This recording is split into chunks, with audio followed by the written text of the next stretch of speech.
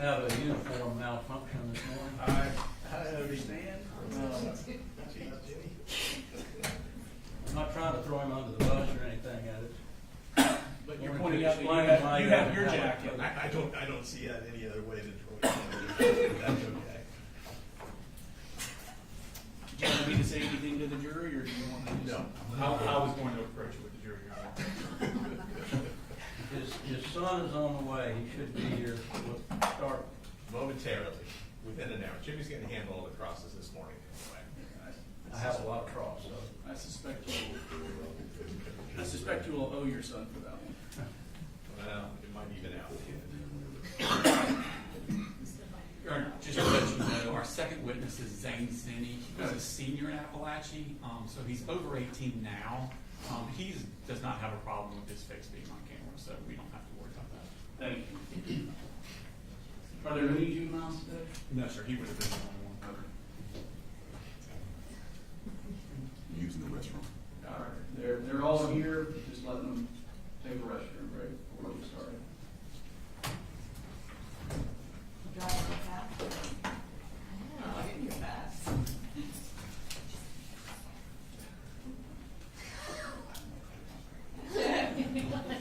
One thing I know. Yes.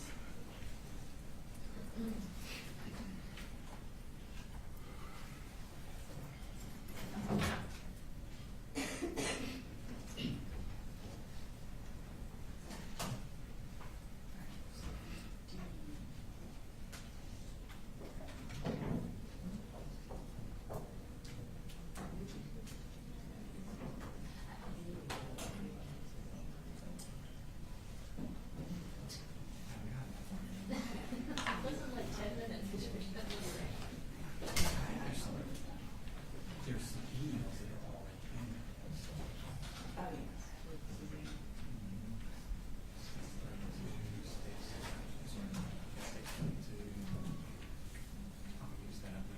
No, I want the whole map, 3.1. Okay. Search worker offices, I'm using Colt over here today.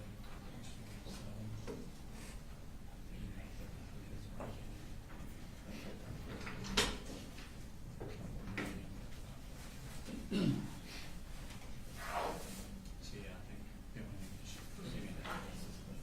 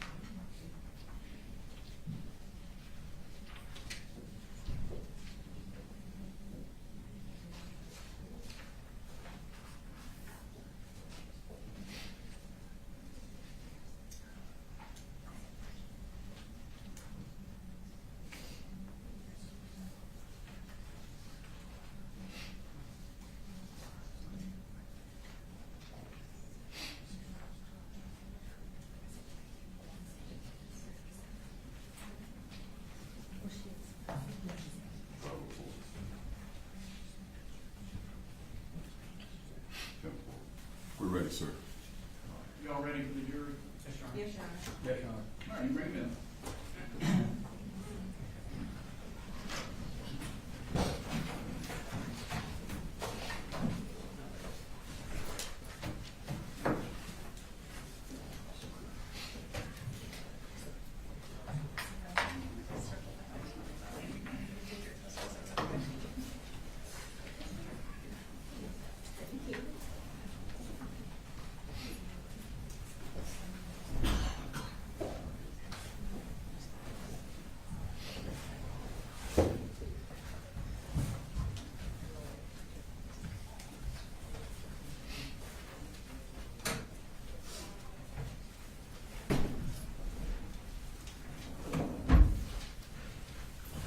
morning.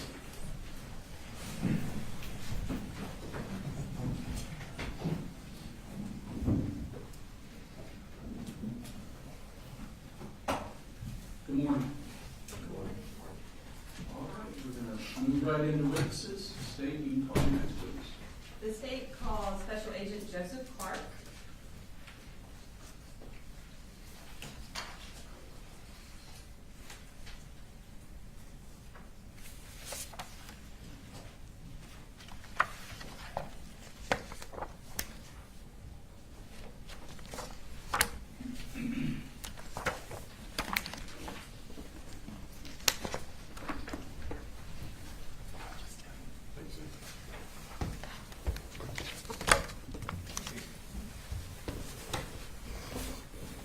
All right, can you raise your right hand? Do you swear to tell the truth, the whole truth, and nothing but the truth, so help you God? Yes, ma'am, I do.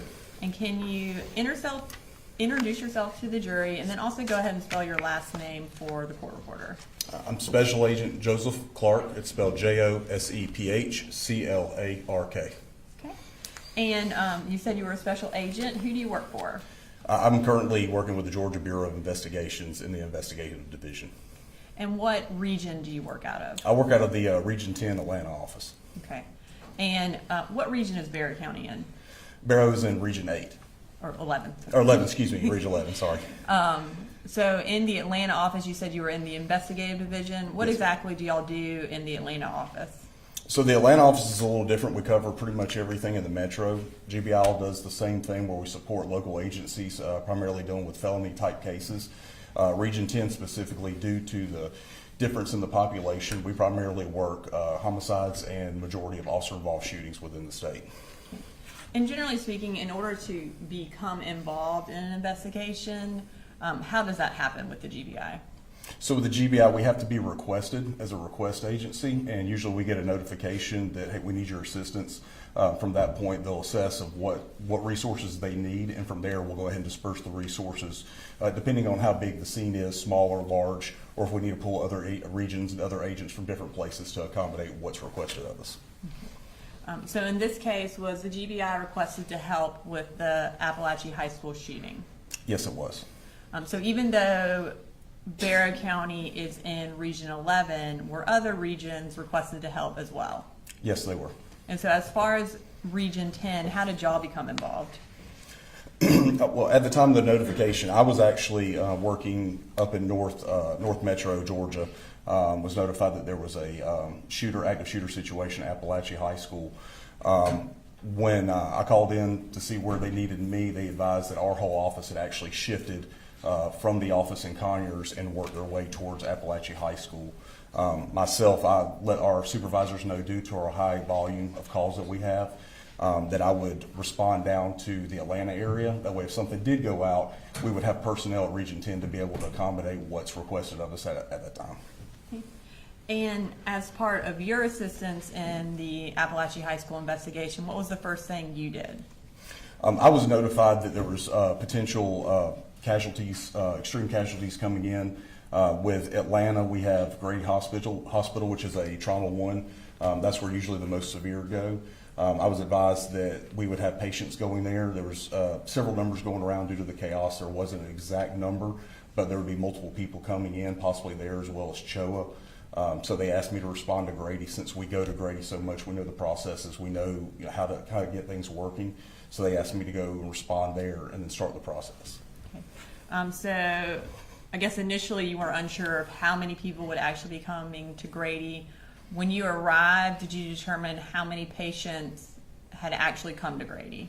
Eventually it was determined that there was, I originally heard that there was 3, and then there was 2, and then there was 1 patient that was at Grady Hospital. Okay. Was anyone else at Grady Hospital in addition to patients? Yes, the family members of 1 person was there at Grady Hospital. Okay. And how did those family members end up at Grady? The family members were originally in the understanding that their family member was being transported there due to their injuries. They weren't advised that that person was not there at Grady. So when they arrived, I had to make contact with them. Okay. And did you have to do any sort of notification to that family? Yes, once the family got there, basically what I did is I set up a family room for everybody and called in resources with Grady. They provided the family room for me as well as the other agents that were there. Then I had to provide a death notification to the wife and the parents of the person. Okay, and who was that? It was Ricky Aspinwall. Okay. After you provided the death notification to that family, what did you do next? After speaking to Ms. Aspinwall, I then made contact with the doctor of Taylor Jones, got a short briefing, just basically if she was stable or not, and then found out where her family members were in order to go make contact with them. Okay. At the time that you found the doctor, was Taylor in or out of surgery at that time? She was currently in surgery at the time. After locating the family members, what did you do? After locating the family members, we were able to obtain the evidence or the clothing of Miss Jones. Since she was in surgery, they had already removed that and gave that into our possession. Once we got the evidence, we went and met with her grandfather, I believe, and the rest of the family. There was about 20 or 30 people there, but it was multiple family members. Given Taylor's situation, were you ever able to talk to her or interview her while you were at Grady? No, ma'am. She was in surgery the whole time, so we just didn't have a chance to talk to her. Okay. And you indicated that you received her clothing from medical personnel. What did you do with that clothing? It was originally given to me in a brown bag with a label on it. Once we finished what we were doing at Grady and Choa, I then responded back to, basically we had a command center at Appalachia High School where I took the evidence from Grady to Appalachia High School. I then took that evidence and turned it over to crime scene specialists so that way they could process it at a later date.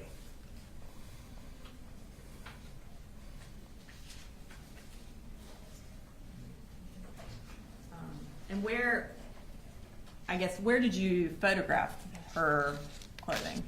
Part of the processing for us to document is once I got to Appalachia High School, I photographed everything that was there and bagged everything up and sealed it up myself. Okay. I'm going to show you what's been marked as State's Exhibit 72 through 78.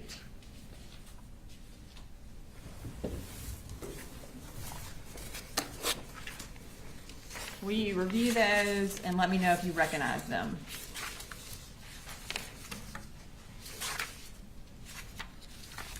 Yes, ma'am. Okay, and what do you recognize those as? That was the clothing belonging to Miss Jones. And are those fair and accurate copies of the photographs that you took of, or that were taken of Taylor Jones's clothing? Yes, it is. At this time, Your Honor, I'd like to introduce into evidence State's Exhibit 72 through 79. No objection. 79 or 78? 78. 72 through 78.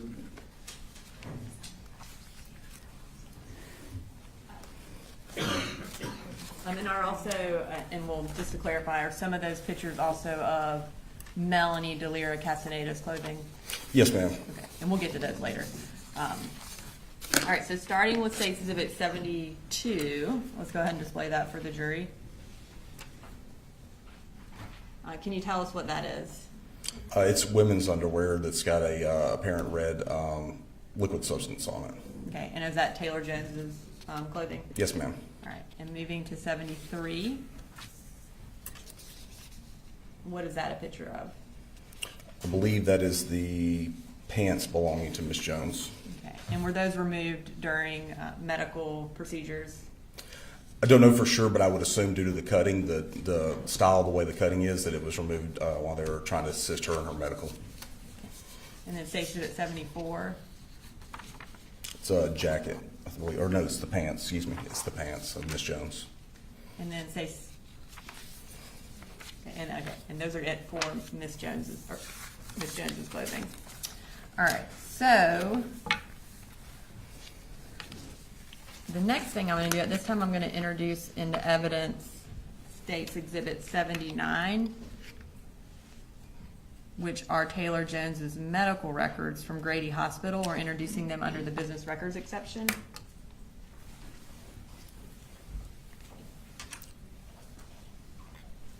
And the entirety of the records are electronic, and we've printed out a portion that are relevant for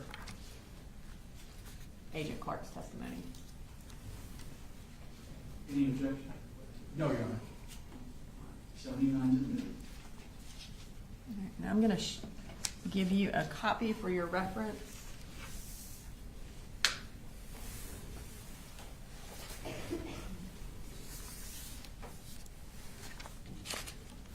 I know you're not a medical professional, but I know you did speak with some at the hospital. I want to talk through Taylor Jones's records with you so we can talk through what her injuries were and what the treatment was.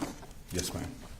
So you said that Taylor was admitted at Grady. Can you tell us what they have for her full name and her date of birth there at Grady? They have her listed as Taylor Leanne Jones with a date of birth of 10/14 of 2009. Okay. And on the next page, can you tell us how she was transported to Grady? Yes, ma'am. On the September 4th of 2024, she was transported via air vac. And is that like a helicopter? Yes, ma'am, or life flight is another term for it. What time did she arrive at the hospital? 11:38. And if you could refer to the next page, can you tell us what the description of Taylor's condition was under medical decision making? Yes, ma'am.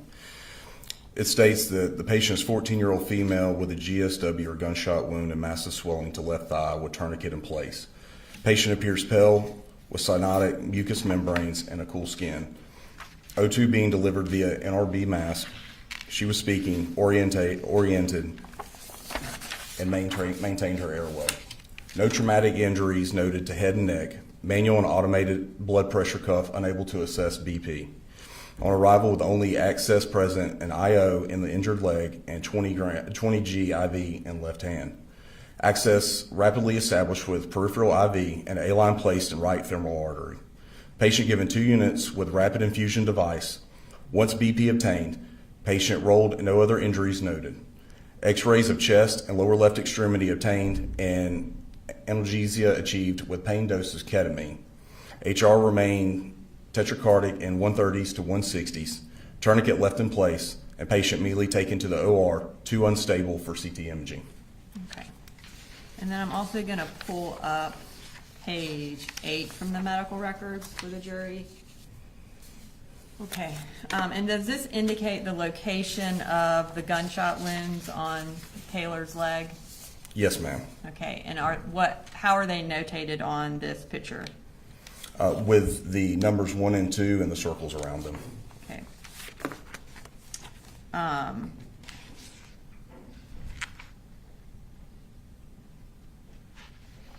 right, and now we're going to move to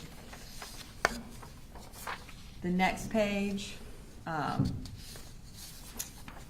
Will you read what it says under the section HPI? Says 14 FSP GSW or gunshot wound to LLE lower leg extremity brought from Athens to Grady by life flight with tourniquet in place on lower left extremity. Taken directly to OR by trauma, large thigh hematoma, and 2 ballistic injuries. Admitted to the CQ, which is surgery intensive care unit, post-op for hemorrhagic shock and ventilator management. And then will you read us also what list of procedures were done to Taylor while she was at the hospital? States 9-4, R subclavian cordis, 9-4, femoral artery, 9-4, ballistic wound exploration with the following: primary repair of SFA, femoral vein ligation, profound branch ligation, lower limb extremity X-fix and 4-compartment fasciotomy, 9-6 left femur IMN and fasciotomy wound closure.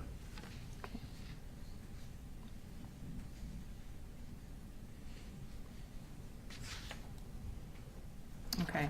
And then next I want to talk briefly about what Taylor's mental state was while she was at the hospital. If you could turn to the next page, will you read the highlighted portion under history of present illness? Yes, ma'am. States the patient appeared anxious, has had difficulty sleeping, averaging 3 hours a night, and has been ruminating about the details of the tragic school shooting.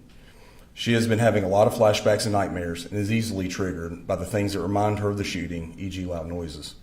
The patient has had tremendous family support from great-grandfather, her custodial parent, siblings, friends, and clergy who are all around the clock.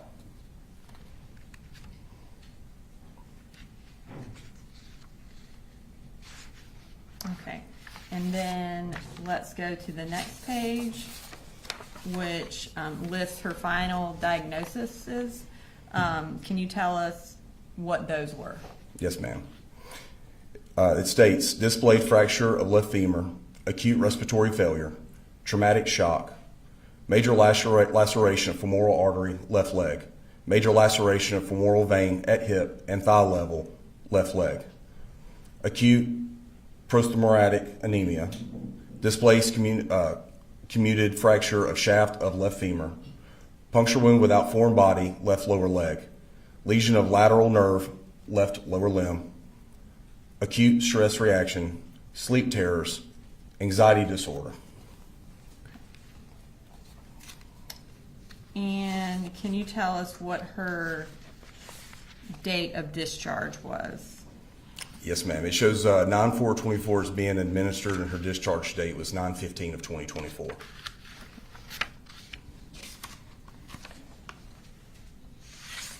And then we're going to turn to the next page. Was she admitted back into the hospital the next day? Yes, ma'am. It shows admission 9/16 of 2024. And what was her chief complaint?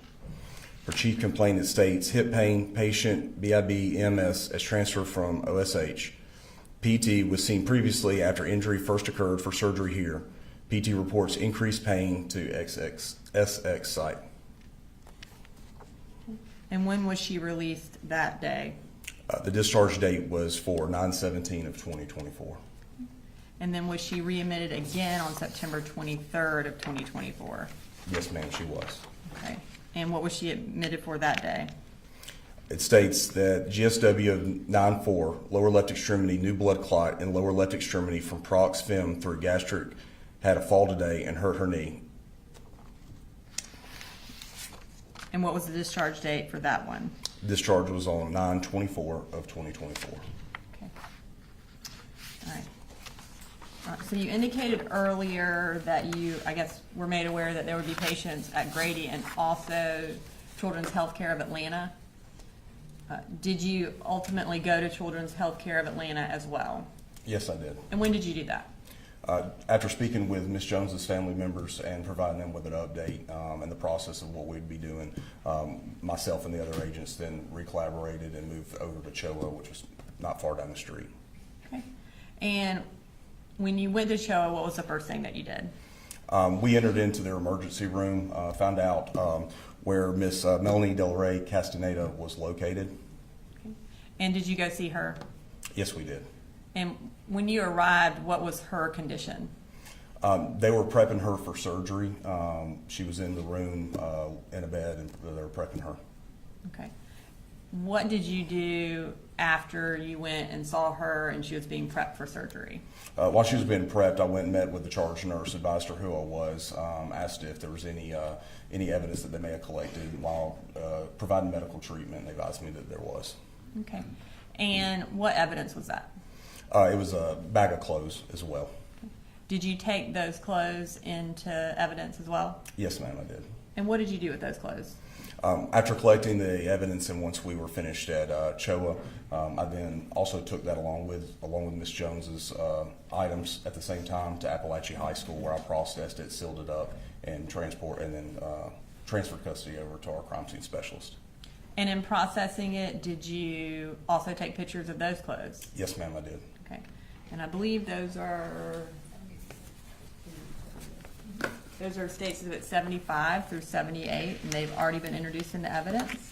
So I'm going to start with States Exhibit 75 and display that. Can you tell us what that is? Yes, ma'am. It's a Mack Trucks shirt. And was that the shirt being worn by Miss Delira Castaneda? Yes, ma'am, it is. All right, moving to 76. And what is that a picture of? It's a gauze with a red liquid substance that was on it. Okay. And then moving to States Exhibit 77. What is that a picture of? It's a Gap sweatshirt with a red liquid substance on it, and it's also been cut. Okay. And then States Exhibit 78. And what is that? It's the same Gap shirt. I'm just displaying it, showing how it's cut and not in one piece. Okay. Does it also show the blood on, or the Red what we liquid presume substance. is blood on the inside? Yes, ma'am. don't have any further questions. Thank you. Cross? No question, Judge, thank you. Thank you, sir. You're free to go. Thanks, Your Honor.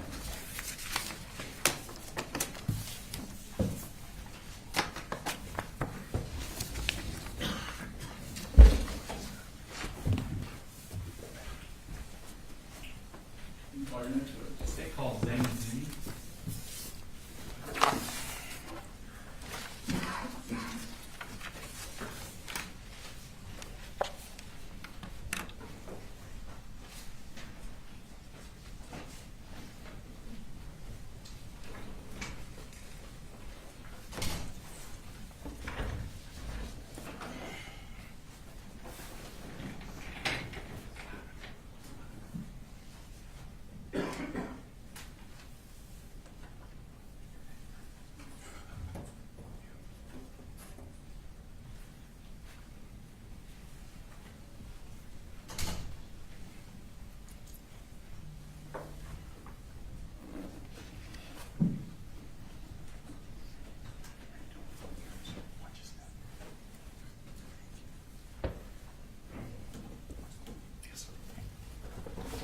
If you could raise your right hand, please.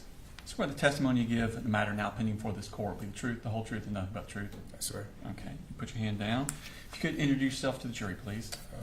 Jury, my name is Zane Zani. I'm a freshman at Georgia State University. I graduated Appalachia High School in 2025. Okay. There's a microphone in front of you. You Oh, can yeah. probably move it around a little bit. Yeah. It'll probably help. So you, last year, the school year 2024 and 2025, where did you go to school? Appalachia High School. Okay. And how old were you on September 4th of 2024? 17. 17. Okay. And what grade were you that year?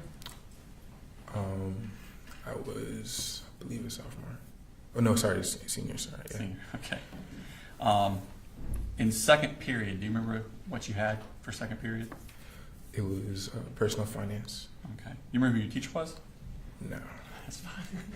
Made a mark then.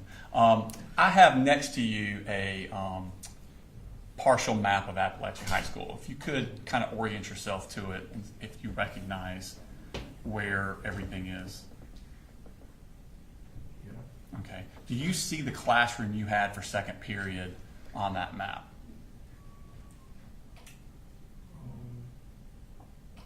Yes. Okay. And where was that? You can get up and point it out. You don't have to stay glued to the chair. It was on this hallway. I believe it was one of these two classes. I believe this one. Okay. And at some point during the second period, did you leave that classroom? Oh, yes, sir. Where did you go? So the bathroom was located right over here. Okay. And when you left the bathroom, how was everything normal when you left the bathroom? Oh, yes, sir. Okay. And on your way back to class, did something happen? Yes, sir. Where were you when you first noticed something? I was at this classroom right over here walking back to my class. Okay. And what did you first notice? I first noticed. See my microphone. Thank you. I first noticed loud banging, Okay. and I thought that some kids were messing out in the bathroom. Then later on, I seen a girl run past me. I was wondering what was going on, so I turned back to look. That's when I saw the shooter. Okay. And what did you see when you say you saw the shooter? Describe him for me. I don't remember who closest were. I remember he was a bit of a shorter guy, white, like blondish hair, and he did have a gun. Okay. Describe the gun to me. Probably something typical like an AR that a lot of people are familiar with, that they probably never held, but they've seen before. Like an AR? Yeah. Okay. What was he doing with it?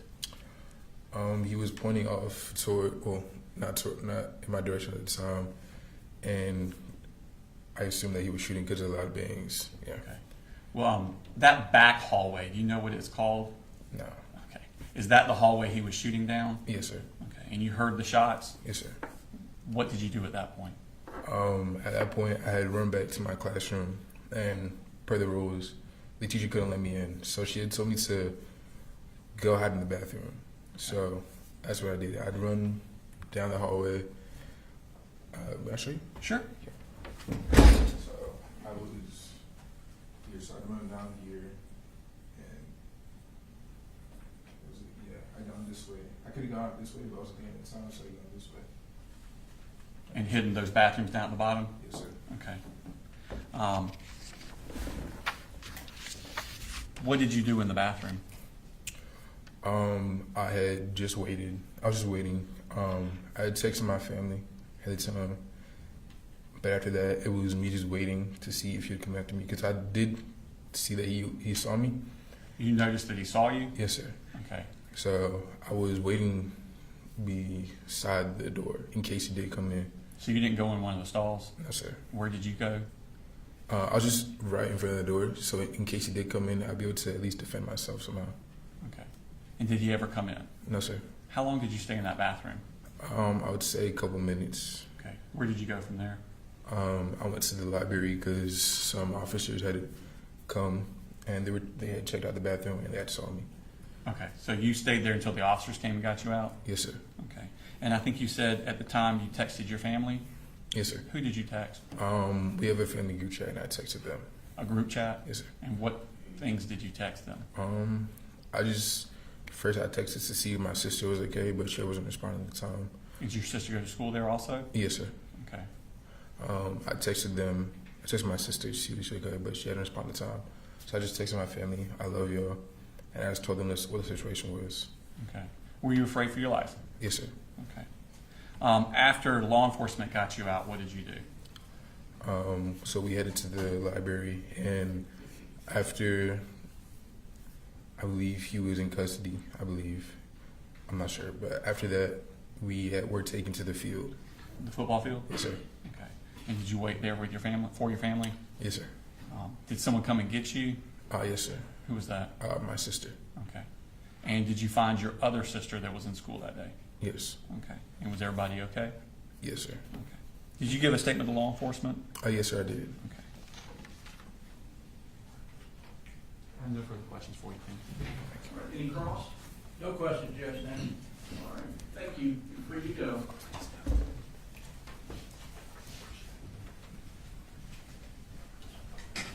State calls next. We're on state calls D. Martin.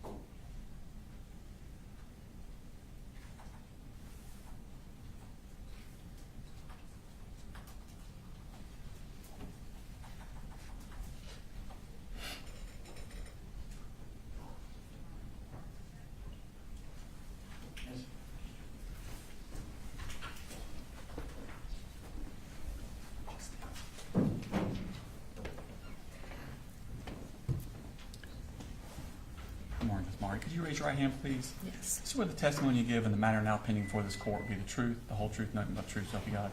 Yes. Okay. If you could introduce yourself for the jury, please. Hi, I'm Dee Martin. I was an assistant principal at Appalachia High School during the school year 24-25. Okay. And how long have you been in the education field? This is my 25th year. Okay. So at 2024, 2025, you said you're at Appalachia? Correct. And what role did you have there? Assistant principal. Okay. How many assistant principals were at Appalachia that year?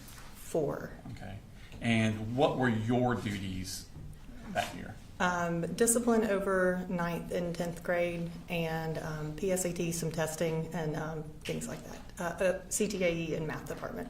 Okay. So you were over the CT. What's the CTAE? I think Ms. Harris It said is something about that. kind of our agriculture, technology areas. Okay. And as your CTAE,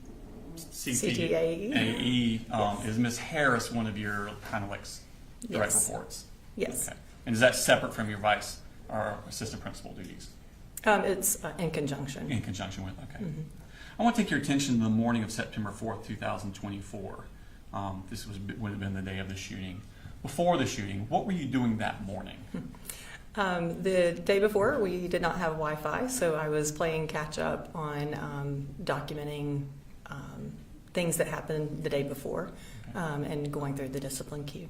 Okay, so you're in charge of discipline for, you said 9th and 10th grade? Yes. And so what is the discipline queue?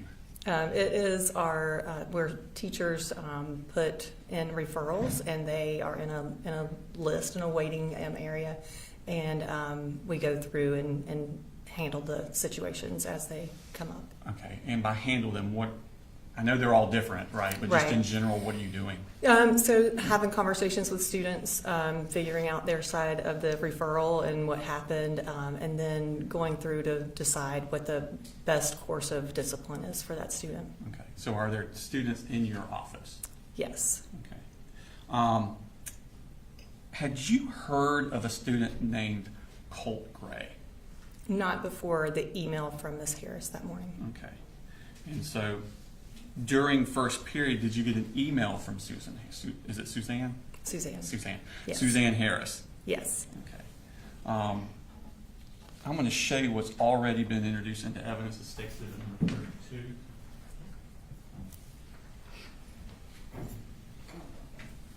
And ask you if you recognize that. Yes. Is that the email you got? Yes. And who is Suzanne Harris in relation to Colt Gray? First period teacher. Okay. And what does she teach first period? A computer class of some sort. Okay. And when did you receive this email? Timestamps 8:46. Okay. So I probably looked at it within the next 5 minutes. I was going to ask you that because I don't read my emails for a long time. How quick are you at reading your emails? Very. Okay. Yeah. I mean, definitely within 5 minutes. Okay. And what is she telling you there? She is making Lisa Butler and I aware that this student has asked about active shooter drills. Okay. And who is Lisa Butler? Lisa Butler is Colt Gray's counselor. Okay. And when you say she's Colt Gray's counselor, how is that assigned? They each have a portion of the alphabet. Okay. So anyone with the last name that starts with a G would Yes. be Miss Butler's. Correct. As well as other letters that are also signed. Right? Correct. Okay.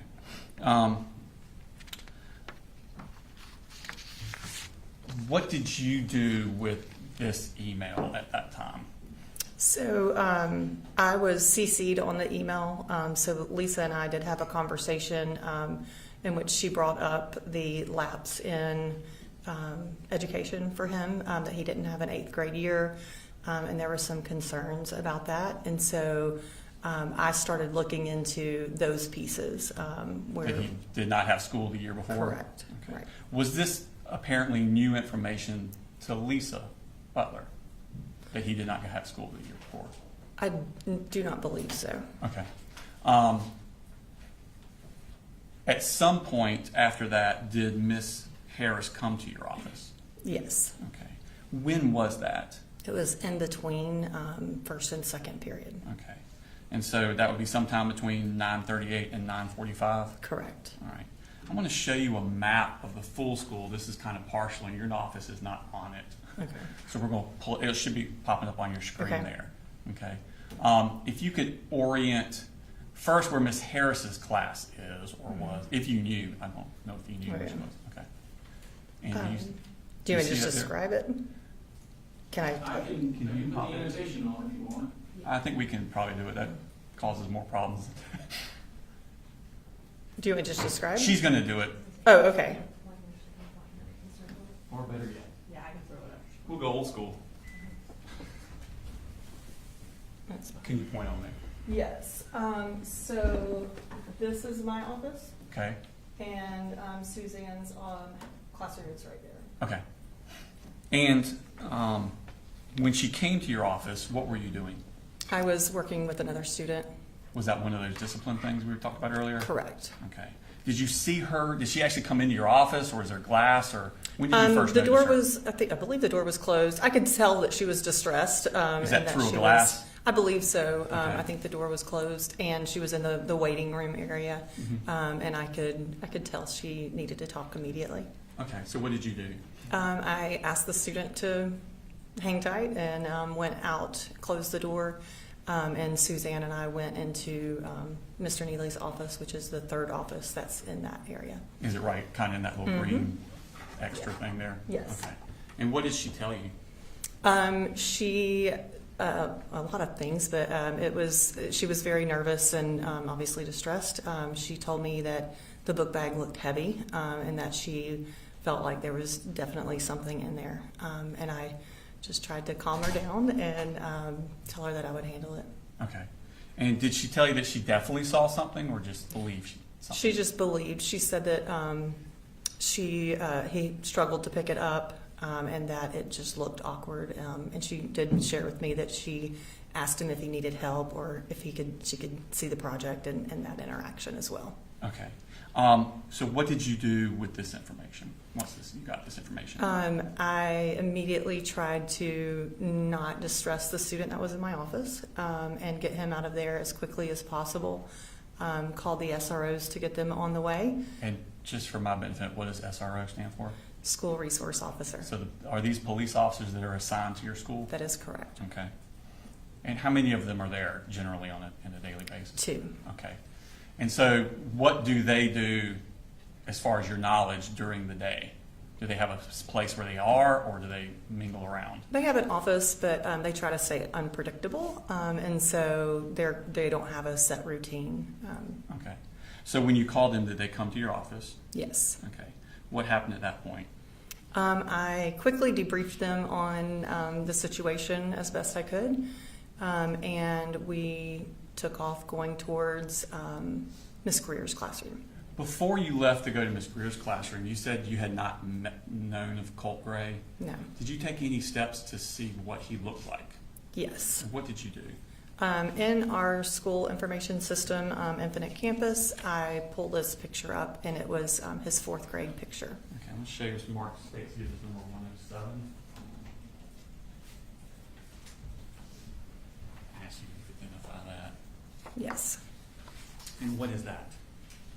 This is his person summary report from Infinite Campus. Okay, and does it have the picture on it that you were referring to? Yes. Okay. Your Honor, is it accurate to what you saw that morning? Yes. Your Honor, tender state statement number 107 in the evidence. No objection at this time when they have one that's going out, but we'll discuss that later. Thank you. And 107's we'll publish that. So I assume you realized pretty quickly that that's not a high school student. Correct. Okay. Does it tell you when that picture was taken, or? No, we can look at enrollment history and figure out, which I did not do that at that point. Okay. Do you know why his more up-to-date photo was not in there? Because he's a new student who had not been in Barrow County since 4th grade. Okay. Do y'all take pictures periodically? Yes, and I believe Appalachia, we try to take them within the first week of school, and so there's typically students who enroll after that. Okay, so he enrolled after pictures were taken? Correct. Okay. So at this point, is this when I think you said y'all went to go find him? Yes. What information did you have as to where he was? I knew he was in Catherine Greer's class, Okay. and I knew his name was Colt Gray. Did you get that information from Miss Harris? I did. In an email? Yes. I'm going to show you Mark State Statement number 33, which is already in evidence.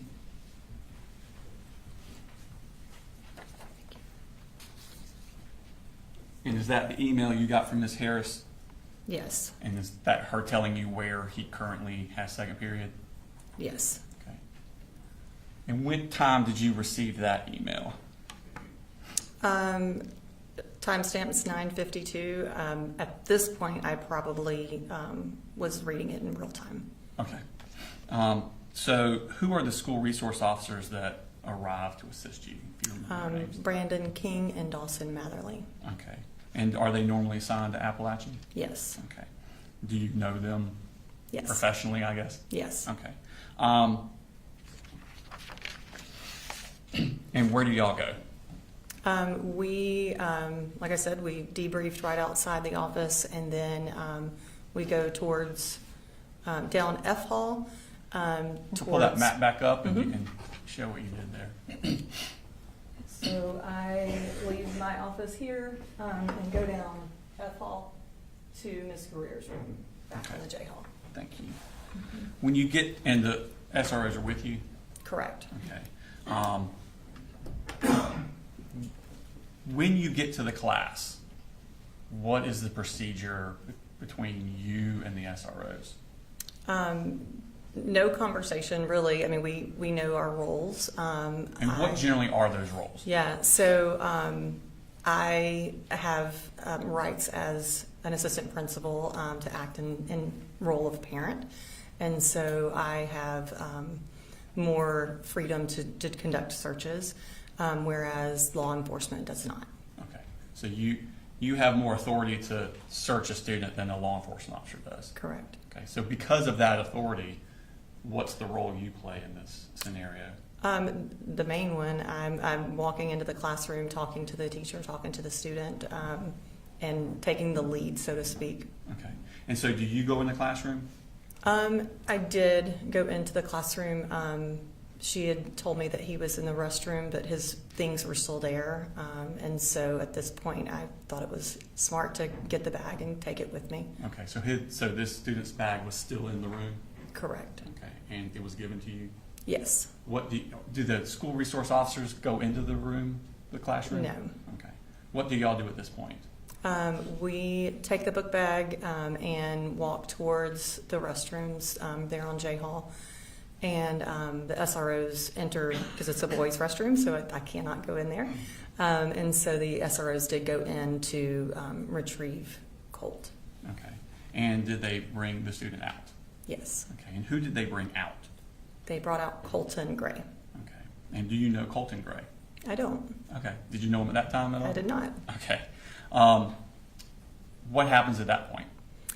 We take him into a workroom adjacent to the men's restroom, and anytime I'm conducting a search, I want to make sure they understand why they're being searched. And so I was explaining to him that his first period teacher, Miss Harris, had alerted us, and he said, "I don't have Miss Harris," and I immediately knew we did not have the right student. Okay. Did you search his book bag anyway, just to be safe? Yeah, I think I did. Just kind of glance through it. And he immediately, as I was doing that and talking to him, was like, "Hey, I think you're looking for the guy that sits across from me. His name's Colt Gray." And we kind of knew that was the mix-up. Okay. So what do you do at that point? We exited that workroom, and I had Colton stand against the lockers while I went back in the classroom. And Ms. Greer explained to me that, there's another student with a similar name. He's in the counseling office. And so I put Colton Gray back into the classroom, and the SROs and I walked towards the counseling office. And if you could show on the map where the counseling office is. Yes. Counseling office is here. Okay. And when you get to the counseling office, what do you do? I ask the clerk that's in there, and I ask her if she's seen Colt Gray. She says no, so I walk back around the loop there, past Miss. Inside the counselor's office? Yeah, there's like a little loop-de-loop. I walked around, and when I got to Lisa's office, Lisa Butler? Correct. She was hanging up the phone. She said a lot of things, but all I really understood was that he had access to weapons. Okay. So at that point, I went to Miss Boyd's office, still in the counseling suite, shut the door, called my principal, and said, I think we've got a situation. Okay. What did you do at that point? There was a 10:15 alarm that went off on my phone randomly, and so I thought it was a transition. I have alarms on my phone for transition. So I was like, we need to lock the school down. And then we realized it wasn't transition, so we did not lock the school down at that point. So we met in my office, Miss Rayberg and I. And when we were in the office, we were trying to get a visual of Colt, so we knew who we were looking for in the hallway because we didn't have any picture. Okay, so you're on, do you have access to the security footage of the cameras is that Yes. in your office? Yes. Is that where you went from the counseling office? Yes. And is that G Hall, I guess you went down? Yes. Okay. So you're trying to find this student that you don't know what he looks like. Correct. What steps do you do to try and do that?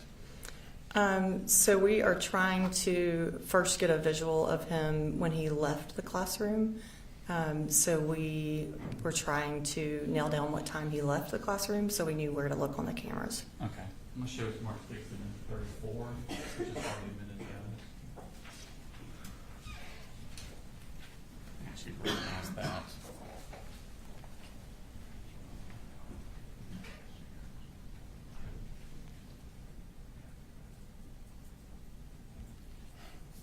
Yes. And what are those? I'm trying to. These are the emails to from me to Miss Greer asking what time that he left. Okay. I'll show you. Can you pull that up? And what time is this that you're asking what time he left? 10:18. Okay. And did you get a response from her? Yes, I called into the classroom and asked her to check her email, and she responded at 10:20. Okay. What did you do at that point? We went to the cameras and found a student who left around 9:50. Took a screenshot. I don't even remember if we got it emailed to her, but it was not Colt. Okay. And did you subsequently get an email from Ms. Greer? Yes. I'll show you State Citizen 35. Already tendered evidence. Ask you if you recognize that. Yes. And what is that? This is Ms. Greer's email to me at 10:22:04 saying he just came back to class. Okay. How soon, that came at 10:22:04, how soon after that entered did you see it? Oh, immediately. Okay. How soon after you saw that did you hear shots? Or did you hear shots? Definitely heard shots. Once I saw this, the location of my office is with the atrium. I've got windows right there, and the SROs were. Now there were 3 of them. Chase Boyd had arrived, and so all 3 of them were in the atrium. And so I was trying to get their attention through the window, and realized quickly that wasn't going to work. So I was exiting my office when I heard gunshots. Okay. How many shots did you hear? Couldn't tell you. Okay. What did you do when you heard the shots? Well, first off, what did the school resource officers do? They were running towards the sound. Okay. And what did you do? Well, my colleague Ralph Neely told me to get in the office. We sat in the office, looked at footage with Rayberg, and just trying to figure out what was going on and if the scene was secure. Okay. And were you able, so you're looking live on the security footage? Yeah. Were you able to see that the shooter was apprehended? Yes. Okay. What is your role, or what is administration's role at this point? So once the 8-button push happens, we are no longer in control of the building. The law enforcement is. And so I knew that I was at their discretion. So I was basically just trying to ask the law enforcement where they needed my help. Okay. And how long did you stay in your office? Maybe a minute, maybe 2. And where did you go from there? The 3 of us, that would be Neely, Rayberg, and myself, we went into the atrium and we were trying to kind of orient ourselves with what had just happened. and they were starting to release kids from rooms. So I felt like it was best for me to go out with the students and navigate them towards the stadium. Okay. And did you go up to the stadium? I did. What was the process at the stadium? Was the school doing that, or was law enforcement? Like, I mean, it's got to be weird being in charge one minute and not being in charge the next Right. minute. How did that kind of work out? It was so once we got most of the students to the field, I think law enforcement was trying to keep the community away, and Rayburg came on the radio and said the community let these parents see their kids, and so we did allow the parents to come onto the field. They just couldn't leave after they came on the field. Okay. And what was the purpose not letting them leave? I guess trying to be respectful of law enforcement. Okay. Yeah. And how long was everybody out on the field? Hours. Okay. And at some point, did you give a statement to law enforcement about what had happened? I did. Okay. Just a second, please. I have no further questions, thank you. Cross. Thank you, Arthur. Good morning. Good morning. Just have a few questions just to get a couple of things right in my mind. Approximately what time did Ms. Harris come to your office? It would be about 9:40. About 9:40. Okay. And she seemed to be upset and wanted to tell you about this book bag. Correct. Okay. And did she describe the book bag to you? She said that it was awkward and heavy, and had a poster board with a sock cap on top. Okay. So when you went to look, you knew that you were looking for something heavy with a poster board coming out. Correct. Correct. I assume you got, since she was concerned, she knew what Colt Gray looked like. Correct. Did she give you a description of him? No. Did you ask her? No. Okay. Did you ultimately find out he was white male? Yes. Okay. Had long blonde hair? No. Okay. You didn't find that out later? No. Okay. Did you take Miss Harris with you when you went down to the classroom to look? No. And you got an email indicating that he had gotten back to the classroom about 9:50. Correct? Can you, You did it. be more You specific? sent an email, I think it was around 10:20, asking what time Colt Gray had come back to class. I asked what time he left Okay, class. what time he left. Correct. All right, and that was 9:50.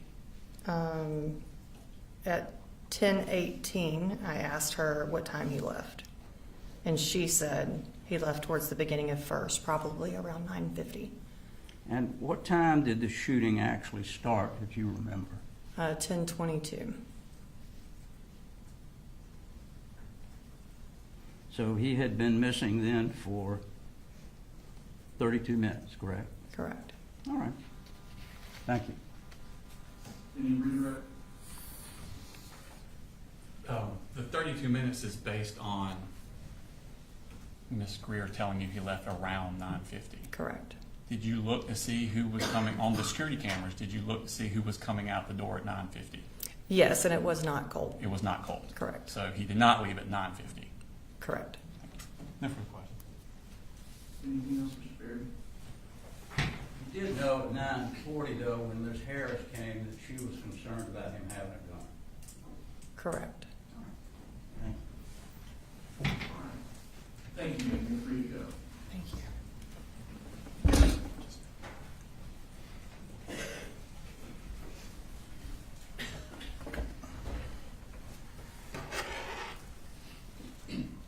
State calls next week.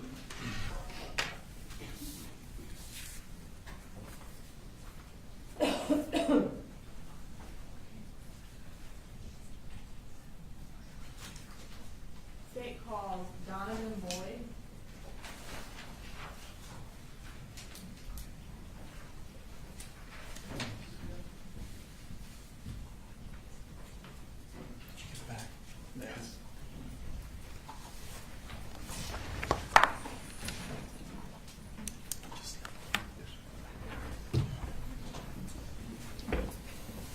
Please raise your right hand.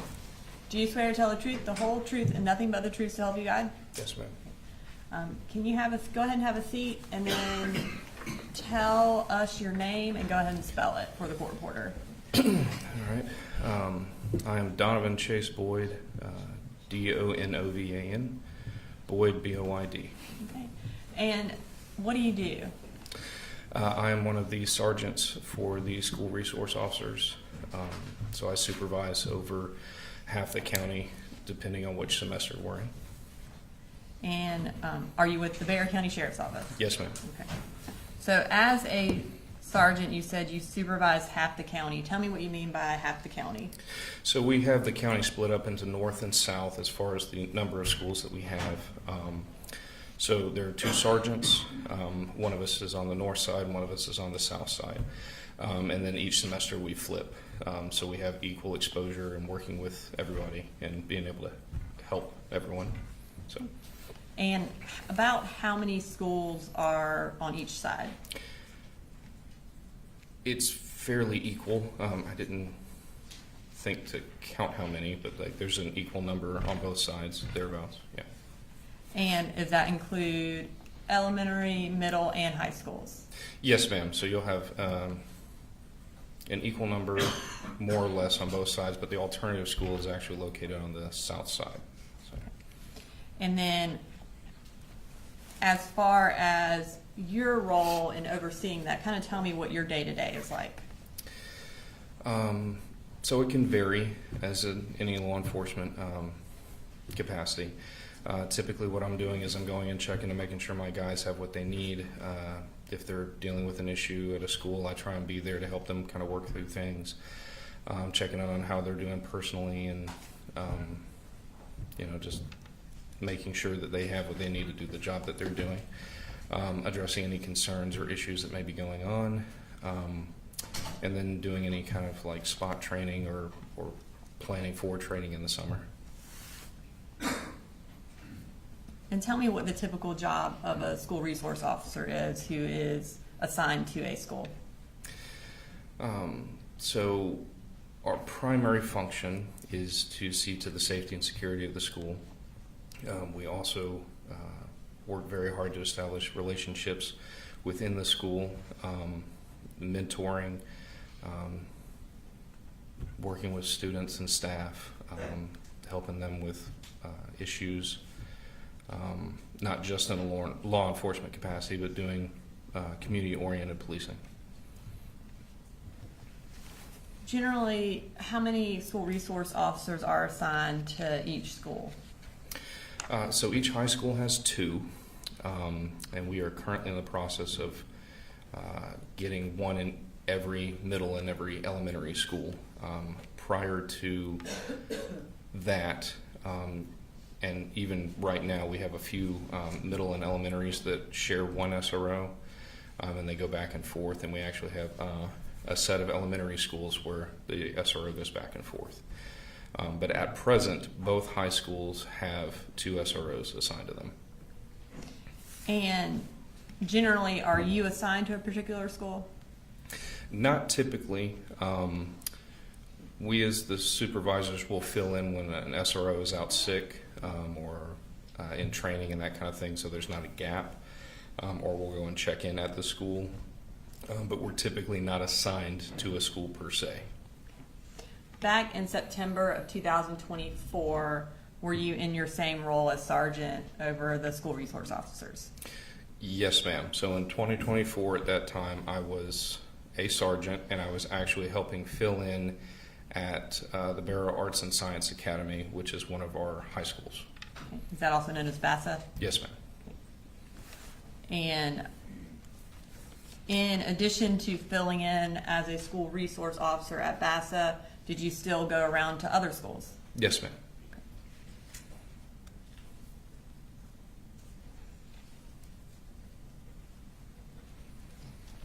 I am going to draw your attention to September 4th. Did you go to Appalachia High School that day? Yes, ma'am. And were you, at that point, temporarily assigned to Bassa as well? Yes, ma'am. Okay. What brought you to Appalachia that day?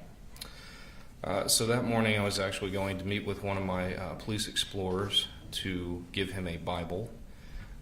He participated in a Bible study that we do on Thursday nights, and he didn't have one at that time, so I was bringing him one. I actually went to the ROTC bay and dropped it off there, and I was also going to, while I was there, check in on the 2 SROs assigned there.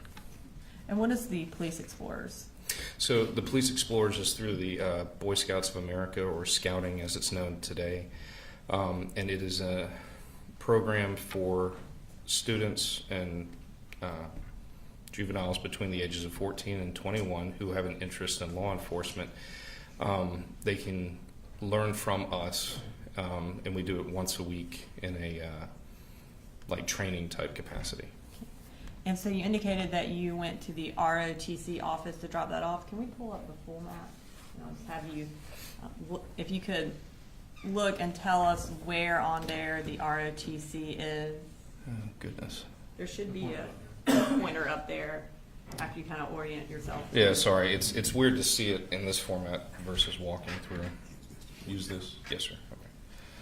All right. So, Just for the record, is this 3.2? This is 3.1 for the record. right. Sorry. Oh, gosh. So the ROTC bay is going to be right in here, I believe, if I'm looking at this correctly. And do you remember approximately what time you got to the school that morning? If I had to guess, it was somewhere between like 9:45, 9:50-ish, maybe. And you indicated you wanted to check in on your 2 SROs who were assigned to that school. Who was assigned to the school at that time? Deputy King and Deputy Matherly. After dropping off the Bible at the ROTC bay, what did you do? As I recall, I went back to the atrium. Do you want me to point? Yes, that? yeah, that'd be great. Okay. So at that point, I went to the atrium here, and I ended up meeting with Deputy King. He was briefing me a little bit about a potential issue at the school, and we were also discussing, as I said, we do Bible study on Thursday night, so we were actually standing there talking about what that topic was going to be. So you and Deputy King were in the atrium. Did you know where the other school resource officer was at that time? No, ma'am. Okay. And when you say you ended up meeting Deputy King there, did y'all just kind of happen to run into each other? I don't recall exactly if I met him there or on this hall here, but we made our way back to the atrium, as that's kind of a centralized hub where everyone kind of passes through and moves through. So that's kind of a natural place that we tended to gravitate to at that school. So you indicated that he was briefing you a little bit on the situation that was going on. Do you remember what he told you? As I recall, they were trying to locate a student that had expressed that they were. And Judge, I think this would be hearsay at this point, unless Deputy King plans to testify. If he does, then. Yes, Deputy King is testifying next. Okay, that's fine. You drawn? I will withdraw. Okay. Would you like me to continue? Yes, go ahead. Okay. So he was speaking with me about how there was a kid that they were trying to locate that he had ended up leaving the classroom. And I believe that And I'm sorry, he was coughing. I couldn't. What? I'm sorry. You said you were locating him, and then I couldn't hear the next part. They were trying to locate a child that had left one of the classrooms. And again, my understanding was the student had requested to go to counseling. So they didn't make it to counseling, so we were just trying to figure out where the kid may or could have been. Did you have any information that that student had made any direct threats or had any sort of firearms at that time? No, ma'am. Okay. All right, so before we go any further into September 4th, I want to briefly talk about your trainings and protocols as related to locking down a school. Yes, ma'am. So in a case such as what you had on September 4th, where a student has not made any direct threats, but is missing and you're trying to locate him, what protocol do y'all generally follow? So for us, if admin is asking us to help look for a student, we will look in bathrooms, hallways, depending on where the student's coming from. We try and look kind of in the general area of where they may be roaming from to where they're trying to get to, without any additional indications of anything like that. It's not uncommon for students to take longer than anticipated to go from one point to another. What is a hard lockdown? So a hard lockdown is where everyone, at present, everyone goes into their classrooms, the doors are locked and secured, they go into what is known as a deep corner. So they are as invisible as possible.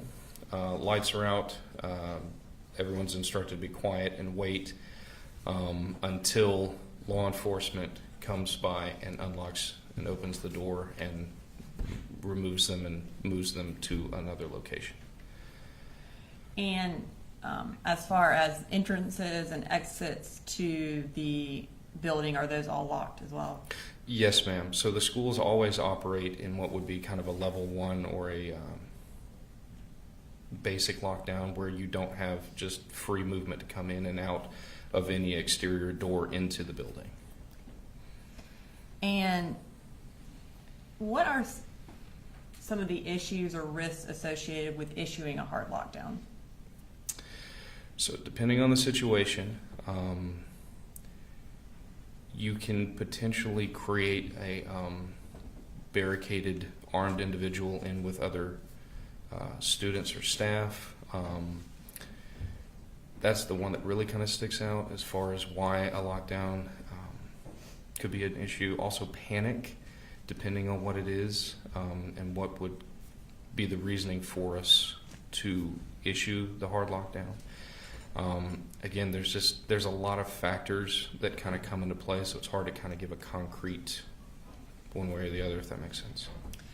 So in a situation where you're unable to locate a student who has a gun, the biggest risk of issuing a lockdown in that situation?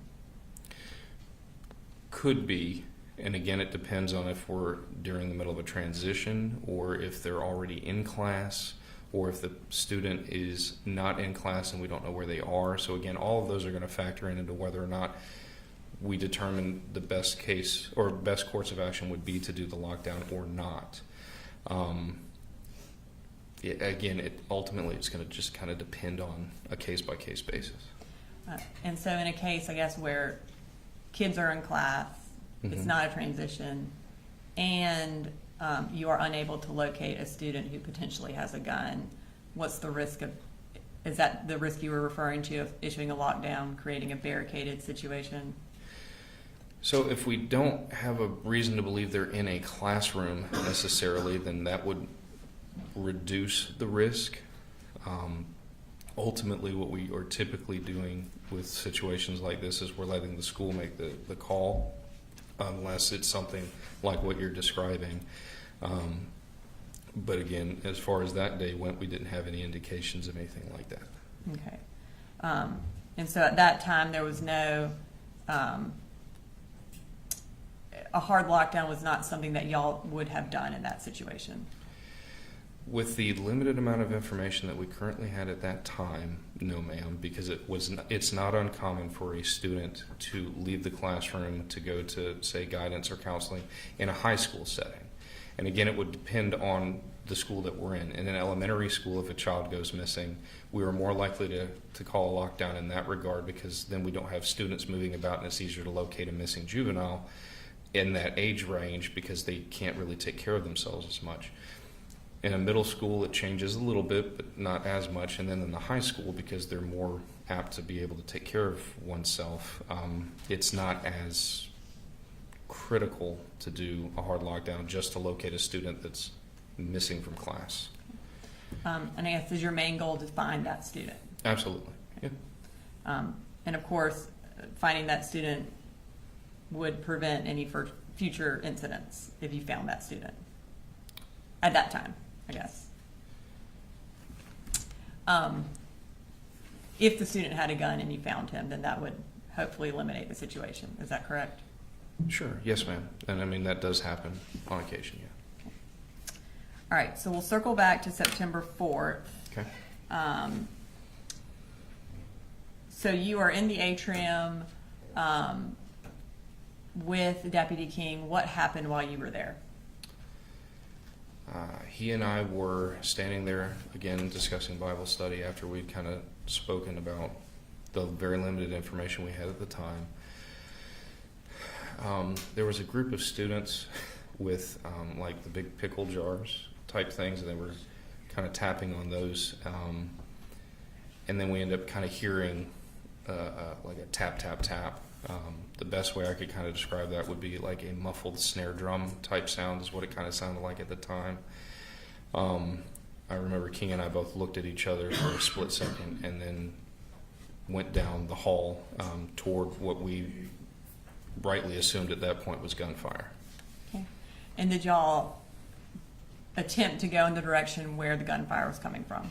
Yes, ma'am. That's one of the things we trained to do. And tell me what happened as y'all are running towards the gunfire. So do you want me to indicate where we were running down? Or? Yeah, if you want to indicate first, and then you can sit back down after. Sure. So I don't want to block anything. I'm sorry. That's better for the jurors. So we're here in the atrium, and we hear everything. And so we start heading down this hall here to what we would refer to as a T intersection because it makes a T. As we're coming down this way, as I recall, I got on the radio to let dispatch and other units know that we had an active shooter at Appalachia High School, and we just continued to that T intersection. Do you want me to continue with? Yes, go ahead. Once we got to this T intersection, there was a slight pause as we're listening because there was a brief moment where we didn't hear gunfire. And so we're trying to orient and see which direction to go because, again, you have two options. Then we round the corner. And when we make the turn and turn right down the hall, Deputy King and I are presented with a lot of smoke and dust in the hallway.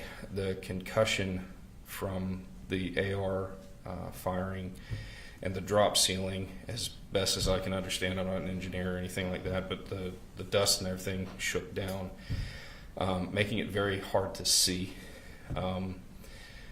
All I could make out was a like dark or black silhouette in the smoke toward the end of the hall. It's actually, he was backlit. This exterior door here, you had sunlight coming in. We're down here when we first make the turn, and we end up making contact with them around in here where these bathrooms are.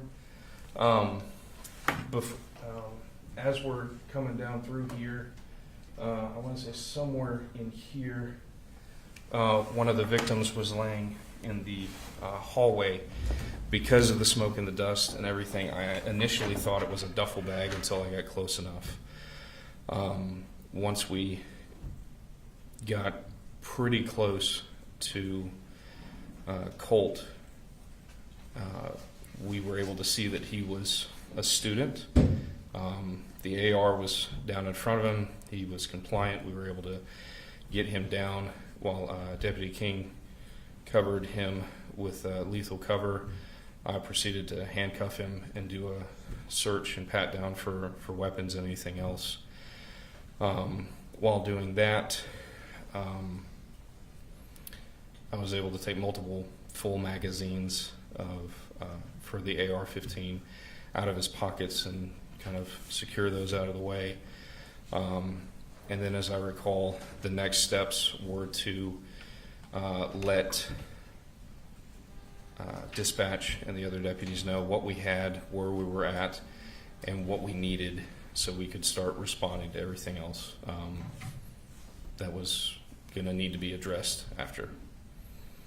So as you indicated, as you round the corner, you saw a black silhouette. Yes, ma'am. What did y'all, at that point, did you know it was who y'all presumed was the shooter? No, ma'am. What did y'all say as you round the corner and saw that? Show us your hands, get on the ground, drop the weapon, all things that we practice and train to say. Again, at that point, we didn't know if it was a student, we didn't know if it was a staff member or teacher, and we didn't know if it was the shooter. We were purely going and trying to make contact with whoever it was in the hallway so we could make an assessment of where to go from there. As y'all continued to run down the hallway, did y'all know if he had dropped the gun at that point? No, ma'am. Again, we could not see. So y'all are basically just running in blind. Yes, ma'am. Okay.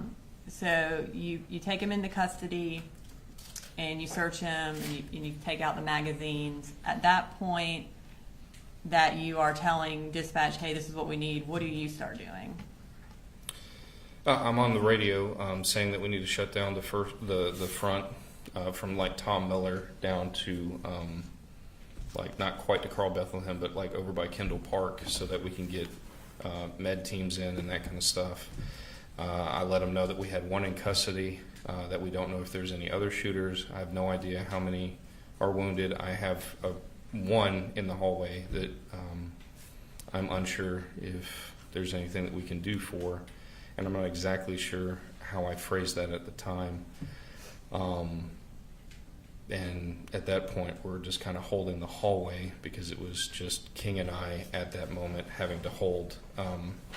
So we're having to hold here, which is terrible to try and do with two people. Because again, we don't know, sorry, we don't know if there's any additional threats at the time. So we're having to try and hold, and we have to keep control of Colt, and we're responsible for him at that point once we took him into custody. Excuse me. A short time, and it felt like a long time, but a short time later, Deputy Cook responded from Heyman Morris, and he helped us hold things until additional units got there.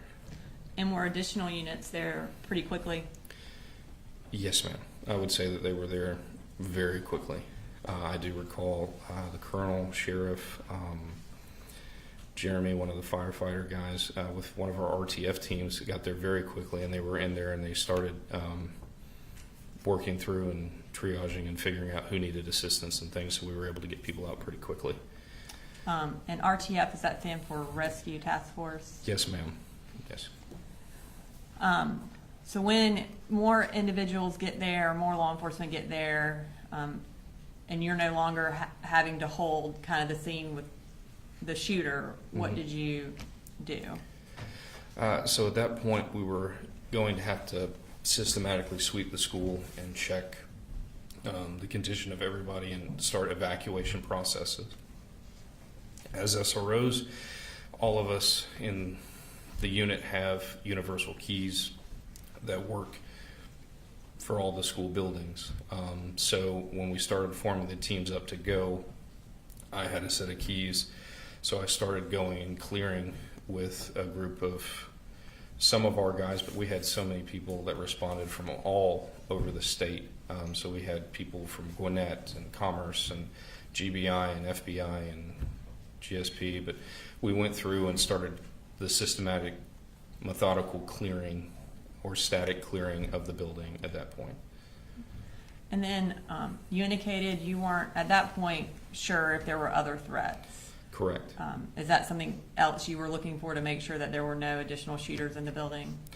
Yes, ma'am. We never assumed that the singular threat that we've dealt with is the only threat until we do a sweep and subsequent sweeps of the building to make sure that there isn't someone else who is either waiting or is actively doing violence. And on this particular day, were there potential threats at other schools as well? So During the process of clearing Appalachia for the second or third time, I don't exactly recall where we were in that because of the building got cleared multiple times. We were getting reports of threats against other schools, like Winder Barrow was one of those. So at that point, they took people from Appalachia and started sending them out to the other schools to sweep them and make sure that they were good.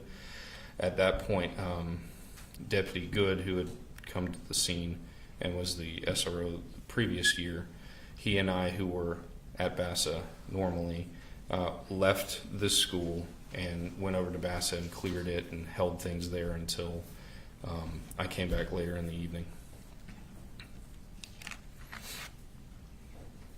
I don't have anything further. Thank you.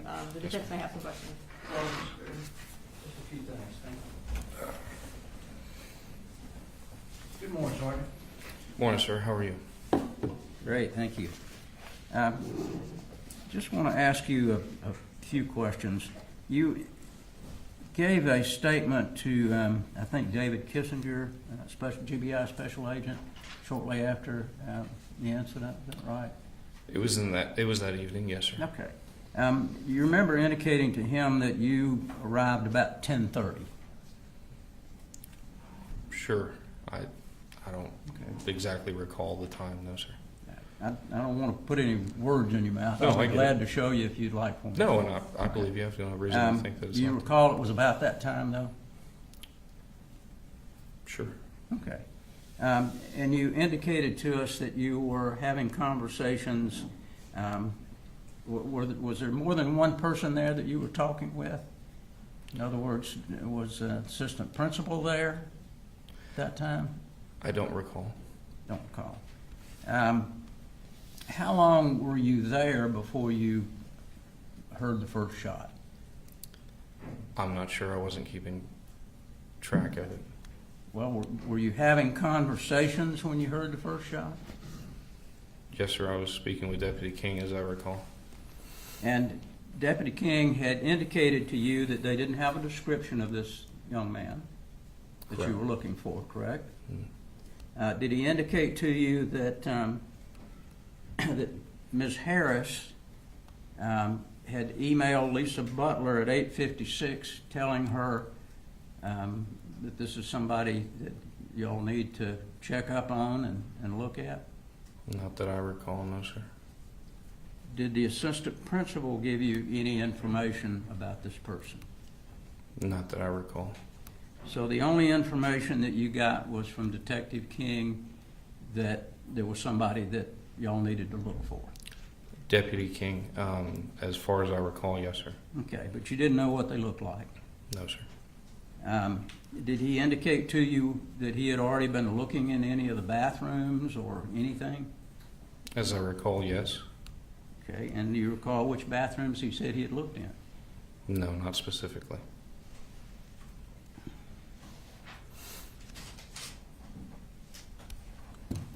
So you don't really know, other than you know that y'all were looking for somebody. Do you know how long people had been searching for this person? No, sir. So if there was an email from Ms. Harris to counselor at 8:56, it would have been about an hour and a half before the shooting. Is that right? I guess if it occurred around 10:30 and you're saying that the email was at 9, then yeah, I would think the math would, an hour and a half. Thank you. Yes, sir. Redirect. Nothing further from the state, Your Honor. May he be excused? Ready to go. Thank you. Thanks, sir. Ladies and gentlemen, let's go ahead and take a little morning restroom break, 10 to 15 minutes.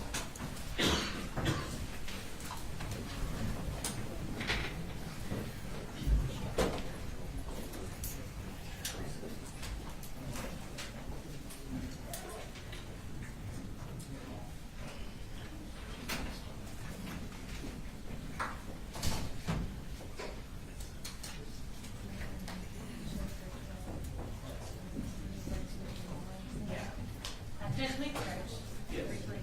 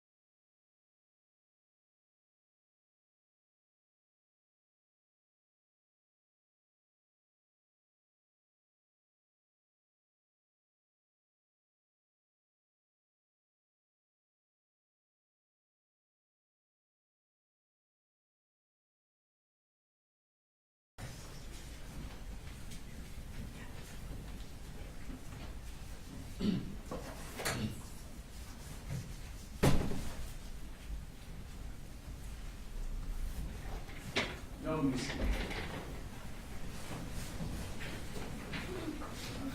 So they can call us next week. Say it calls Brandon King.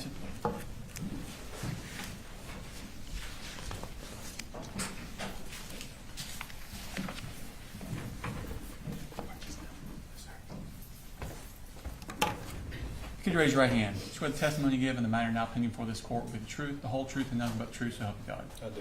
Have a seat, please. If you could speak into the microphone when you get the chance, and if you could introduce yourself for the court, please. Good afternoon. My name is Brandon King. I'm a deputy sheriff with the Bexar County Sheriff's Office, currently assigned to the school resource officer unit. Okay. And what is a school resource officer? We are a sheriff's deputy, but we're just assigned to the school. So we are just in school during school hours, during school activities, and all that to provide security for the school. Okay. And how long have you been a school resource officer? I started January 2nd, 2024. How long have you been in law enforcement in general? About 6 years. I was with Gwinnett for around 4 years. Gwinnett County Police before. Okay. And so when you came to Barrow County, did you go straight into school resource officer? No, sir. So I got hired with Bexar County October 30th, 2023. I did field training because I was a transfer, and we did that, and then I started with the SRO unit January 2nd, 2024. With being part of the SRO unit, do you have do y'all do any sort of trainings for active shooters? Yes, sir. So we do it during the summertime. Our unit usually does our own training for about 2 weeks-ish during the summer. I was a part of one of their trainings before, and then all my other previous training was with Gwinnett County Police, and we did active shooter training, single officer response. Okay. Were you part of the big thing they had done at, I believe it was Russell Middle? Yes, sir, in earlier March. year? In March? Yes, sir. You were part of that? Correct. Okay. And what was the purpose of that training? That's the first time I've ever been part of a large-scale training like that. They implemented people from the Rescue Task Force, which are people made up from Bexar County Fire Department who were EMTs and paramedics, and it helps get a faster response to render medical aid. What did y'all do before that? Would they just wait until the scene was secured to come in? I have no idea what Bexar County did, sir. I wasn't here before on that, so that's my first one. When I was at Gwinnett, that's what they did. Okay. At Gwinnett, they staged until the scene was completely safe. Here at Bexar, I don't know what they did. Okay. So what were you told is the reason they switched it to the new system? To help render aid faster, right? Because if somebody is critically wounded, the faster we get the medical attention out of the building is the faster we can hopefully save their lives and keep them from dying. Okay. I want to take your attention to September of 2024. Were you school resource officer on that day? Yes, sir. And what school were you assigned to? Appalachia High School. How long had you been assigned to that school? January 2nd. Or actually, probably the second week of January. When I started the 2nd, I did a field training officer with our SR unit, which I went around different schools and learned their process. So probably the second week of January in 2024. Okay, so basically the second semester. Correct. Yes, sir. The spring semester. What do school resource officers do in the summertime? So we go help the roads. We go help civil transports, that kind of thing. And then we also have like a summer camp, which is what we do. We take a group of usually middle school boys. We take them on like day trips, like hiking, stuff like that, and then we also take them to Jekyll Island most of the time, and it's like a little camp, just kind of like a boys' camp. Okay. So in September, when did school start for Appalachia? August 1st, if I recall correctly. Okay. And what did you do generally day to day from August to September? I was in the school all day during the school hours. I personally like to walk around. I can't sit still very well, so I just did laps around the school, checked classroom doors, make sure they were shut. That's something I was really, really big on. I ruffled some feathers about how to close some doors a couple of times. I was also really big about keeping the exterior door closed and make sure everything is secure. What is the protocol for the secure, like how secure is the school on just a daily basis? So I guess the easy way to explain it, we're in essentially a soft lockdown. And what that means is classroom doors are shut, and they have a mechanism in the door handle where it automatically locks behind the teacher. So when you walk out, if you exit the classroom and you shut the door behind you, it automatically locks. Okay. How would a student get back in? They would have to knock on the door and have either a teacher or whatever trusted student the teacher assigned to let the kid back in, the student back in. And how would someone say my kid forgot his cleats for soccer? How would I, as a parent, get into the school during the school day? So where our office is in the attendance office, and it's just set up just like there's an exterior door and a vestibule and then another door, and then you'd have to go and ring the bell and tell the attendance lady, which is Miss Stanfield, I'm not sure if you're still there, why you're there, and then you just would drop off the cleats. Okay. Or Pull whatever up shoes. a larger picture of the school. This is States 3.1. It's behind you. Is that, can you, it's in front of you and behind you. Yes, sir. Could you orient yourself to the school and then tell me where is this office that's your office or y'all's office? Do I have permission to stand? Please, that'd be great. There should be a pointer there.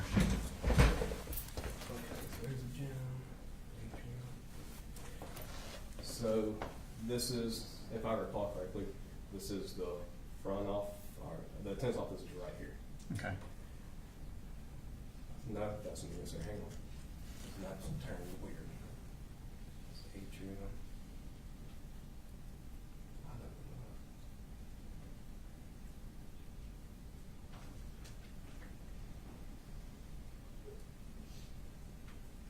don't know. My best guess is this is the media center, if I remember correctly, Mhm. and then this is the entrance Okay. to the attendance office, and our office is right here.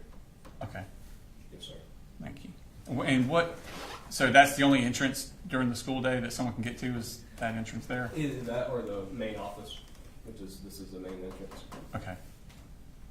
And all the other doors would have been, exterior doors would be locked? Yes, sir. Okay. They're supposed to be Okay. locked and shut. And then there's also software where if a exterior door is propped open for too long, it sends us a text message to my work phone and it notified me that there was an exterior door locked Okay. or an exterior door opened. Okay. Yeah. You can have a seat. Are you familiar with what's called the Centegic system? Yes, sir. What's that about? So a Centegic system is what the school implemented. I can't remember the exact date. And what that does is it notifies everybody who has a Centegic app of either a staff alert, which is a 3-button press, or hard lockdown, which is an 8-button press. Staff alerts usually used for like fights, medical, that kind of stuff, and then the hard lockdown, the 8-button press is when there is an immediate threat inside the school or on school property. Okay. And do you have that app on your phone? Yes, sir. Okay. So I want to take you to the morning of September 4th, 2024. Were you working that day? Yes, sir. Okay. What were you doing that specific day, that morning? So that specific morning, I went and did traffic. Back in those days, we did morning traffic, which is either for the parent drop-off or for the bus lane. I had actually had a nail in my tire I've been trying to get fixed for 3 or 4 days, and I finally had the time to get it fixed after my morning traffic, which is I'd say around 7:35ish, maybe. I went to Quick Lane, which is just right up the road, and got my tire fixed, and I returned to school. And I let my partner at the time, Dawson Matherly, know I was going to be out and off school campus for a short while. Okay. So that's there's another school resource officer Yes, sir. assigned to that school? Correct. Okay. There's 2 at every high school. About what time did you get back from that? Before 10 o'clock, so probably 9:30, 10 o'clock-ish. I know I got a phone call on my office phone around 10 o'clock, so it was before then. Okay. So you get back and I guess you were in your office? Correct. with I was that in my ready? office checking my emails. I could do every morning, just make sure there's nothing that I need to know about, nothing I missed.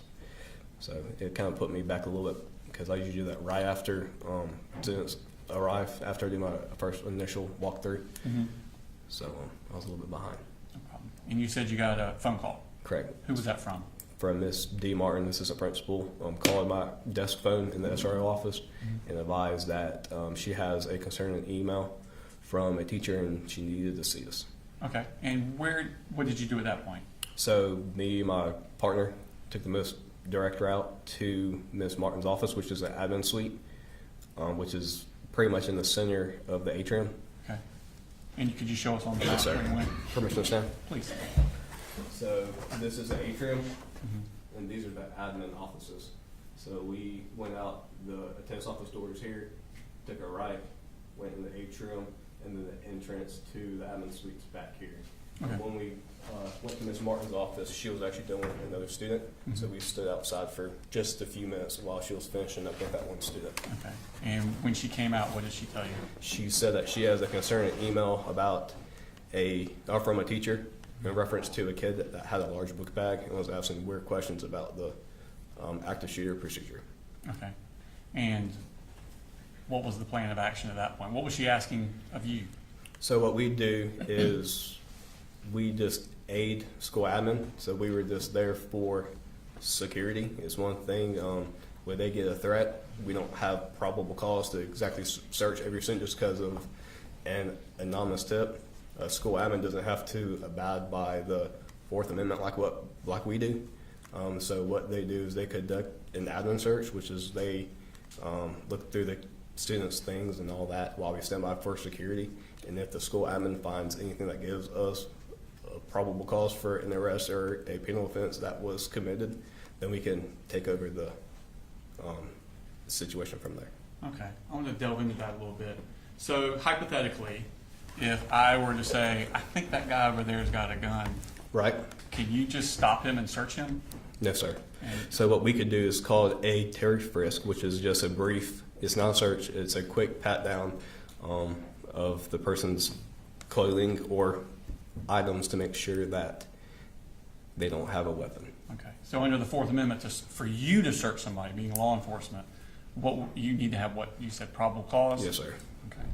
But is a teacher in the same position as a law enforcement at a school? No, sir. So as school admin, they also, if I understand correctly, when every student enrolls in Bexar County schools, they pretty much essentially sign what I call a Fourth Amendment waiver, which means that when the student is at the school admin is acting as a parent to the child at that time, and they have custody, I guess is a better word for it. So school admin just has to have anything to do with school safety that they can articulate about why they want to do a search. Okay. So normal procedure would be for the administration to take the lead and you guys provide kind of like a security Correct. backup. Yes, sir. Okay. So at this point, what do you know about this student? Nothing at all, sir. Okay. Do you know what he looks like? No, sir. Okay. What's the plan? The plan was to go to where the student was at, pull the student out, and stand by for security while school admin conducted their investigation and did an administrative search of the student to ensure they did not have a weapon. Okay. And where did y'all go? We went straight down F Hall to J Hall and went to Mrs. Greer's, if I remember correctly, her classroom where the student was supposed to be. Okay. And did you go into the classroom? No, sir. We stood outside, close by the door, just to provide security for Miss Martin. And did Miss Martin go into class? She went to the door. She might have took one or two steps into the classroom. Okay. At that point, just requested that student come speak to her. And was that student in the classroom? No, sir. Okay. And were y'all directed where that student may be? So we were close enough where I could hear the teacher say he was in the bathroom. So I immediately went to the closest bathroom, which is on J Hall. Could you show us that on the? Yes, sir. So this is J Hall, and the closest bathrooms are right here. I'm sorry, no, there's a closest bathrooms are right here. Okay. So that's where y'all went? Yes, sir. So Miss Greer's is one of these classrooms. I think it's the third. I think if I understand correctly, that's Miss Greer's. We went straight down here into those bathrooms, and I went in and asked if anybody in there was Colt Gray. Okay. And was that the name you'd been given? Yes, sir. Okay. And how many kids were in the bathroom? There were several kids in the bathroom. One student was laying up against the wall on his phone. He says, "I'm Colt Gray." And I requested him come talk to me. Deputy Mallory also went with me in the bathroom. I requested him check the rest of the bathroom while I got that one student out, and we escorted him to the nearest teacher workroom. Okay. And where's that located at?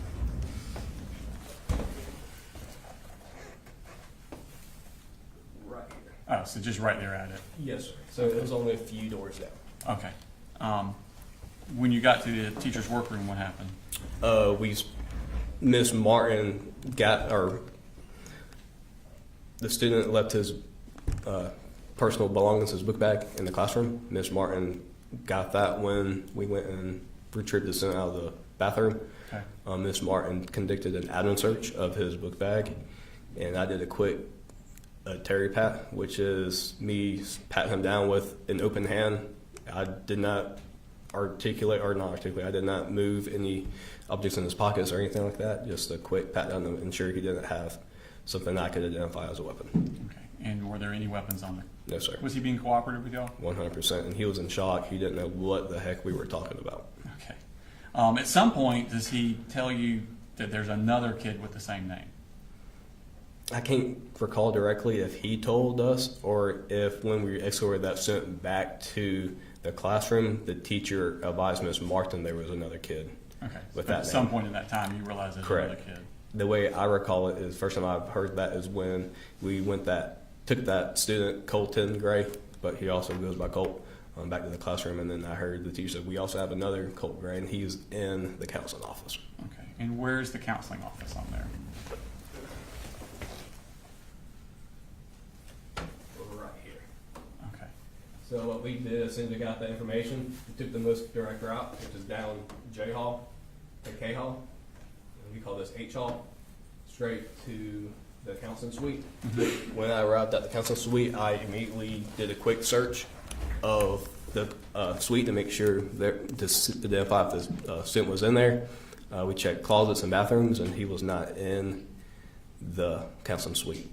I talked to school counselor Miss Butler, who said that she received a call from the student's mother that morning, and the mother was just concerned about him. And then I asked her questions about concerned why, and she said, "Oh, she's just concerned about him. We just need to check on him." Okay. And where is Miss Martin at this time? She's still with Miss you? Martin went with us. So me, my partner, Miss Martin, all went to the admin suite, or I'm sorry, the counseling office Okay. at that time. So he's not there. Correct. Where do y'all go next? So I asked Miss Butler for a picture of him. Uh-huh. School uses something called Infinite Campus, which is a online website where they keep track of all the students' behavioral issues, their grades, their enrollments, everything like that. And most of the time, a current picture or the year before, depends what time of year it was, their yearbook picture is what's on their profile. So Okay. that I requested to see that so I could potentially identify or know what the student looked like. Okay. I'm going to show you Smart States at number 107, which is already in evidence. Do you recognize that? Yes, sir. Is that the picture you're referring to from Infinite Campus? Yes, sir. Okay. Pull that up. And is that him? Yes, sir. So, Was it obvious to you at that point that ain't a high school kid? correct. Yes, sir. I identify that as possibly late elementary, early middle school. So that picture really wasn't of huge use. I mean, we kind of have a general idea, but. Okay. So y'all go from there to where? So after I took that picture, I informed my partner to go with Miss Martin back to the admin suite to look at video surveillance to see what we could identify what the kid was wearing, what he looked like, and exactly where he went, because he did not go where he said he was going to go. Okay. As soon as we left the admin suite, or I can't say admin suite, the counseling suite, I observed Sergeant Boyd walk up G Hall, and I gave a quick rundown of what exactly we had, which is kid had a large book bag, asked some questions about active shooter procedures, informed him that Miss Butler received a call from mom concerned, and didn't give really information, didn't give any kind of. Where is this conversation with W. Boyd taking place? It's either at the intersection of H Hall and G Hall, or somewhere G Hall close to H Hall. So this is G Hall, and we call this H Hall. Okay. So it's either, if I recall, somewhere around here, it might have been a little bit further down G Hall, but somewhere in this general vicinity. Are y'all moving and talking? Yes, sir. Okay. We Where were you? What walking- direction are you moving to? We were walking down G Hall to the atrium. Mhm. My plan of action was, since I didn't know what the Senate looked like, I was trying to go somewhere where I could observe the vast majority of the school. The good thing about the atrium here, you can see down all these long hallways. Granted, you can't see all the school, but at that one particular spot, you can see the most of the school. That's the best spot to see the most. Correct. Okay. Y'all normally go there? This is where I stood very often. It's where I just like, because you can see most of the school Okay. from that area. And so do you and Deputy Boyd make it to the atrium? Yes, sir. So we walked down the atrium. We stood at the atrium at the table, Mhm. and we were just talking. Me and Sergeant Boyd were part of a small group with a few students and all that for. What do you mean by Bible study. small group? Bible study? Yes, Okay. sir. So we were sitting there talking about what we're going to do that next day for Bible study. Okay. And I guess you're waiting on Martin and Matterly to Correct. find this kid on the, Yes, on sir. the video. Okay. How long are you standing there before something happens? If I predict a few minutes, it wasn't very long. While we're standing there, there was a class that had some kind of science project. They had empty pickle jars with plastic spoons, and they were beating on the jars, and it kind of makes like a drum sound. Because why not? Right, correct, makes sense. So I heard that, and then I also heard a noise similar to it off in the distance, but I quickly realized it was a different sound. Okay. Um, When you say quickly and it was a different, how's your brain working here? I quickly identified them as gunshots. I took off down F Hall. Sergeant Boyd followed me. Did you say anything to the Deputy Boyd before you took off? No, sir. Like, we both just gave each other that look, like, are you hearing what I'm hearing? And we both just took off. And is that the direction you're hearing the shots come from? Somewhere in that corner of the school. I'm not sure exactly what drove me to that corner. It's just probably like the kid was supposed to be over here on J Hall. That's the best. It sounds like it was coming from that area. So that was my best, I guess you'd call it a guess at that time, to start there and start looking for what's going on. Okay. So tell me about the trip down J Hall. Are you in front of Boyd or? Yes, sir. So I ran down F Hall, and I paused at F Hall in search of J Hall. I heard one more gunshot. I couldn't really direct where it was coming from, so I looked behind, and Sergeant Boyd was a few feet behind me. I was like, "You good? You good?" Making sure that he wasn't shot or he wasn't one that was shooting. He says, "No, we're good." And then right there at the intersection, there was a bunch of haze. The best way I can describe it is on like a very, very foggy day where you can only see a few feet in front of you. And then on J Hall, the two corners of J Hall, the end of the hallways, they're exterior doors, big windows in them.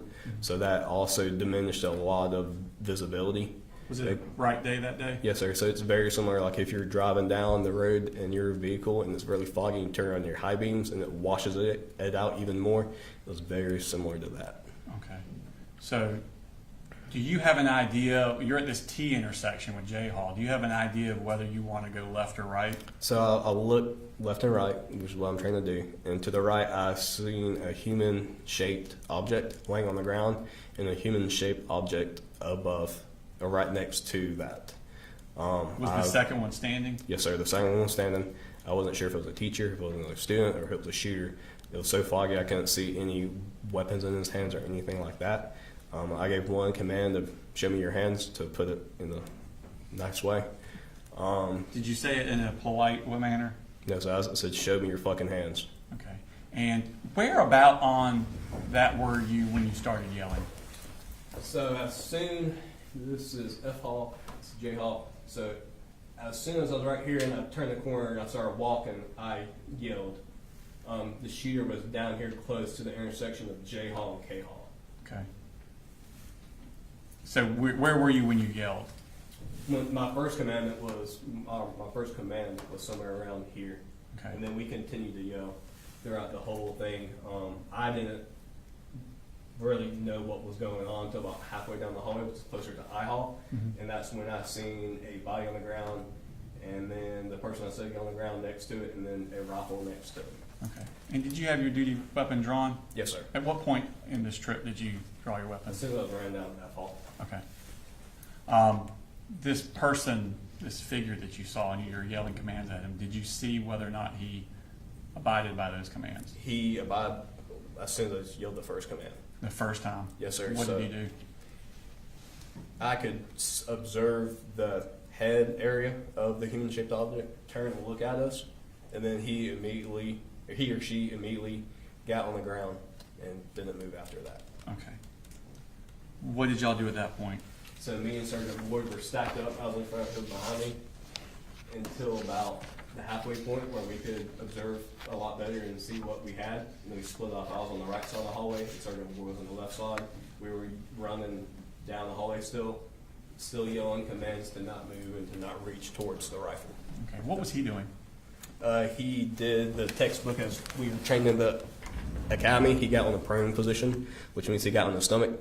He put his arms out to the side like an airplane, and then he turned his head and didn't look, turned his head away from us and wasn't looking. Are you telling him to do these specific things? No, sir. So he's doing that on his own volition? He did exactly on his own, almost like he knew exactly what to do. So what did y'all do when you were riding with him? So when we got close enough, Sergeant Boyd pulled his handcuffs out, and I kept him at gunpoint to provide lethal coverage while Sergeant Boyd placed him in handcuffs. Okay. Were you able to determine what was on the ground? So the human-shaped object was a body laying motionless. There was what I identify as an Air Star style rifle very close to the shooter. And then after Sergeant Boyd placed him in handcuffs, he conducted a search incident to arrest, where he found several magazines still fully loaded in the shooter's pockets. Okay. I'm going to show you what is marked as State Exhibit on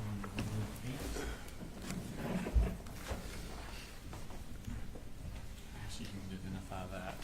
Yes, sir. That is a shooter. And is that the person that complied and was handcuffed by Deputy Boyd? Yes, sir. All right, at this time, I tender State Exhibit number 108 in evidence. Any objection? No, Your Honor. All right, 108 is submitted.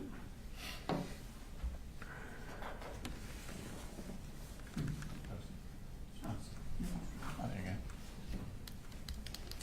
And is that what he looked like when y'all arrested him? As far as the hair color and everything, yes, sir. But that was not the clothes he was wearing. He was not wearing those clothes. Correct. Yes, Okay. sir. I want to now show you Smart State Exhibit number 111.117. 111.117. Yes, sir. Yes, you identify that. Yes, sir. That is the aerosol rifle I observed on the ground very close to the shooter. And is that the condition that y'all saw it in once Deputy Boyd pulled out the magazines? Yes, sir. So where the rifle is laying, as far as I know, nobody touched the rifle. I know I didn't and Sergeant Boyd didn't. And when the first wave, nobody moved the rifle. The magazines were placed next to it out of the shooter's pockets. Okay. And is And that so were the accurately, glasses and the AirPods. okay. Is that accurately reflected as you remember seeing it that morning? 100%.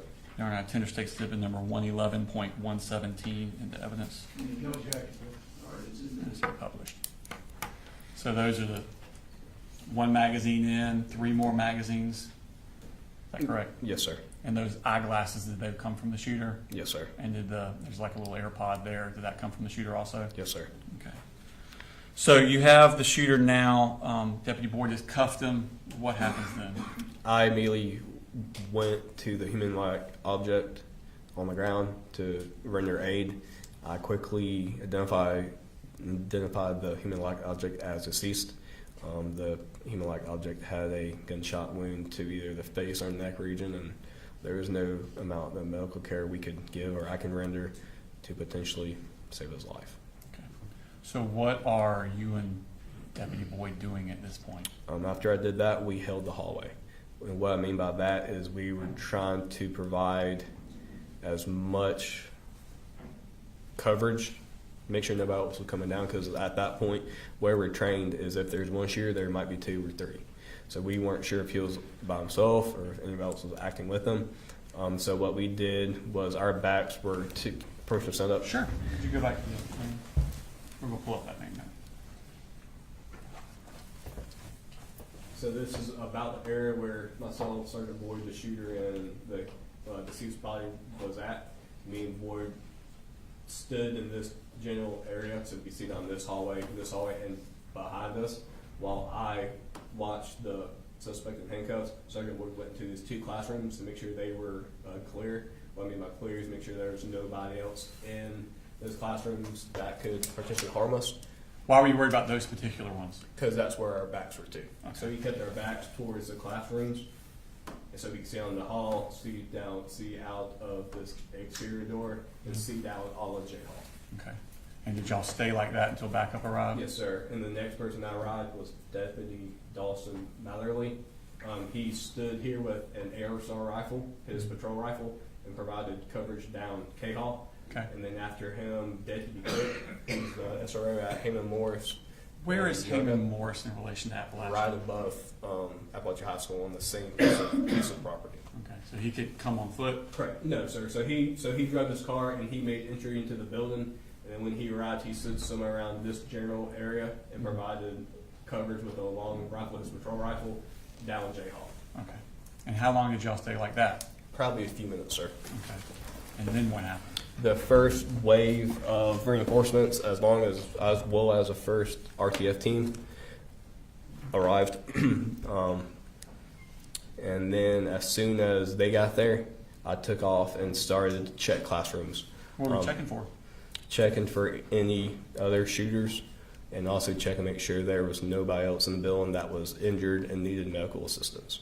How long after the shooter was secured before the first wave arrived? Less than 10 minutes. Okay. More than likely, granted, sure. it was like in that situation, it feels like a long time, but it was pretty quick. Okay. And tell me about the process of entering these classrooms. Are they accessible? No, sir. So during the hard lockdown, and plus hearing the gunshots, everybody was stacking bookshelves, desks, chairs, whatever they could against the door. So when we made entry, it was kind of like wasn't like making forced entry, but you had to really push really hard to get whatever bookshelf or desk or whatever out of your way to gain entry into the classroom. Were they also locked? Yes, sir. How are they unlocked? So all SROs are issued a master key, several master keys, but they have one key that does all classrooms. So I just started unlocking doors because it's like the first wave. Not many people have keys that I was about to ask, does the random police officer have a No, key? sir. Okay. So the random police officer does not have keys. So I started running down, checking doors, unlocking doors, and assisting with any victims or anything within J Hall. So you're going down J Hall? Correct. Okay. Do you come upon a room where there is victims? Correct. Which room is that? Mrs. Ryan's classroom. Are you one of the first ones there? Yes, sir. Okay. Describe the scene of Miss Ryan's room when you arrived. There are a bunch of bullet holes in the wall. I looked down to my right-hand side, closest to the door.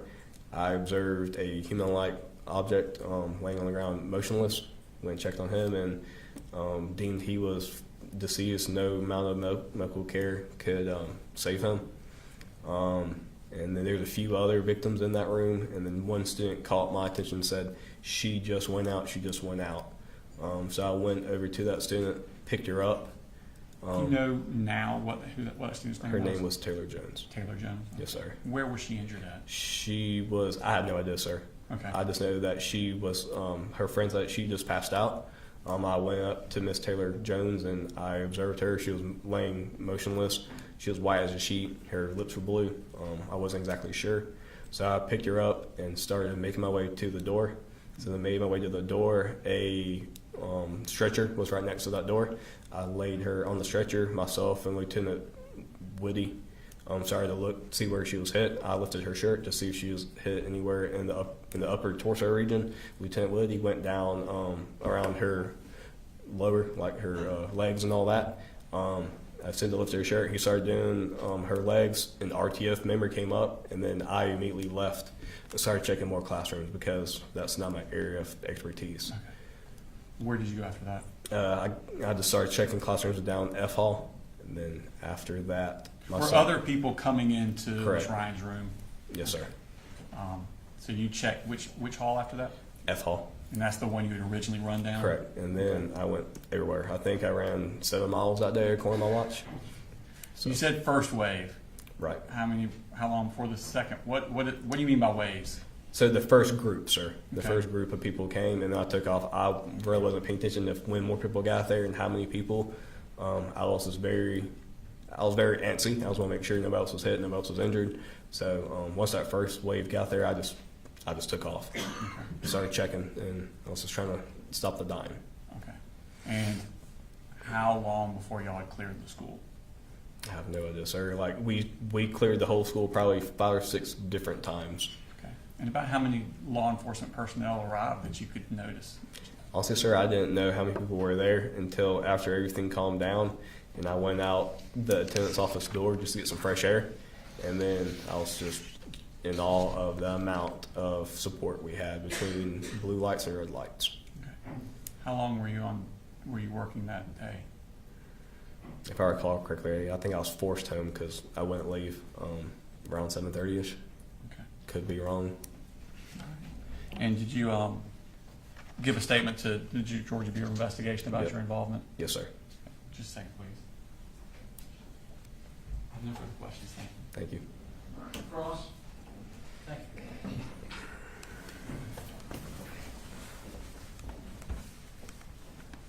Good morning, Deputy King. Morning, sir. How are you? Good, thank you. Where in relation to Ms. Greer's room is the closest bathroom?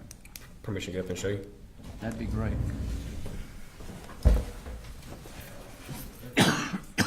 Right here, sir.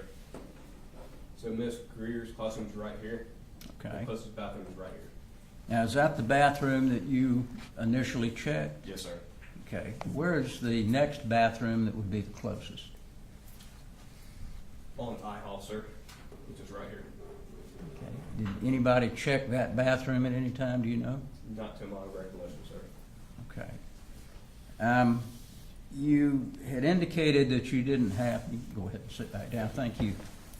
You had indicated that you didn't have a description of Colt Gray. Right. But you talked to Ms. Butler and she provided that photograph. Yes, sir. Did she indicate to you that she had seen Colt Gray close in time to this situation? No, sir. Did she provide you any information about what he looked like, whether he was black, white, Hispanic? If I recall correctly, she just said the white male. Okay. Did she say anything about the length of his hair, what color hair he had, Not to my recollection. or how tall he was? No, sir. Where in relation to Ms. Greer's classroom is Ms. Harris' classroom? Is it fairly close? Kind of, sort of, sir. Miss Harris is on G Hall, and then Mrs. Greer is on J Hall. And while you were there, did anyone get Ms. Harris to come up and identify what the person may look like? Not to my knowledge, sir. Did you ever see a book bag close to the gun or close to Colt Gray when you saw him initially? No, sir. Do you know where that book bag may have been? No, sir. Was it ever found in the bathroom or the classroom? Do you know? I have no idea, sir.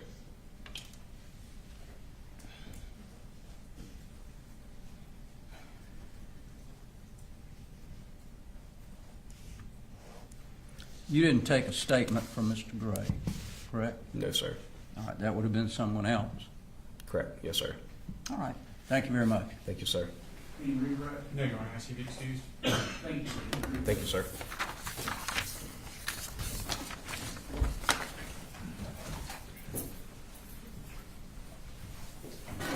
Our next witness is going to be the lengthy one, Your Honor. I don't think there's any food here yet, so if you want to go ahead and start them, and then we'll stop them. State House Special Agent Daniela Stewart.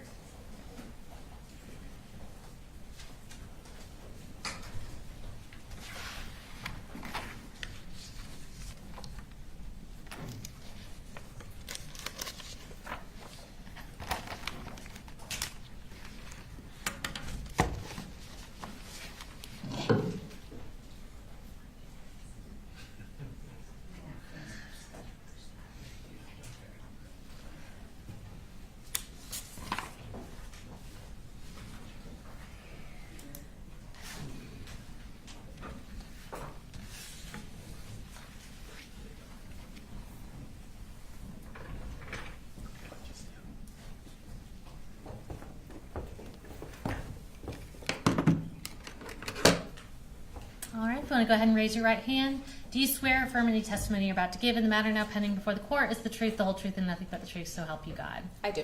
All right, you can have a seat. And if you will start just by introducing yourself to the jury, and I'll have you spell your name for the court reporter. I'm Daniela Stewart, DANIELLA STUART. And Special Agent Stewart, where are you currently employed? I'm currently employed with the Georgia Bureau of Investigation. And what region? I was previously assigned to Region 11, which covers the Athens office. I have since taken a full-time position as a technical leader, which means I'm not specifically assigned to a regional office. I'm responsible for overseeing several regional offices in terms of the crime scene specialists that are in those offices. Okay. And back in September of 2024, were you specifically with Region 11 at that time? Yes. Okay. And tell us about Region 11. What area does that cover? Region 11, the office is in Athens, and it covers the 11 counties that surround the Athens area, and Barrow is one of them. All right. And tell us a little bit about your role now, and then I'll have you kind of go into what your role as a crime scene specialist is as well. Okay, so as a technical leader, like I stated previously, I'm responsible for helping train new crime scene specialists and teaching them how to work crime scenes. I'm responsible for 4 offices. So I have the Athens office, I have the Calhoun office, which is in the northwest region of the state. I have the Metro Atlanta office, and then I also have the Augusta office. Okay. And tell me about what being a crime scene specialist entails. So in my role as I'm a technical leader, I'm also a crime scene specialist. So my official title is special agent, but I specialize primarily in crime scene. So being assigned as a crime scene specialist to the Region 11 office back in September of 2024, my responsibilities specifically were to only work crime scenes. I'm not typically the one responsible for interviewing witnesses or getting medical records or running the case, so to speak. I'm responsible for running the crime scene and gathering the evidence that goes along with that crime scene. And give us a little bit of background on your education and training that led to that position with the GBI. So I have a bachelor's degree in sociology from Wake Forest University in North Carolina, and then I have a master's degree in criminal justice and criminology from Georgia State University, which is in the heart of downtown Atlanta. And I started working in the crime scene capacity for the Atlanta Police Department back in 2013. I was with them for approximately 2 years. I operated in a civilian capacity, which means I was not a sworn law enforcement officer. I did the same roles, though. I was photographing, collecting evidence, processing evidence, so I did that for about 2 years. Atlanta is a very busy agency, so there I responded to close to over 500 crime scene calls, ranging from burglaries to homicides. And then I was with the DeKalb County Police Department, also as a civilian crime scene investigator. And I was there for about 5 months, worked a handful of homicides and assisted with processing vehicles and working homicides. And then I got hired by the GBI in 2015. So I've been working with the GBI for about 9 years total. I did take a 2-year gap to kind of do something different in investigation. So I wasn't in a crime scene role, but I got back into a crime scene role. Once you're with the GBI, do you get additional training in crime scene processing? You talked about photographing, collecting evidence, that kind of thing. Does the GBI continue to train and hone your skills in that area? Yes. So we go through a special agent academy. Well, first of all, to be certified as a law enforcement officer, you have to go to a police academy, which back then it was about 10 weeks. You have a 2-day crime scene processing class within that academy. And then when you get hired with the GBI, we have an agent academy, which back then it was about 11 weeks. So another 400 or so hours of additional training. We have a week specifically of crime scene in there.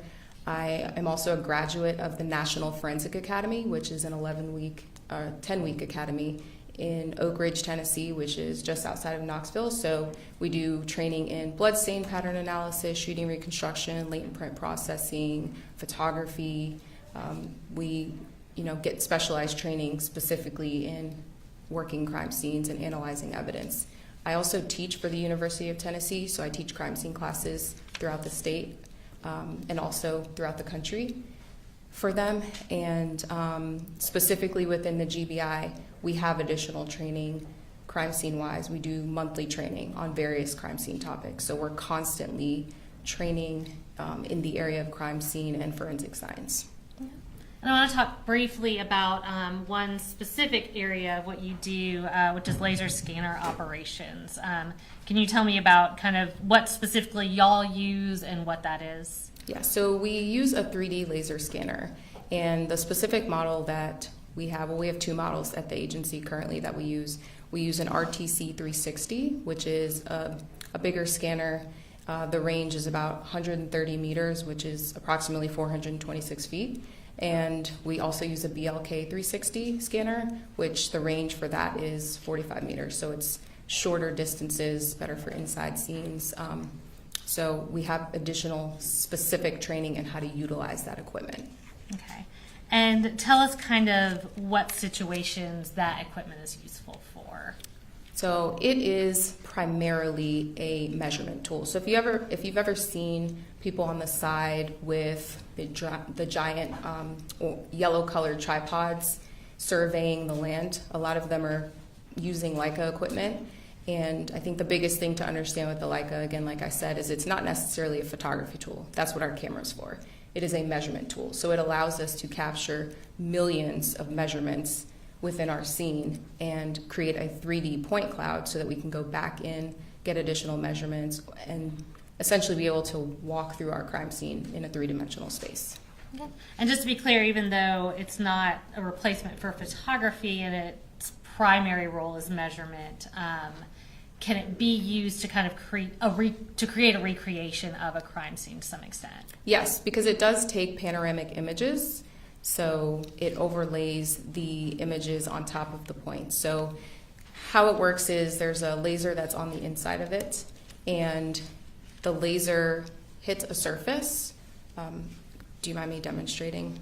No, she has a demonstrative aid to show how the laser works. But okay. We're not tendering it to evidence. So before we had 3D laser scanners, we used digital measuring devices, which essentially help us measure on scene. So there's a laser, you can see this red laser beam, this red dot on the wall.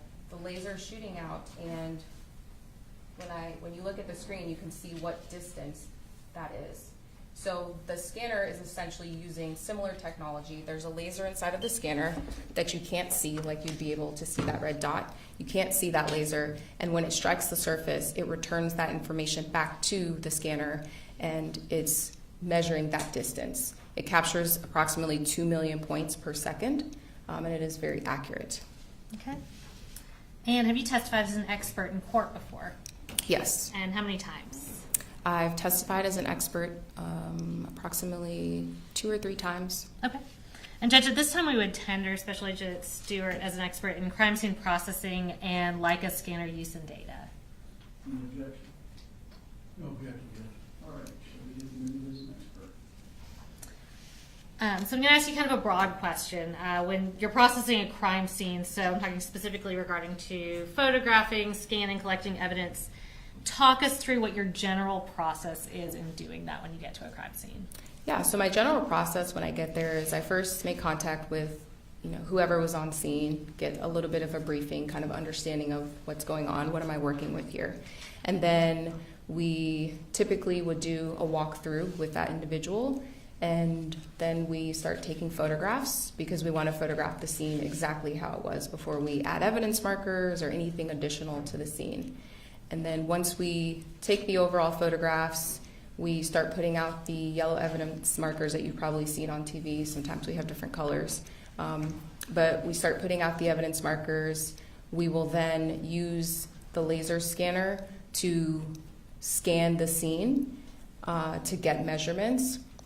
And I think the other thing I didn't explain about the scanner is its line of sight. So it's not able to see through things specifically. So if you can't see an object behind a door, the scanner won't be able to see that until you move the scanner to another position for it to be able to view that. So we set it up in multiple places in our scene to capture all of the information that we need, and then we combine it together. So we scan, and then we usually collect our evidence and do a secondary search for additional evidence. Okay. And you referenced kind of being briefed when you get there. We've heard some testimony about this, but is the GBI a request-only agency? Yes, we are request only, which means we have to have a local agency ask us for help. Okay. And let's move on specifically to this case. So going back to September 4th of 2024, did you respond to Appalachia High School in Barrow County? I did. And was the GBI requested to assist in that case? Yes, we were. What was your role in this investigation? So this was a little bit unique because typically when I'm getting a request for a crime scene, I am not at the scene almost immediately when things are happening, when people are trying to clear the scene or put up the crime scene tape. I'm usually responding, a little bit after the incident has happened. The scene's already secured by the local officers or deputies, and then I'm in my crime scene role almost immediately when I respond. In this case, we responded to an active shooter. When there's this type of call, everybody who's available goes. So I responded in that capacity and was part of the process of kind of securing the crime scene. And then once we kind of figured out what we had going on, then I switched into my crime scene role at that point. Okay, so you kind of ushered the transition from active investigation to evidence collection, processing, that kind of thing. Yes. Okay. And how long did it take to process this crime scene in total? So this took approximately 3 days for us to process the scene. Okay. I'll go ahead and start with one specific aspect of the investigation. So in processing the crime scene, did y'all use a Leica scanner, the type of scanner that you've been talking about? Yes, we did. And how many did you use? So we actually used 3 scanners. A couple weeks prior to this incident, we had specific Leica training. A representative from Leica came to our training center in Forsyth, and we had a week-long training about how to use multiple scanners in a scene and then put those scans together. So the exact skills that we used during the Appalachia scene were the skills that we had learned during that training. And at what point did y'all actually use these scanners to scan the crime scene here? We started the crime scene examination, I think around 1:30, and we immediately started using the scanners because we had decedents that were in the hallway and in classrooms, and we wanted to properly document that. So we had a couple people taking photographs of that and then immediately scanning that area. And just kind of generally talk us through what it looks like for, in this case, for y'all to obtain the appropriate scans from this whole school.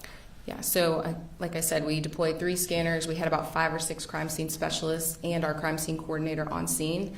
That's not typical of us. Typically, it's 1 crime scene specialist working a scene and we have 1 scanner. But because we had evidence in different hallways and different classrooms and we wanted to work efficiently, we deployed 3 scanners and we captured 151 scans of the evidence. Okay, and you testified that y'all had recently been trained in using multiple scanners and combining those into one image. Were y'all able to do that in this case? Yes, we were. And have you had the opportunity to review that 3D mapping of Appalachia High School prepared by those combined Leica scanners in this case? Yes. Is it a fair and accurate depiction of the crime scene? Yes. In preparing for this trial, did you take that scan and essentially pre-record a walkthrough of the crime scene using the scan? Yes. And in doing that, were you essentially trying to follow the shooter's path in this case? Yes. And are there any contextual details that you want to explain about the appearance of the video before we tender it and publish it? Yeah, so when I say fair and accurate, what you will notice with the scan data is that it's not going to look as smooth as a photograph or an actual video walkthrough because it's consistent of millions of points. So if you can imagine, you're looking in the courtroom right now, things are made of wood or whatever material. When you're looking at the scan data, you'd almost have to imagine that if this courtroom was made out of Legos, right? So if all the walls were made out of Legos, all of the furniture in here was made out of Legos, and each Lego represented a point in the scan, that's kind of how it would be. So if you walked into the courtroom and it was made out of Legos, you generally know what you're looking at.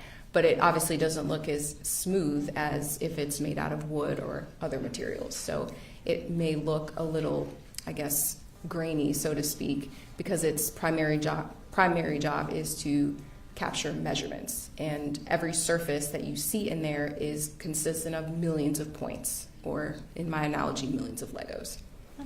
And with that caveat of some, I don't want to call it deficiencies, but deficiencies in the recreation of what was observed, is this scan and the walkthrough that you recorded a fair and accurate depiction of what you observed or what you captured at Appalachia High School on September 4th, I think, and September 5th?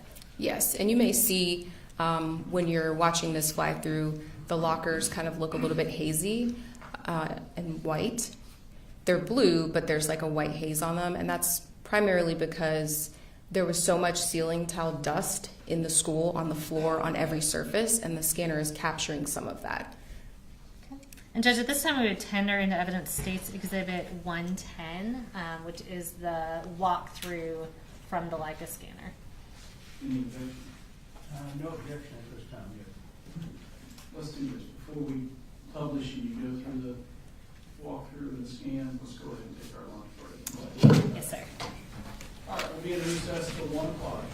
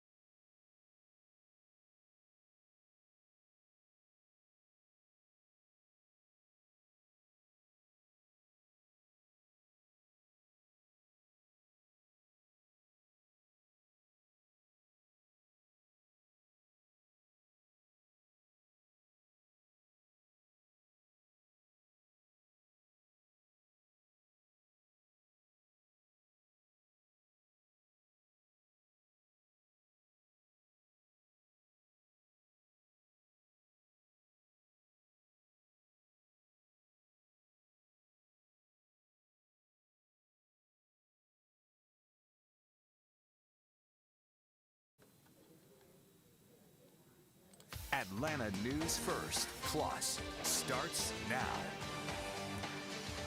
And thank you for joining us here at the First Alert Desk on Atlanta News First Plus. I am Maria Moreau, joined by our legal expert, criminal defense attorney Joshua Schiffer, as we continue to follow gavel to gavel the trial of Colin Gray, the father accused of being criminally responsible for the shooting in 2024 at Appalachia High School, where his son, Colt Gray, is suspected of carrying out a mass shooting that killed 4 people and injured 9 others.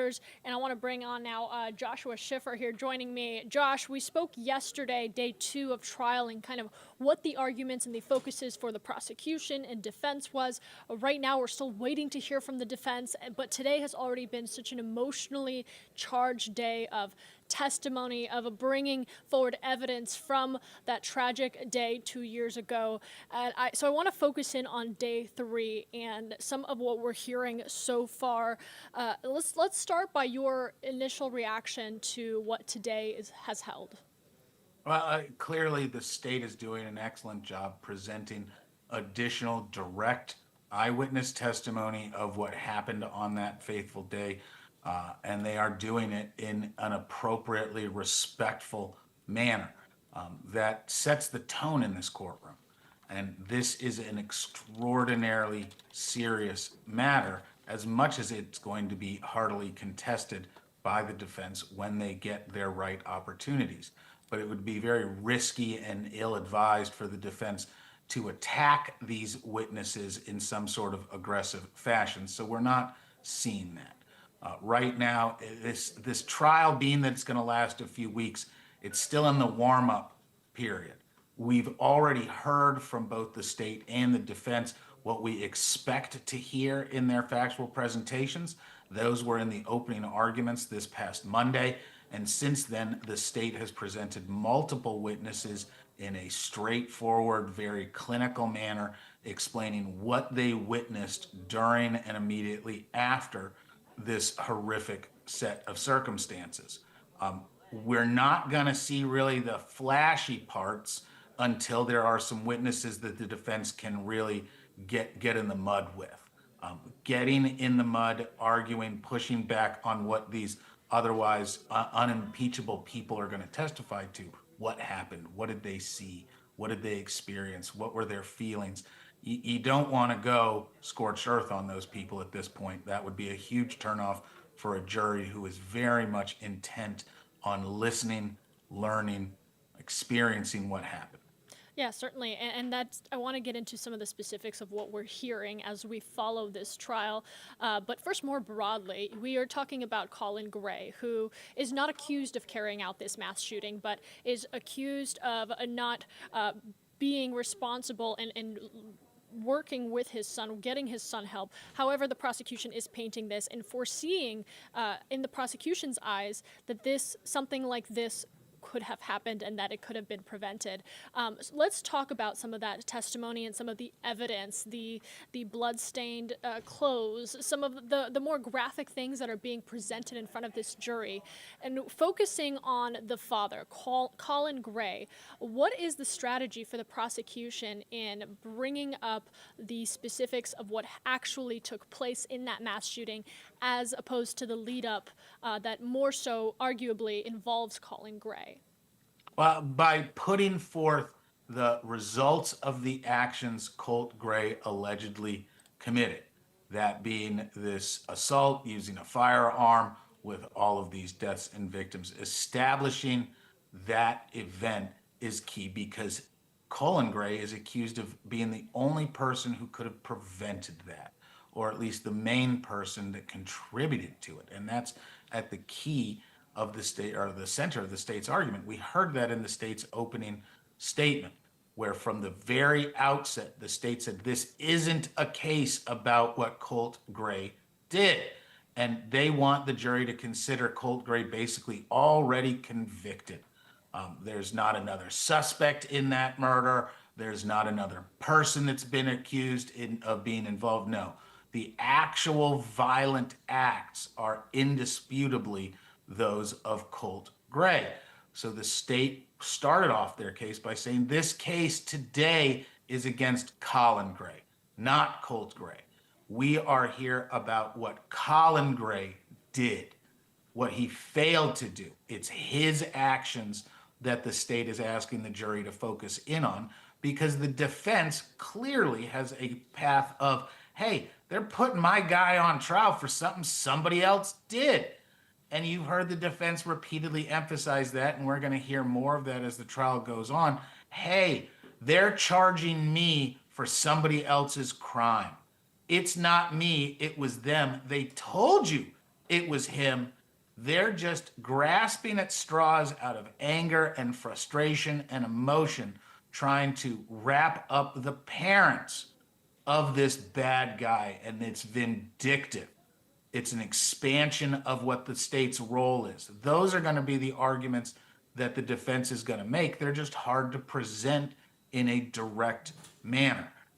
The state is going to present loads of opportunities for Colin Gray to turn around and just take the ostensibly reasonable action of restricting his son's access to firearms. And that's the key nexus point this court is looking at. What access was available, what warnings were available, and was ignoring the multiple repeated warnings from state and other authorities about Colt Gray's behavior, ignoring the warnings that he was fascinated with school shooters, ignoring his obsession with firearms. When did ignoring that turn criminal? Is it a crime to ignore? And did that ignoring Colt lead to Colt's violence? And the state has that pathway. It exists. It's rare. It's novel. This is the first time it's been tried in Georgia. We've seen it successfully applied in the Crumbly case in Michigan. But this is Georgia's first go at this particular criminal theory. And I believe they have a strong likelihood of obtaining the basic conviction, which then leads us to the real issue. This is an appellate case.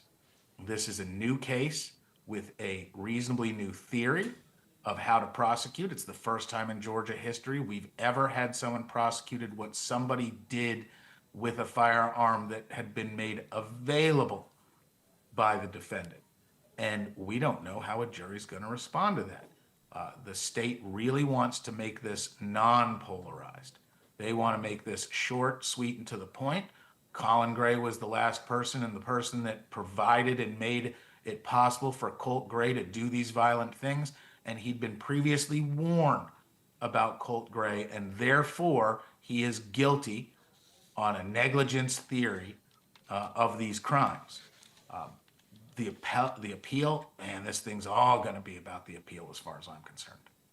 Yeah, certainly. And you mentioned the Crumblies, and I want to draw some comparisons here because another facet or aspect of this is that we are seeing the prosecution of the father of a child who is accused of carrying out a mass shooting before we even see that accused shooter see his day in court.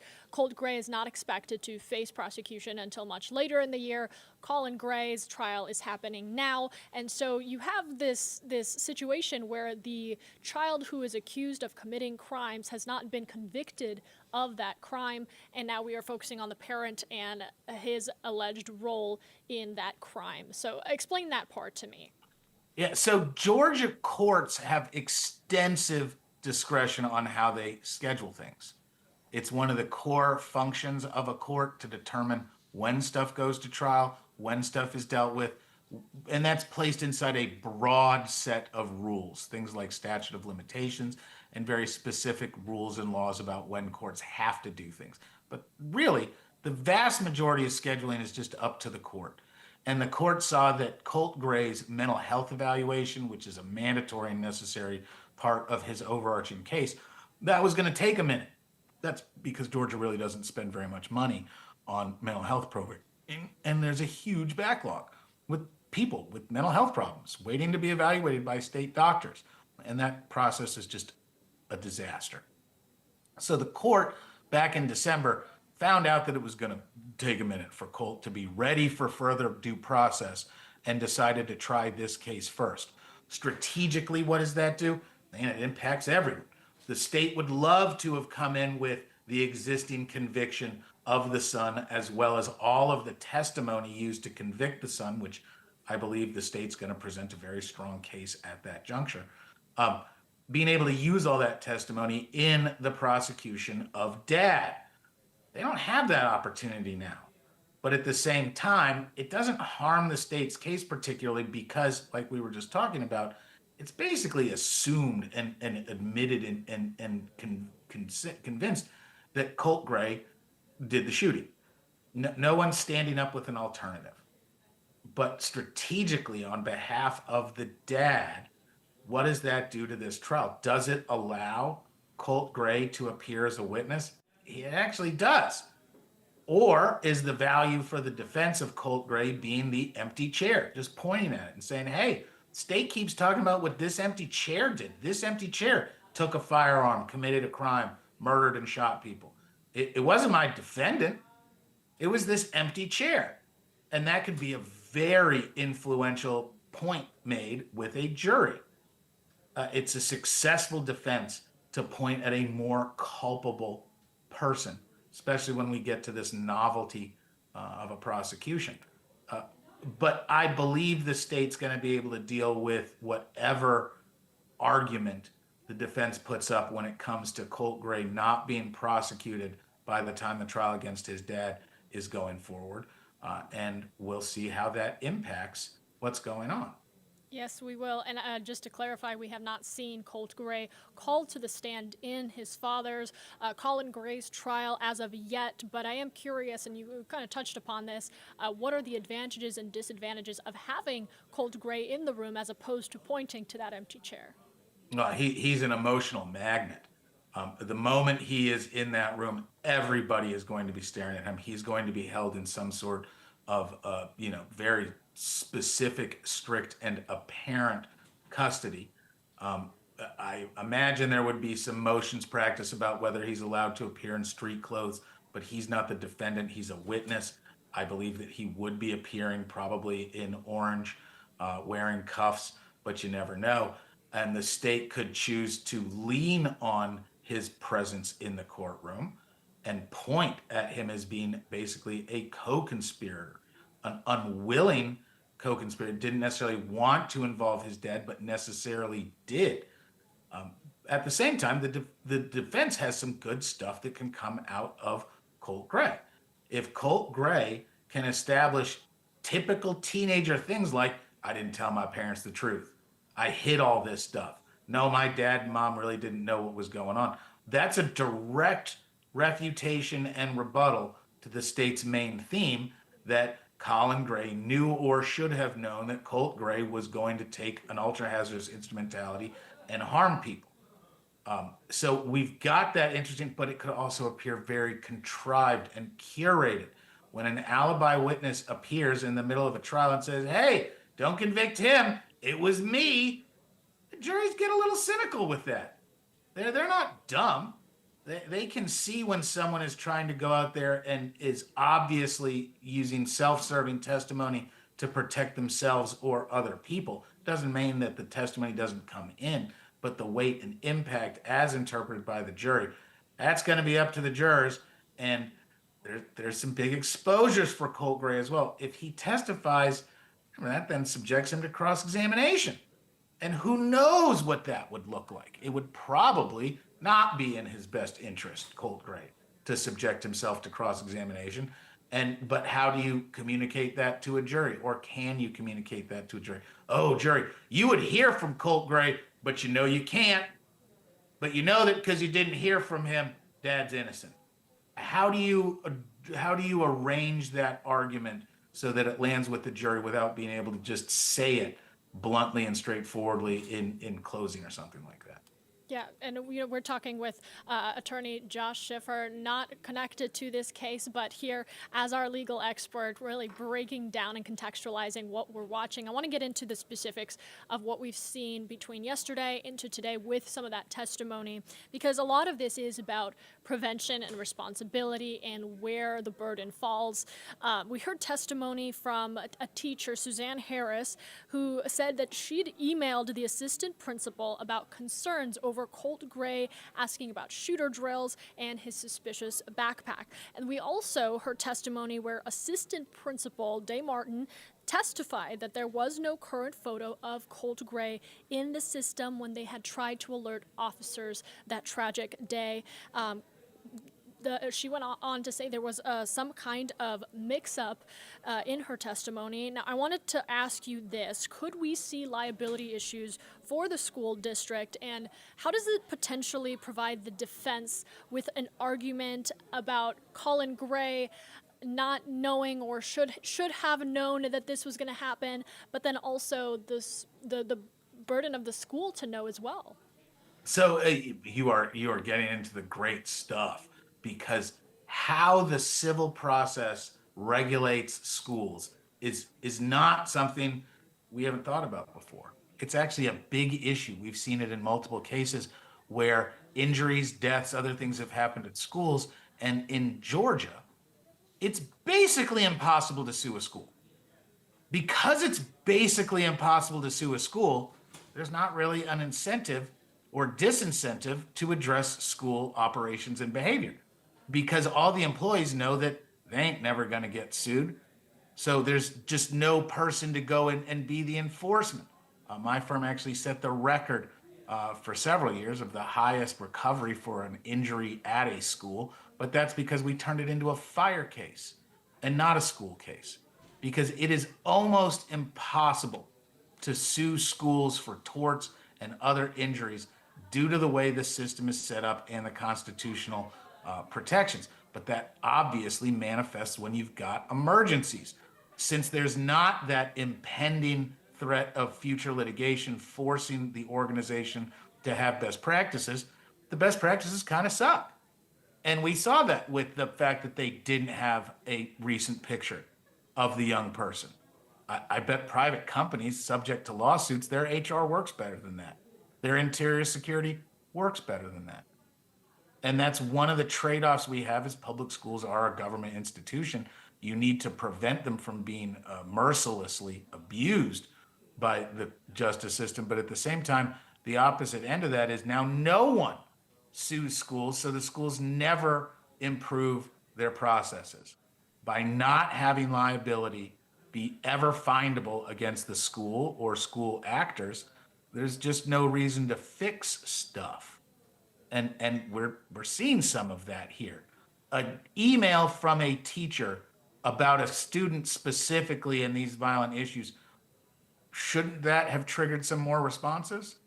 We're hearing continuously that Colt Gray was observed by multiple people in, around, employed by the school, agents of the government, and warnings were made, at which point that person just walks away and never has to worry about it again, and neither does the person who received the warning, because they're never going to face any accountability for missing that warning. Well, now we're going to explore how that works. And whether there are going to be civil suits, I assume there are, that's going to explore some of these damages issues. The families of the victims have, in my opinion, a pathway, a difficult pathway, but a pathway against the school saying, hey, you had all this prior knowledge and warning, and you did not protect my child who had no alternative but to go to class. We're suing for the value of the life of my child. That's going to be fascinating. Civil, different ball of wax entirely. But how that affects the criminal process, oh yeah. The defense is going to be able to make a lot of hay out of the school doesn't do this and doesn't do this and doesn't do this and doesn't do this. Why? There's no incentive or requirement that they do it. Why? Because if the government writes a rule for schools, then you can sue them for breaking that rule. The system is set up so that if there aren't policies, there can't be lawsuits. The moment there's a policy, now we could sue someone for violating a policy. By not having policies, that's the schools protecting themselves, but allowing tragedies like this. And we know that parents are held to a different standard, of course, as we're seeing play out in court here. But is there any benefit to the defense saying, well, if we can all agree that this was unforeseeable for the school, then why can't we afford Colin Gray that same grace? Excellent point. You put that beautifully. And you're right. The school and the state likes to eat from both sides of the trough. And we'll see how a jury thinks about that when it comes to prosecuting a debt. So when talking about this with colleagues and friends, and we do role reversals about who we would want on a jury, anybody that's raised kids has a different perspective on the challenges involved than someone who has not raised kids. I think that people are tempered in how they view young people when they've got their own one and have been exposed to how they act, because 14-year-olds, man, they act different depending on the time of the day and their developmental stage. And some of them grow and mature faster and slower than others. And then they just make different and unpredictable decisions. Well, they're kids. Their brain isn't done developing. They're not using the full mentality that they will eventually develop. That's traditionally been why we don't keep them, or we don't allow them to be held accountable with guilt. We don't convict juveniles and make them guilty. We adjudicate them, but they're incompetent due to their age. And we're going to hear about Colt Gray's incompetence issue because they have elected to prosecute him as an adult when very clearly he is not a physical adult, and arguably his brain is not that of an adult. How do we then make him accountable in a way that probably will lock him up for the rest of his life? Yeah, and so much of that has yet to be seen. I mean, we're talking about day 3 of trial, multiple weeks. We're expecting for this to continue on. We are still have to hear from the defense. We still have to hear more testimony and more evidence come forward that had previously not been known to the public, let alone to these jurors as they consider really all the facts of this trial. Looking at the past 2.5 days at this point, what are the strategies that you see playing out from both sides? I believe the state wants to be and has maintained a very straightforward, honest prosecution. This has not been a gotcha or game playing. They want to keep this almost generic in we're the state doing our job. There was a person in the community that acted in such a reckless, unregulated, and illegal manner that they were warned many times not to allow their firearms, not to allow access to firearms for this young person that they're the dad of, they're the custodian of, they're in control of. That dad did allow the kid to have access, and the kid did these horrible things. Therefore, ladies and gentlemen, please convict dad. And here's the law under which I want you convict. That's the state's goal. Set out what happened in a clinical, not emotionless, but respectably emotional manner. It's gonna get more emotional. Even though many photographs and pieces of evidence are not going to be brought into the trial, certainly not displayed on camera, the jury will be shown photos that you can't unsee, and they will be traumatized. You cannot look at this evidence without it permanently affecting you.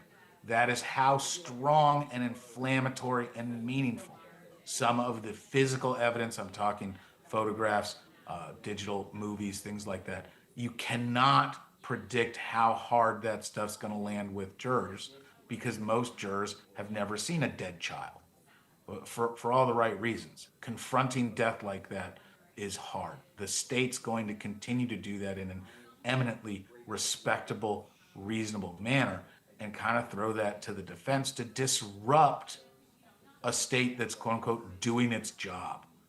And the defense will very carefully pick apart the arguments, not just relating to the facts, because there will be some factual disputes on when and where the messages were shared, how it landed with Colin Gray, whether these were serious, there's lots of stuff that they will do to refine on behalf of the defense the actual interactions. But more, we're going to have to see some argument form through defense testimony that culpability should not lie with Colin Gray. And that can be lots of arguments. Well, it wasn't just Colin. It was all these other people who missed the signs. Hey, it wasn't Colin Gray because it can't be a crime when someone else takes your gun and does bad things with it. There's the idea that Colin Gray and what's being testified to by the state is just a bad take, and it's being taken out of context, and it's a mountain out of a molehill. These weren't visits with law enforcement. This was a drop by where someone was like, hey, your kid's being a little bit wacky. Check into him. You know, there's lots of different pathways to minimize the impact of the state testimony while also saying, please don't convict me. Because I don't think this is a case where Colin Gray can stand up and say, it wasn't me, I didn't do it. He was present. He was the custodial parent and very clearly made a situation where the firearms were able to be obtained by Colt Gray. We'll have to see how hard he fights back against that. So far, we've only got a one-sided presentation that they were just leaving these guns all over and buying ammo, and Colt Gray had basically could be armed in a matter of seconds. Yeah, and we have to talk about what a massive deal this trial is and how consequential that it could be, not only for Colt Gray, who's still waiting for his day in court, but as you mentioned, the broader conversation around parental culpability, around gun rights, and what this could mean in terms of shaping state law and advocacy surrounding the issue of minors accessing firearms. And so I want to kind of focus in on outside of these two trials that we're going to be witnessing, that the nation is watching, is what we could see play out from an advocacy and lawmaking standpoint. Well, very clearly, Second Amendment rights are a regular subject within our political discussion. Traditionally, progressives and the left have advocated for stronger regulation of firearms in the acquisition, background checks, in this case, storage, availability of arms, tracking arms. The left has traditionally supported more government action.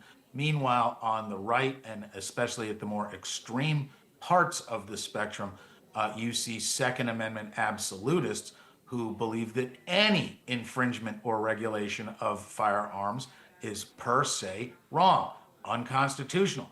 And they are fully set up and prepared to fight against any restriction on the ability for American citizens to own and possess and use firearms.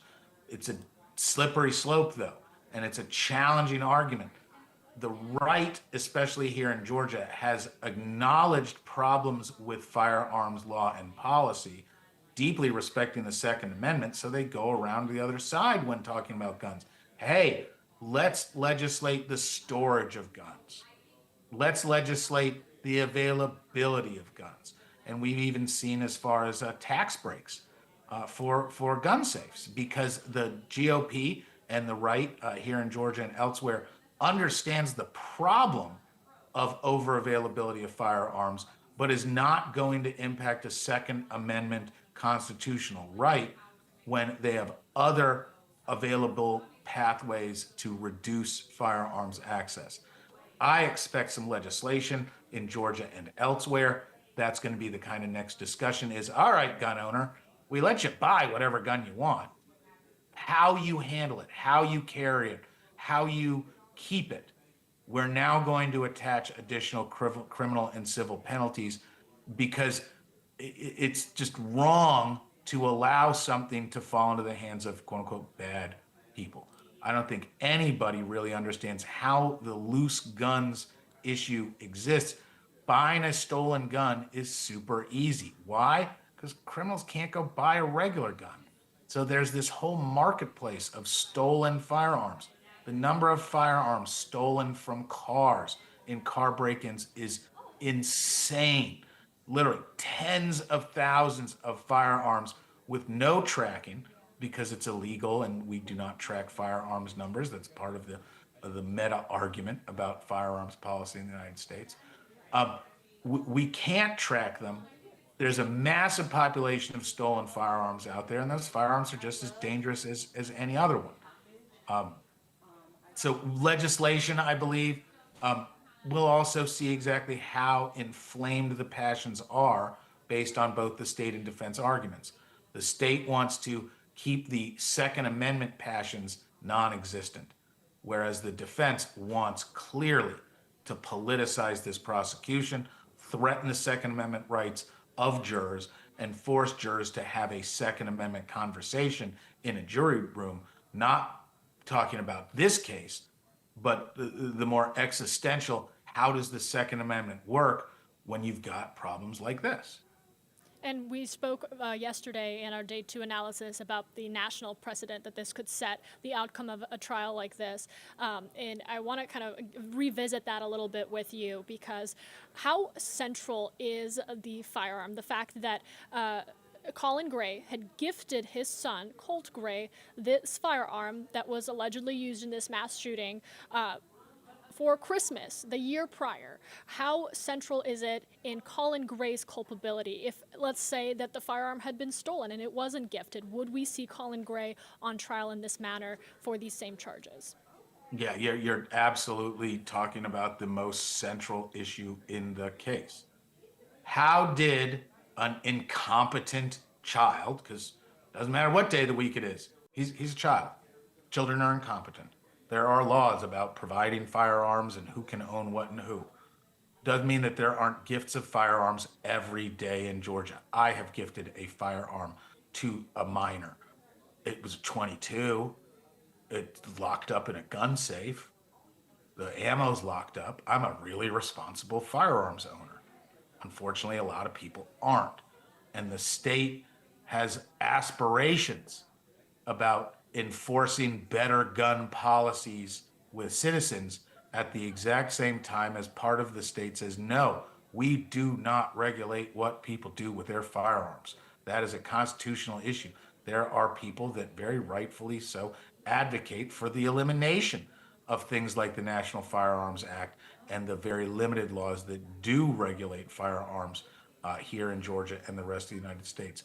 So exploring the relationship of how Colt Gray acquired the firearm, what the family relationship with that firearm was after the gifting through the shooting, jury's going to be really interested in that. Did dad say, here's your gun? When you're not shooting it, it stays in the safe that the kid doesn't have a combination to, and that seems super reasonable.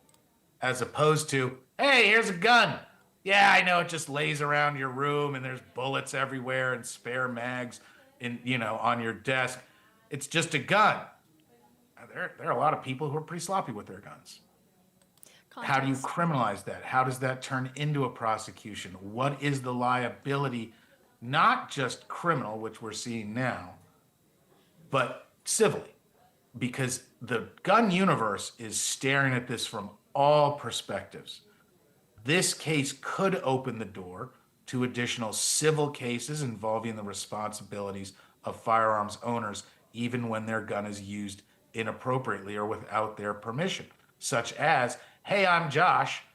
I'm going into a building, so I leave my firearm in my vehicle, but anybody could see that I left my firearm in the vehicle because I got out not wearing an empty holster, and then bad guy broke into my car, stole my gun, and did a bunch of bad things. Theoretically, I, as the firearm owner, could face allegations of negligence. Mr. Schiffer, you knew that guns get stolen from cars all the time, right? Yes. You'd been told and warned that this is a firearm, and you had to fill out a 1205 and do all this stuff in order to acquire it. And yeah, absolutely. And you just left it for anybody to grab. Do you think it's foreseeable that someone would steal a firearm? Well, yeah, there are thieves in the world, and firearms are good money. So it's totally foreseeable that your firearm could be stolen. And then crooks do bad things with guns, right? Well, yeah, crooks. I've been a criminal defense lawyer for 20-something years. Crooks use guns to harm people, rob people, threaten people. All right, so Mr. Schiffer, it was totally foreseeable that your care of your firearm resulted in it being stolen and then foreseeably used to rob and then shoot another person. Hey, let's watch it here. I put down my gun for 5 minutes. I shouldn't be exposed to civil or criminal law.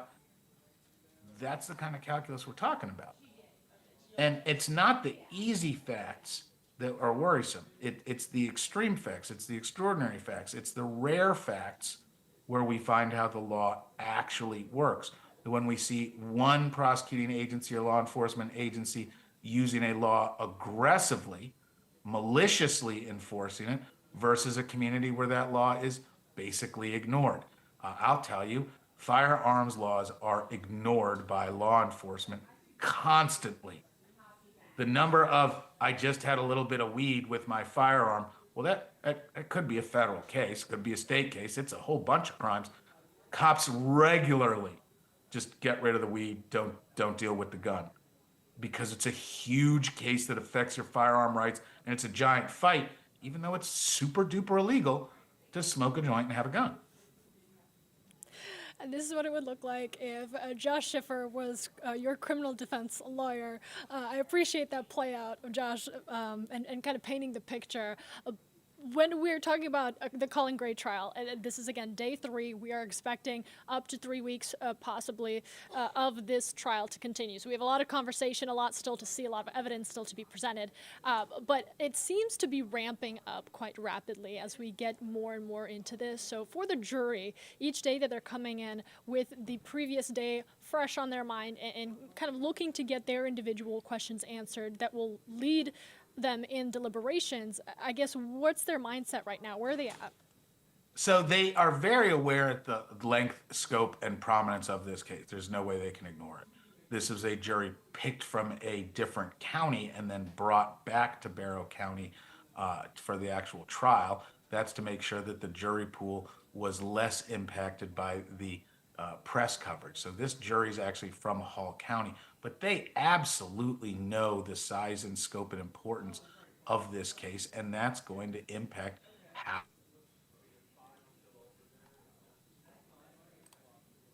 I do believe we just lost criminal defense attorney Josh Schiffer here joining us with analysis. We are expecting trial to resume here in 5 minutes at 12:45. We'll take you back into court as we continue to bring you gavel-to-gavel coverage of Colin Gray's trial here on ANF Plus. You can watch us on Roku, Apple TV, Fire TV, YouTube Live, and of course download the Atlanta News First app. Any major developments in this trial, we will send a push notification directly to your phone so you don't miss a thing. In the meantime, I'm going to bring you back inside of the courtroom. Right now, we just have a slate up, a seal for you. But as soon as court resumes, again, that expected time is 12:45. You will see the judge, you will see the attorneys, and you will see, of course, Mr. Colin Gray in the room. We will continue to bring you coverage.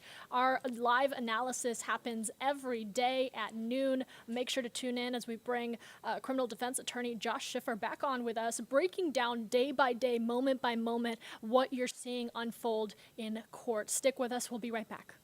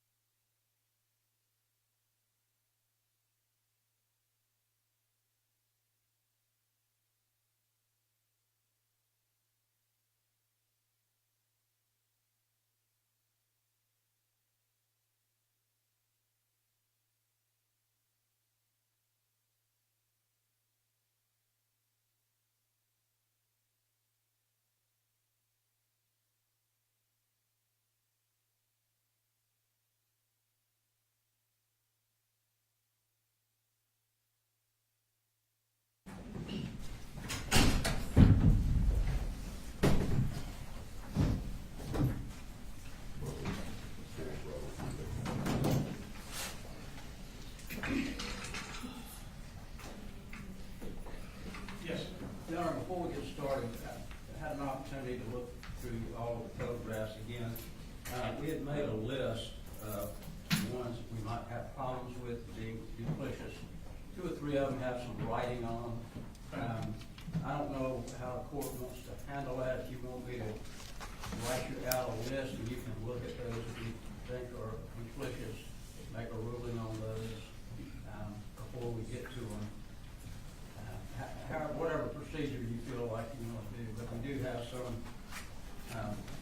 And you're objecting to the admission of them or the publication of them? The publication of them to the jury, because they're duplicious. Some are not even probably, I don't even know why they're in there. So, How many are we talking about? probably about 15, 18. Has the state seen his list, or have y'all I have talked about not. the issue at all? I haven't given it to them because it just came back out and looked at Yeah. a couple of others. Okay. I can write that list out, give it to them, they can look at it, and I can give you a copy. Let's start there, and if they may consent to some of it, and that can narrow it. If not, then that's fine.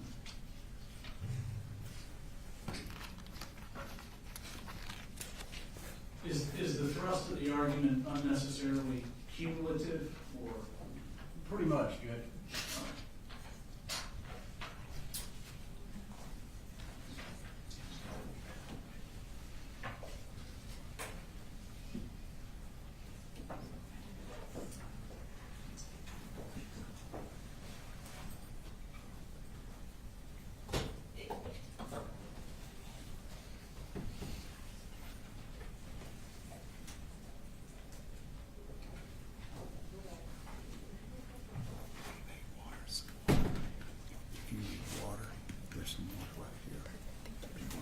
Oh, no, I'm good. You sure? Yeah.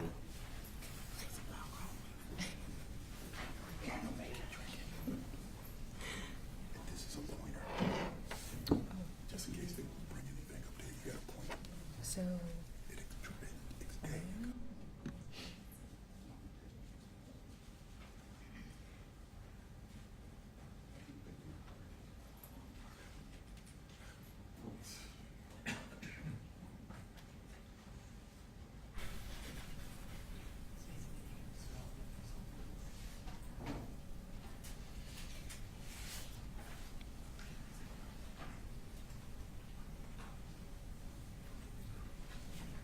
Daniel, let me ask, so were you going through pictures first, or were you going through the scan? We're going through the scan first, but the video is only about 10 minutes. Okay.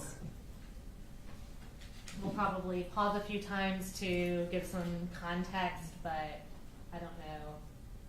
If you're asking for efficiency's sake, I don't know if bringing them in for that's really gonna. If we're about to have an hour of testimony Right, before we right. get to the pictures, then I was gonna say we can just go ahead and start and Yes, sir. take a little break, but if it's 10 minutes in, then we might address it now. Sure.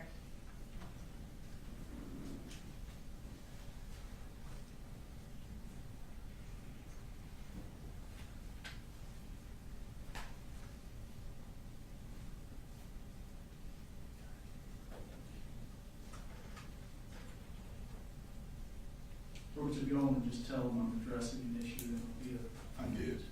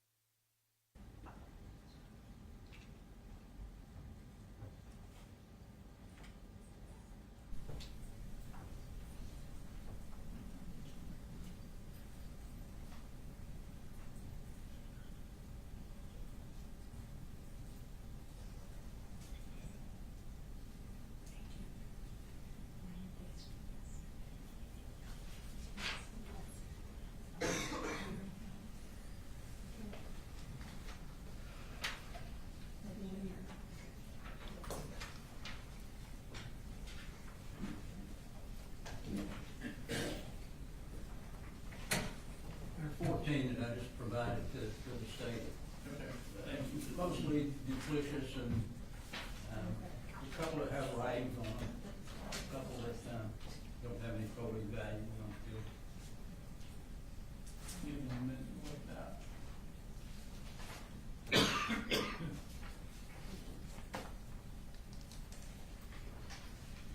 Court like for me to provide you a copy of that too.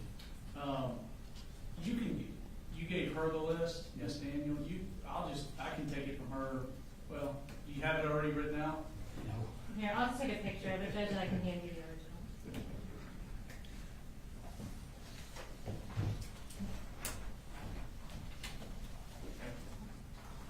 He's very technical, not iPhone 2, you don't do that. Very technical.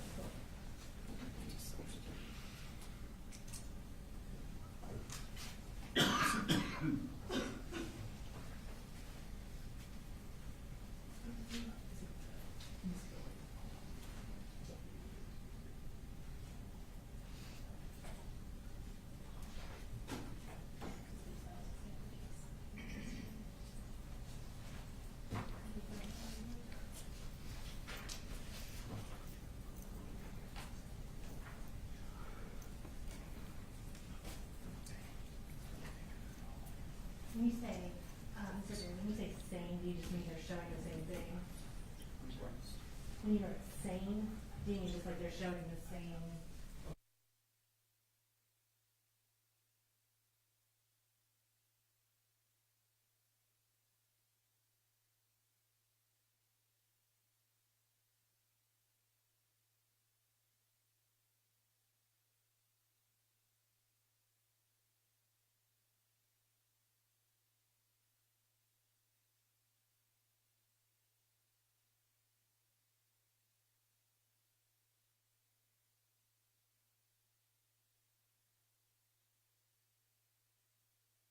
Is that the one sided?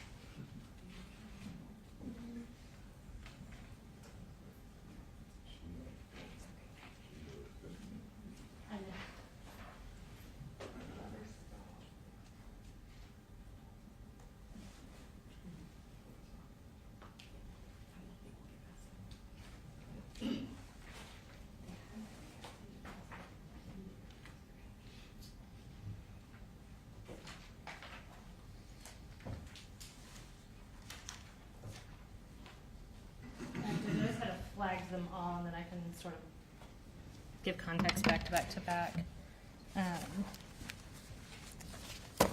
So I'm going to start with State's Exhibits 111.9, 10, and 11.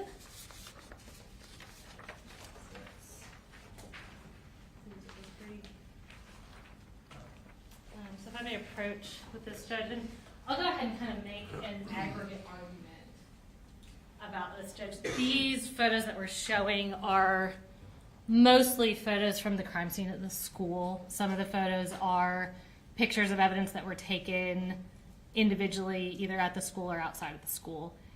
A lot of these photos, this is pared down from obviously thousands of crime scene photos, but this school, like a lot of schools, the hallways look very similar, the classrooms look very similar, the walls within the classrooms look very similar.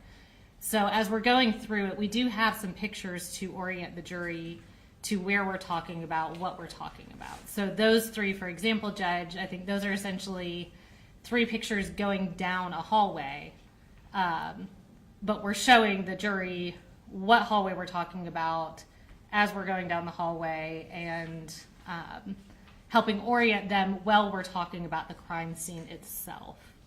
So the purpose of that is not to show three pictures of the same object, but to provide orienting photos as we talk about the crime scene, in addition to showing the evidence that was at the crime scene. All right. And with these three, you know, I don't. And Judge, Ms. Brooks did just apologize for cutting you off, make a good point of part of this too, even as recently as last night in talking to Special Agent Stewart about this, part of it is to orient our witness to where we're talking about in the crime scene as well.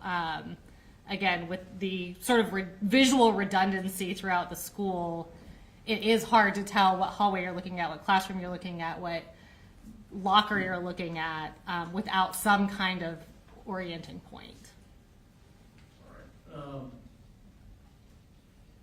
Again, with these three at least, I don't know if there's any particular degree of prejudice to the defendant.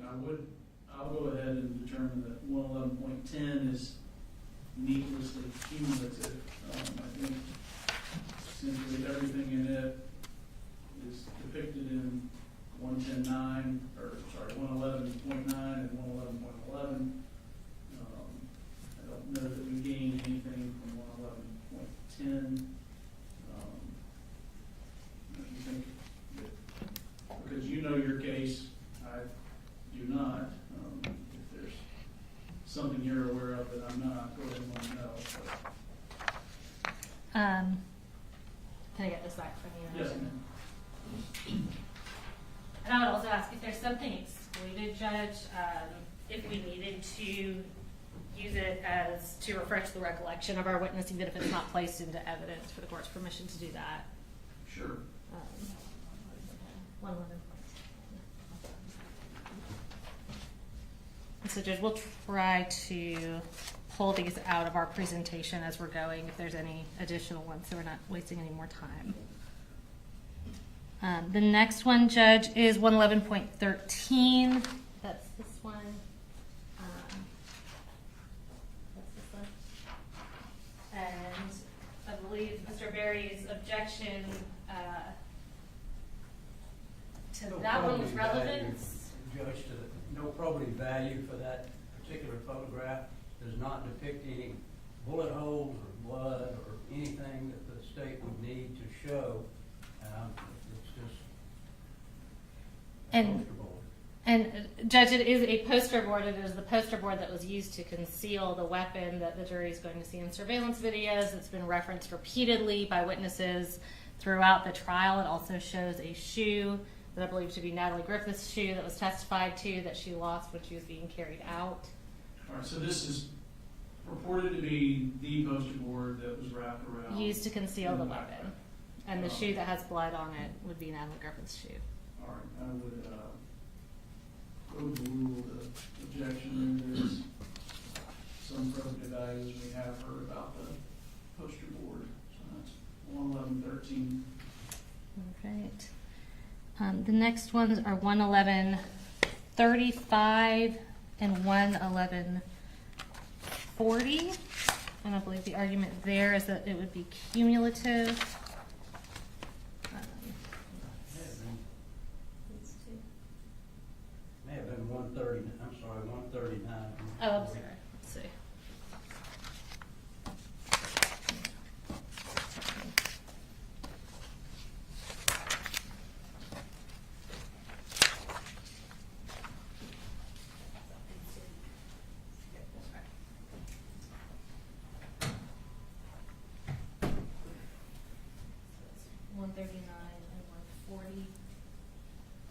Judge, again, those photos orient both the witness and the jury as to where we're looking in the classroom. One photo shows evidence markers that the other does not show. One shows closer up the evidence in the classroom better than the other one.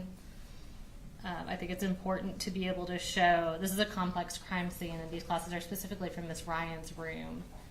I think it's important to be able to orient the jury and show the totality of the crime scene. And Judge, Yes. we think that one certainly is enough to orient. One's just a little bit farther away. It's the only difference. You see pretty much on the far away everything that you need to show.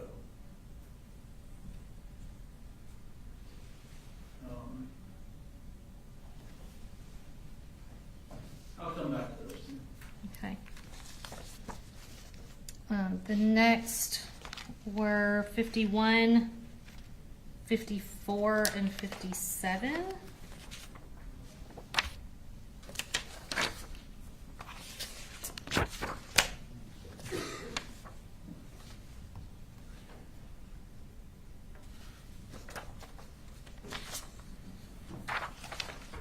We might have.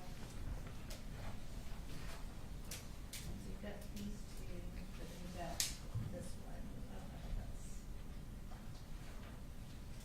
I may have front 58 in there too. It may show somewhere. So 54 and 51 together, and then 57 and 58 together? Okay.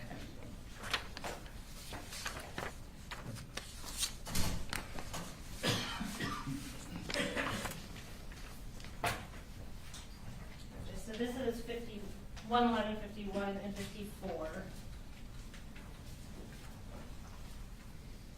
And then I'll go ahead and hand you 57 and 58. So the first one, Judge, actually does show two similar but completely different whiteboards. So we would argue that shows different bullet defects from Miss Ryan's classroom on two different whiteboards. So Mr. Gray, my understanding is these are two different whiteboards, not the same whiteboard. And you can tell that one of them has writing on it that the other does not have. Does your objection remain, or with her adding that? If the one whiteboard is different, if they're two different classrooms or two different whiteboards, I don't have an objection. My understanding is two different whiteboards. Yes, sir. All right, so If they are, then I withdraw that. all right, thank you.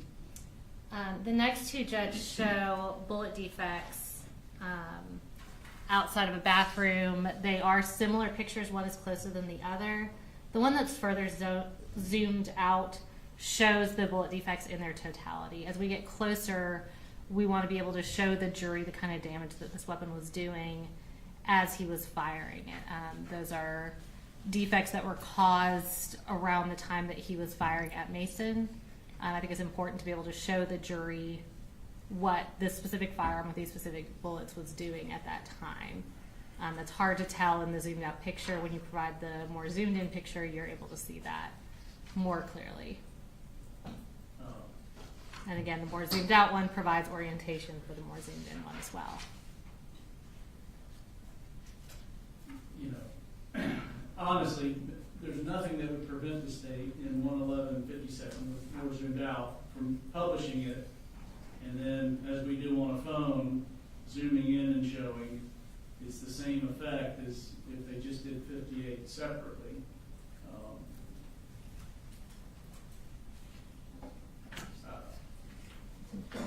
And we have technical limitations that may prevent us from being able to do that versus just showing two exhibits that I would argue are not prejudicial in any way. They're just photos of the evidence. All right. Come back to those. What else? Next he has, okay, that was, I'm sorry, Judge, was that 57 and 58, correct? Okay, thank you. Next is 111.81 and 111.83.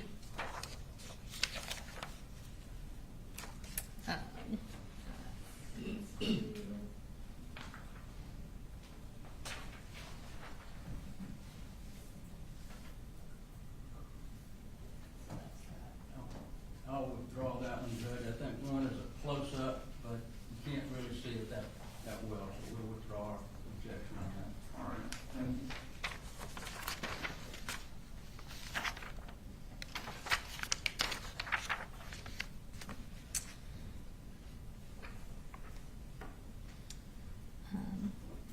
Next, we have, I believe it's 84 and 94. Those are as to probative value. Right.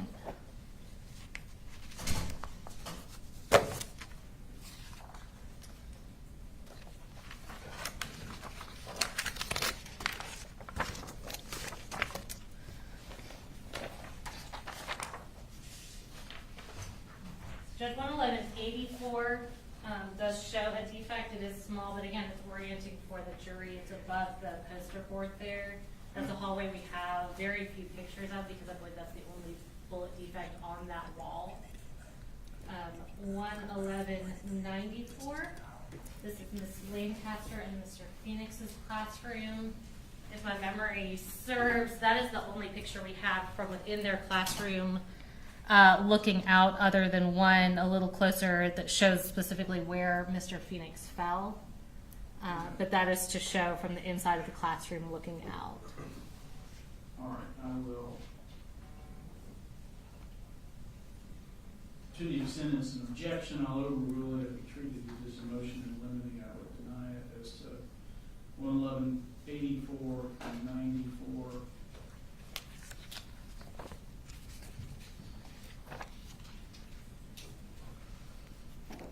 And then I think the next one.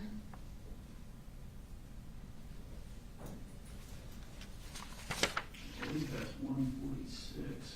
Okay, that's Straight down the list. is that 146, Mr. Berry? Couldn't tell if it was 146 or 116. 116, Judge, I think. That's this one? Right. It has writing on it. Generally, I don't know who put the writing on there, but it is directive sometimes, so I'll always object to any writing on the photograph. That just shows.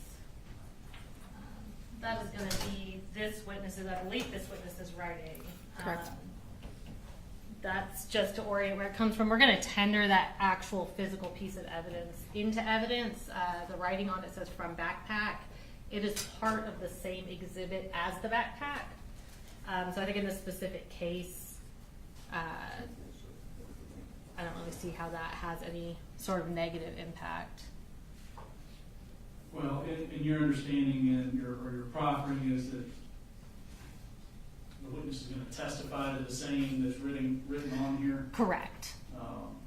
And then when the physical objects are tendered in, they're all in the same evidence bag. That object, I think another object in the backpack. All right. What I'll do is I'll instruct the jury that the evidence testimony regarding this item or where it came from, not the writing on the exhibit. But I'm not going to exclude the exhibit. Okay. And the next one is 117. We've got a lot of photographs of the gun. Which I don't know that we have. Plus, we got the gun.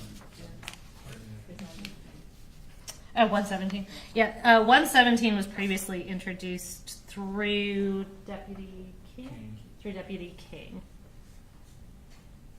All right. So it's already admitted. Yes, sir. And the reason we have it in Agent Stewart's presentation is just to provide context for where that photo came from. Judge, I was using 117 in relation to, I think it's 139, 107, 108, and all that, and they all showing the firearm. Okay. Especially since 117 is already in. 107, 108, 109,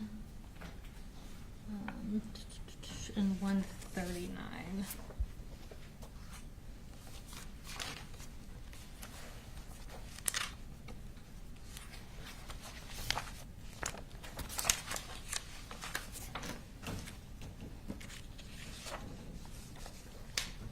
Just these are all photos of the firearm where it was at the crime scene.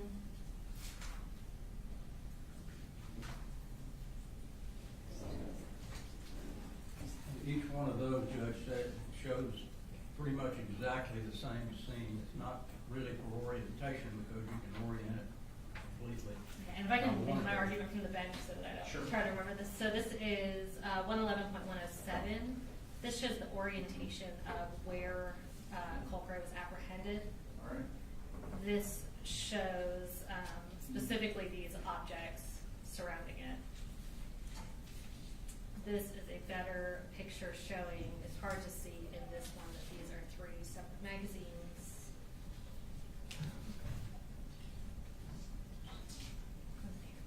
That's the last one, and that is to show the distance between where he was apprehended and where Mason's body was.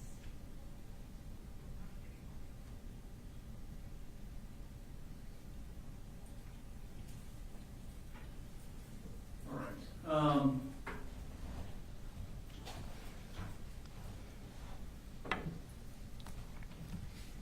So I would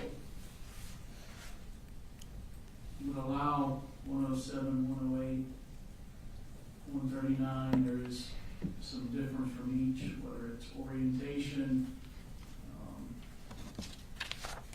showing its respective position to Mason. A little bit closer photo, 108, I think 109. I'll call that needlessly cumulative. You can see it fine in 108.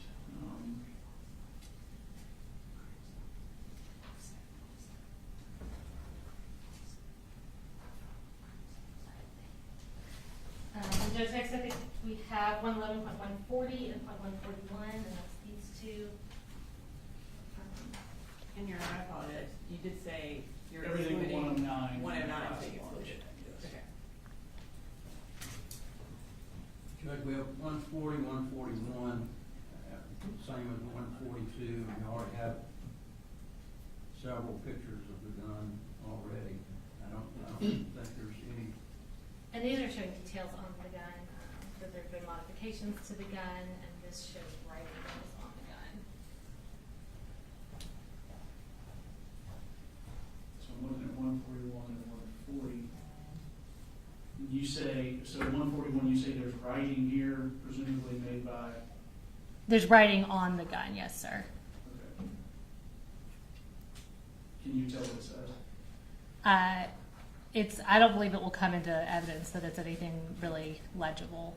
Well, 140, 141 are two different halves of the gun, stock end and the barrel end. I'll overrule the objections to those. You said they're the same as 142? It just shows the gun, and we've already got. Oh, I'm sorry, Judge. 17 showing the gun anyway. This is 142. And that's just showing the gun out of the context of the crime scene, just a clean picture of the firearm itself. And again, I don't think its addition is prejudicial in any way, but the crime scene obviously has a lot going on in it.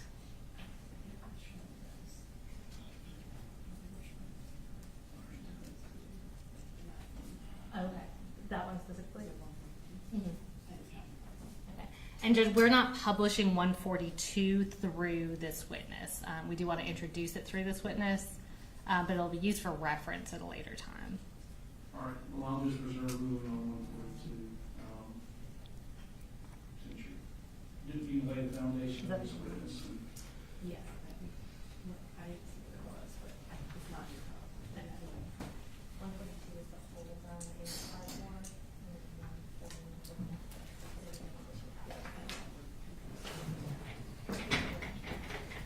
And okay, that's the same for those 3 pictures, Judge, of the gun on the cardboard.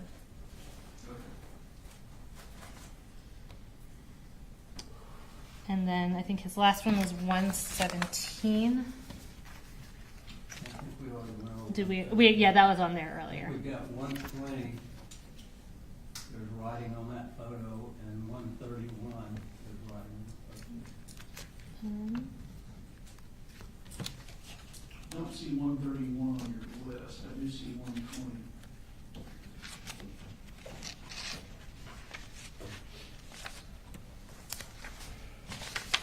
Okay.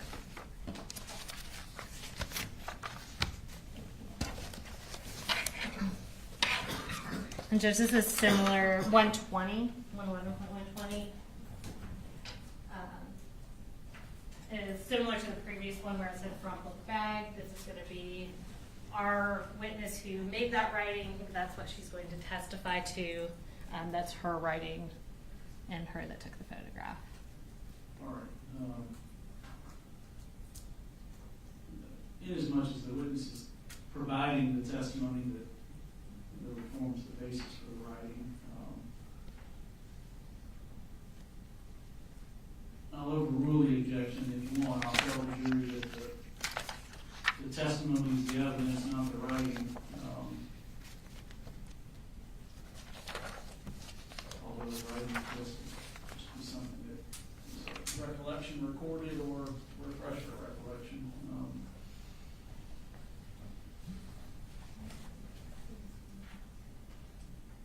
But these is admissible.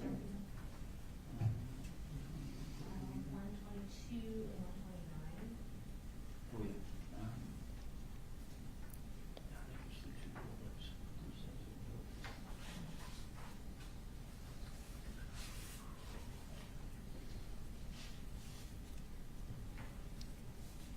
I think 122, Judge, is probity, and also 129 shows the same bullets that are, I think, at 130.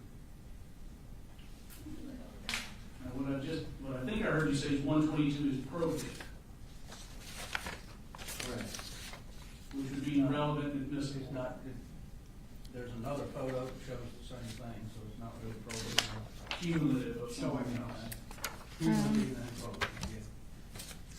I would have to look back, Judge. I don't know that it is. There's 3 magazines that issue here.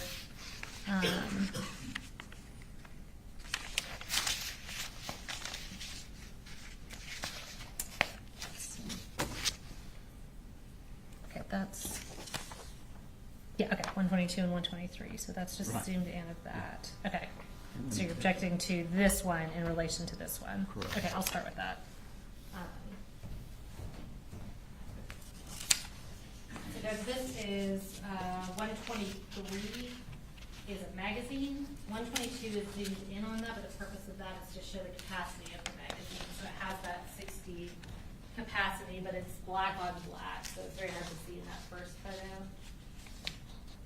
You think the 60 is the capacity of the magazine? That's the 60 capacity. Yes, sir. Is it a double magazine? Okay. Yeah, that's what the firearms expert tells us. We're calling a whole expert to cover all that, Judge. All right. But I think the writing on the magazine is very relevant as to what Colt Gray had on him at the school, and that's not easily visible in the zoomed out photo. All right, I'll allow those. I think the last one, Judge, is a series of shells, unfired projectiles, and there's another one. Shows the same thing, but they're laying flat. 122 and 129. They're flat. So this was 122. Do you have 122 up I there? have 122 and 23. Okay. So you're saying 122 and 129 are cumulative? Okay. May I see what 122 is? Yes, ma'am, it's the 60. That's it on top. So 122 shows the outside of the magazine. Presuming this is from the same magazine, this is showing what was inside the magazine, which obviously is not visible in 122. I'm sorry, Judge. This photograph, which I guess is 129, that's 129. Yes, sir. There's another photograph of the same projectiles that they're laying down here, and then they have a photograph of the back end of them. It's the same projectile. I don't know whether there's any reason to Oh, thank you. put both of those in.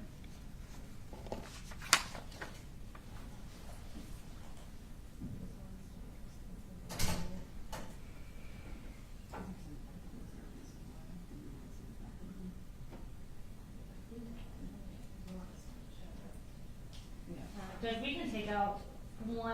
Right. Thank you, Judge. I think that was the last one I had. All right, so 128 discuss removing, Do y'all have any objection to me just showing our witness what we've taken out? Do you have any problem with me showing our witness what we've taken out, just so she knows as far as that goes?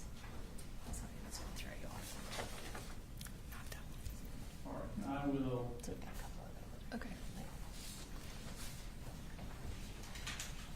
Grant the motion or sustain the motion as to 140 being, I'm sorry, 40 being needlessly cumulative of 111.39 and 111.58 being needlessly cumulative of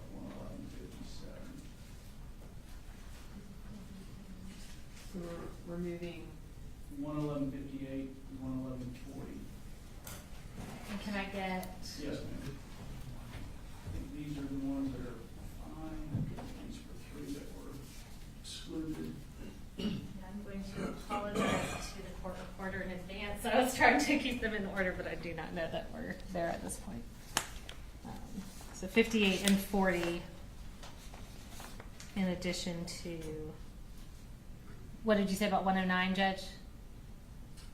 109. That's already been removed. That's been removed. Okay.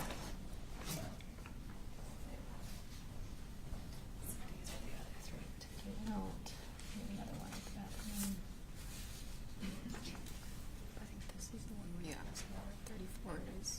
Oh, yeah. Because it's on the other side of that chair. Okay. So I don't know. Do we have one that?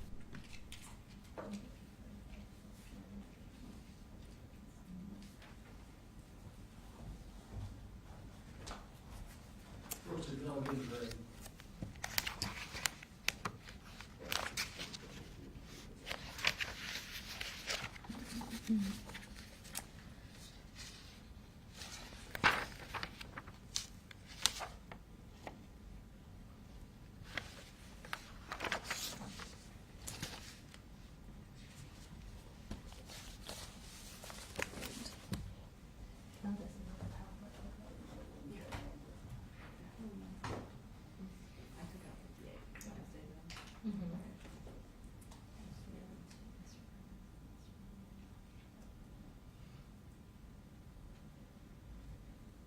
Judge, if I can have just 1 minute, one of the photographs that we took out was kind of for the purpose of orienting our witness, so I just want to give her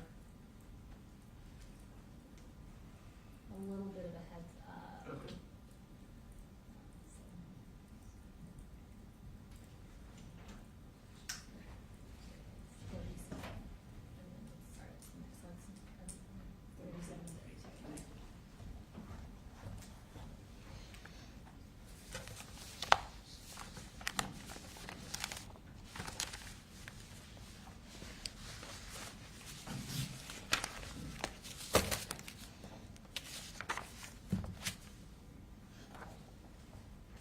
So when we took out identity after this one, we saw that one.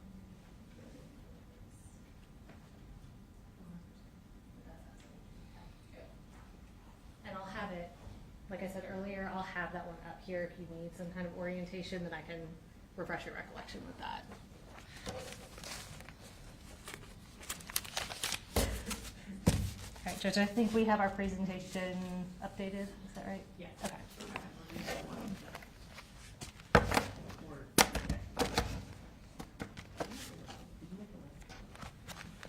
I've got a.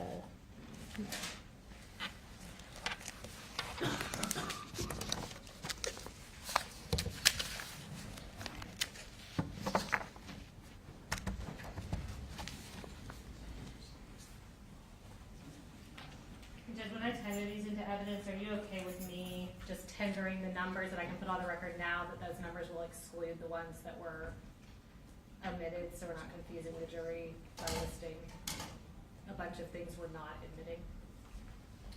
Does that make sense? And just for the record, Judge, we have no objection to those that we did not object to.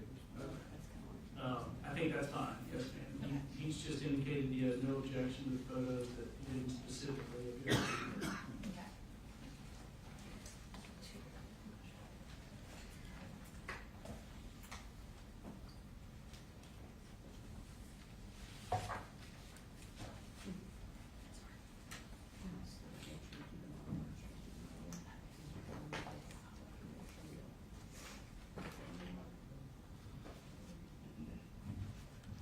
You ready for them?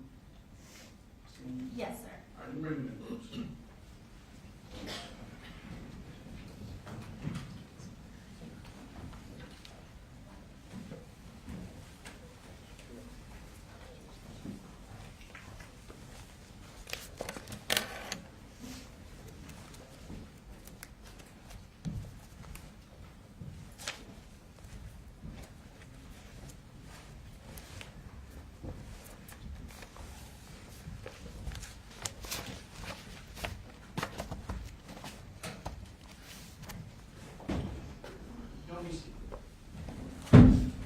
I'm sorry, we had to work through some evidentiary issues. It happens. Ms. Daniel? All right, so just to kind of refresh your recollection where we left off, we had just tendered your scan of the school and the walkthrough that you had prepared in relation to that. And I remember you previously testified that there are some sort of visual defects in the presentation from the Leica scanner. Is that correct? Correct. Okay.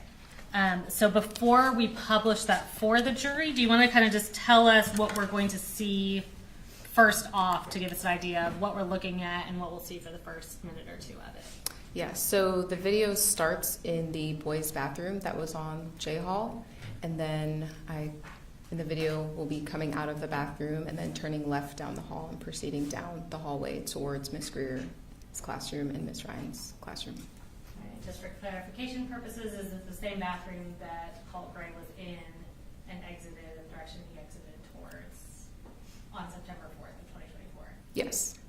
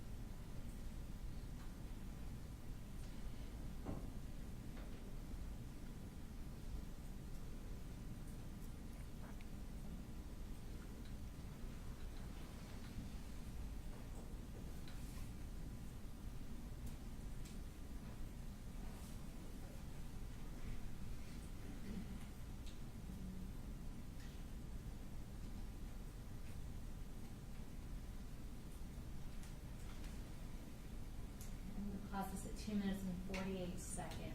As we're approaching Ms. Greer's classroom, can you tell us what we're going to be seeing for the next couple minutes? Yeah, so for the next couple minutes, you'll see the video go towards Ms. Greer's classroom, almost like we're going to go into the classroom. The door would have been closed during the time of the incident, but for scanning purposes, we leave the doors open so that the scanner can see into the room because it's a line of sight scanner, so it can't see through the door.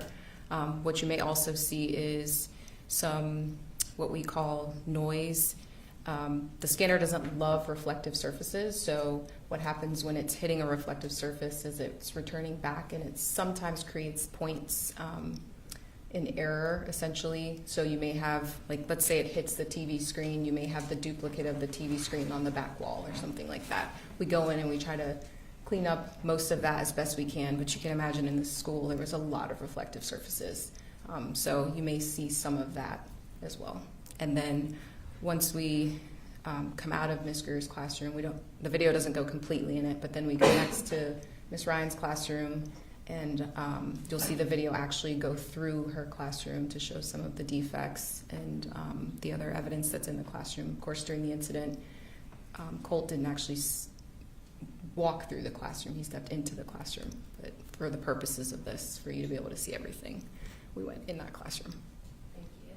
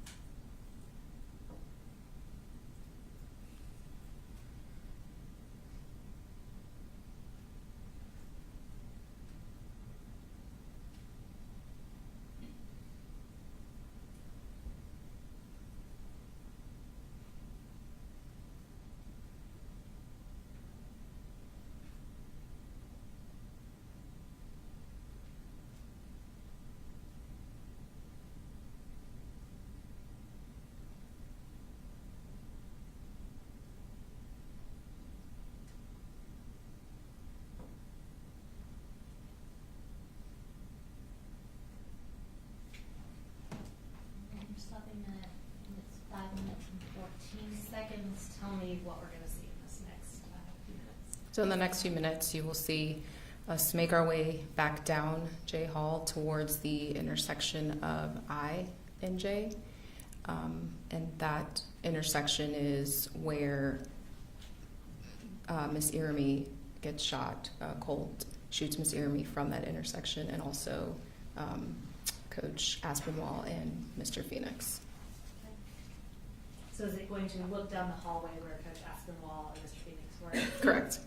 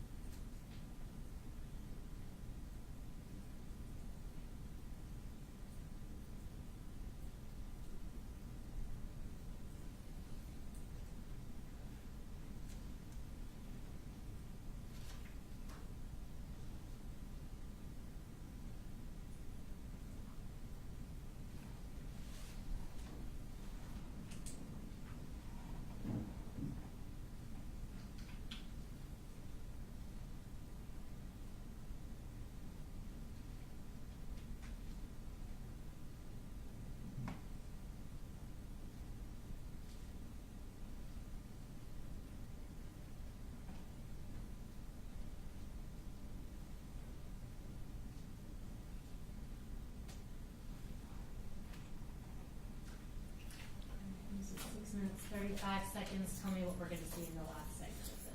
So we will continue down J hallway. Obviously in this I'm flying through very slowly because I don't want anyone to feel like they're on a roller coaster. But in the video, obviously, things were moving much faster. And is there an additional hallway we're going to look down as we get further? Yeah, so we'll get to the end of J hallway. It will turn towards that last classroom on the left side of the hallway because in the video it appeared that he almost like he looked into that classroom. I don't know if he was attempting to go in, but he looked in that classroom and then he turns around, points back down J hall. That's where he shoots Mason, and then turns and points the gun at a kid that is down K hall, and then that almost in that same moment law enforcement is making contact with him.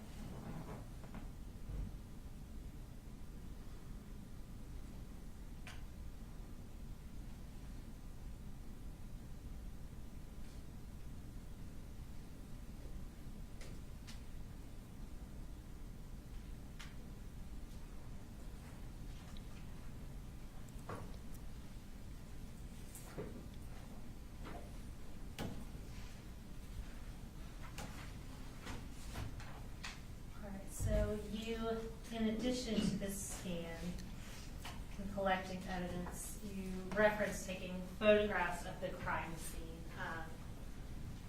Is it fair to say a significant number of photographs were taken of this crime scene over the course of several days? Yes, I individually took over 1,000 photographs. Okay. I'm going to show you what's been marked as State's Exhibits 111.1 through 111.144. That the defense counsel has previously reviewed. Did you review the stack of photographs outside the presence of the jury? Yes. And tell me what those are. They are overall mid-range and close-up photographs of the school and various items of evidence and bullet defects. Okay, and are they all fair and accurate photos of photographs that were taken of the crime scene and evidence from the crime scene? Yes, in some of the photographs you may see some areas that are a little brighter. I did use an external flash because as the day moved on, it got darker outside, so it was darker inside of the school. Okay. And have they been materially changed or altered in any way? No.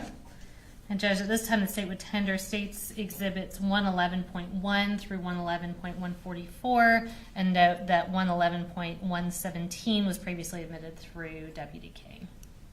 Fine. So, Mr. Berry, no objections except those we dealt with earlier, is that right? That's correct, Judge, thank you.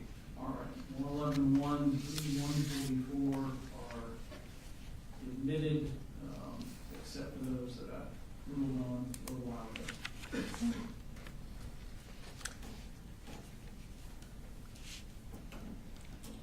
We're going to pull these up, and we will start with 111.1, and we've got some orienting slides throughout this. So we'll start with pictures starting at the J Hall bathroom. And can you just tell us, is that the relevant bathroom to this case that Colt was in? Yes. Okay. And this starting with 111.1, and I'm just going to say the last part of the number. All of these are parts of State's Exhibit 111. So starting with 1, tell us what we're looking at. This is just an exterior photograph of the bathroom. And is that a bullet defect, on the right side of the bathroom sign? Yes. Okay. And going to 2? This is making my way into the bathroom. And next. Again, continuing into the bathroom. Okay, and that's 111.3. And next, and I know we've got some out of order, so I'll try to avoid saying the numbers, but so the next one, 4, what does that show? That would be the first bathroom stall on the left when you enter the bathroom. Okay, and the next one? This is a close-up photograph of the hat and hall pass or office pass.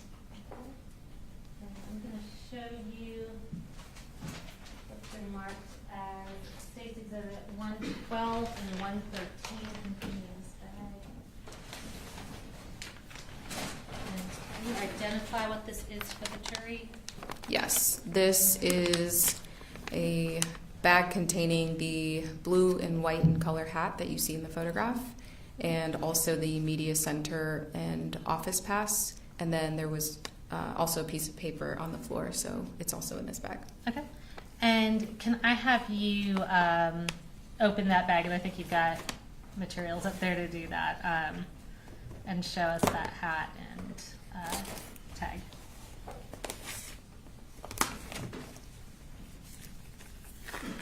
And Judge, at this time we would move to tender State's Exhibits 112, which is the hat, and 113, which is the badge. And just so it's clear, these are not 111 point. No, these are their This is own actual 112 exhibits. Yes, sir. Any objection? No, Your Honor. All right, 112 and 113 are admitted.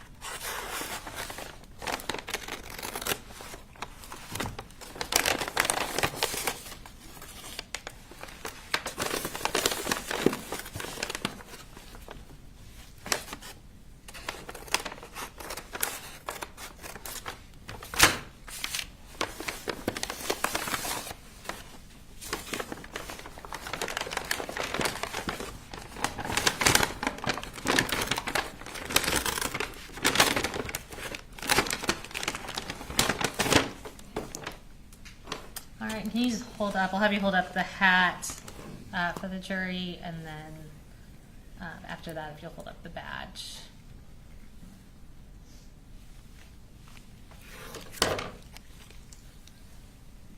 And can you tell us what the writing on that badge says?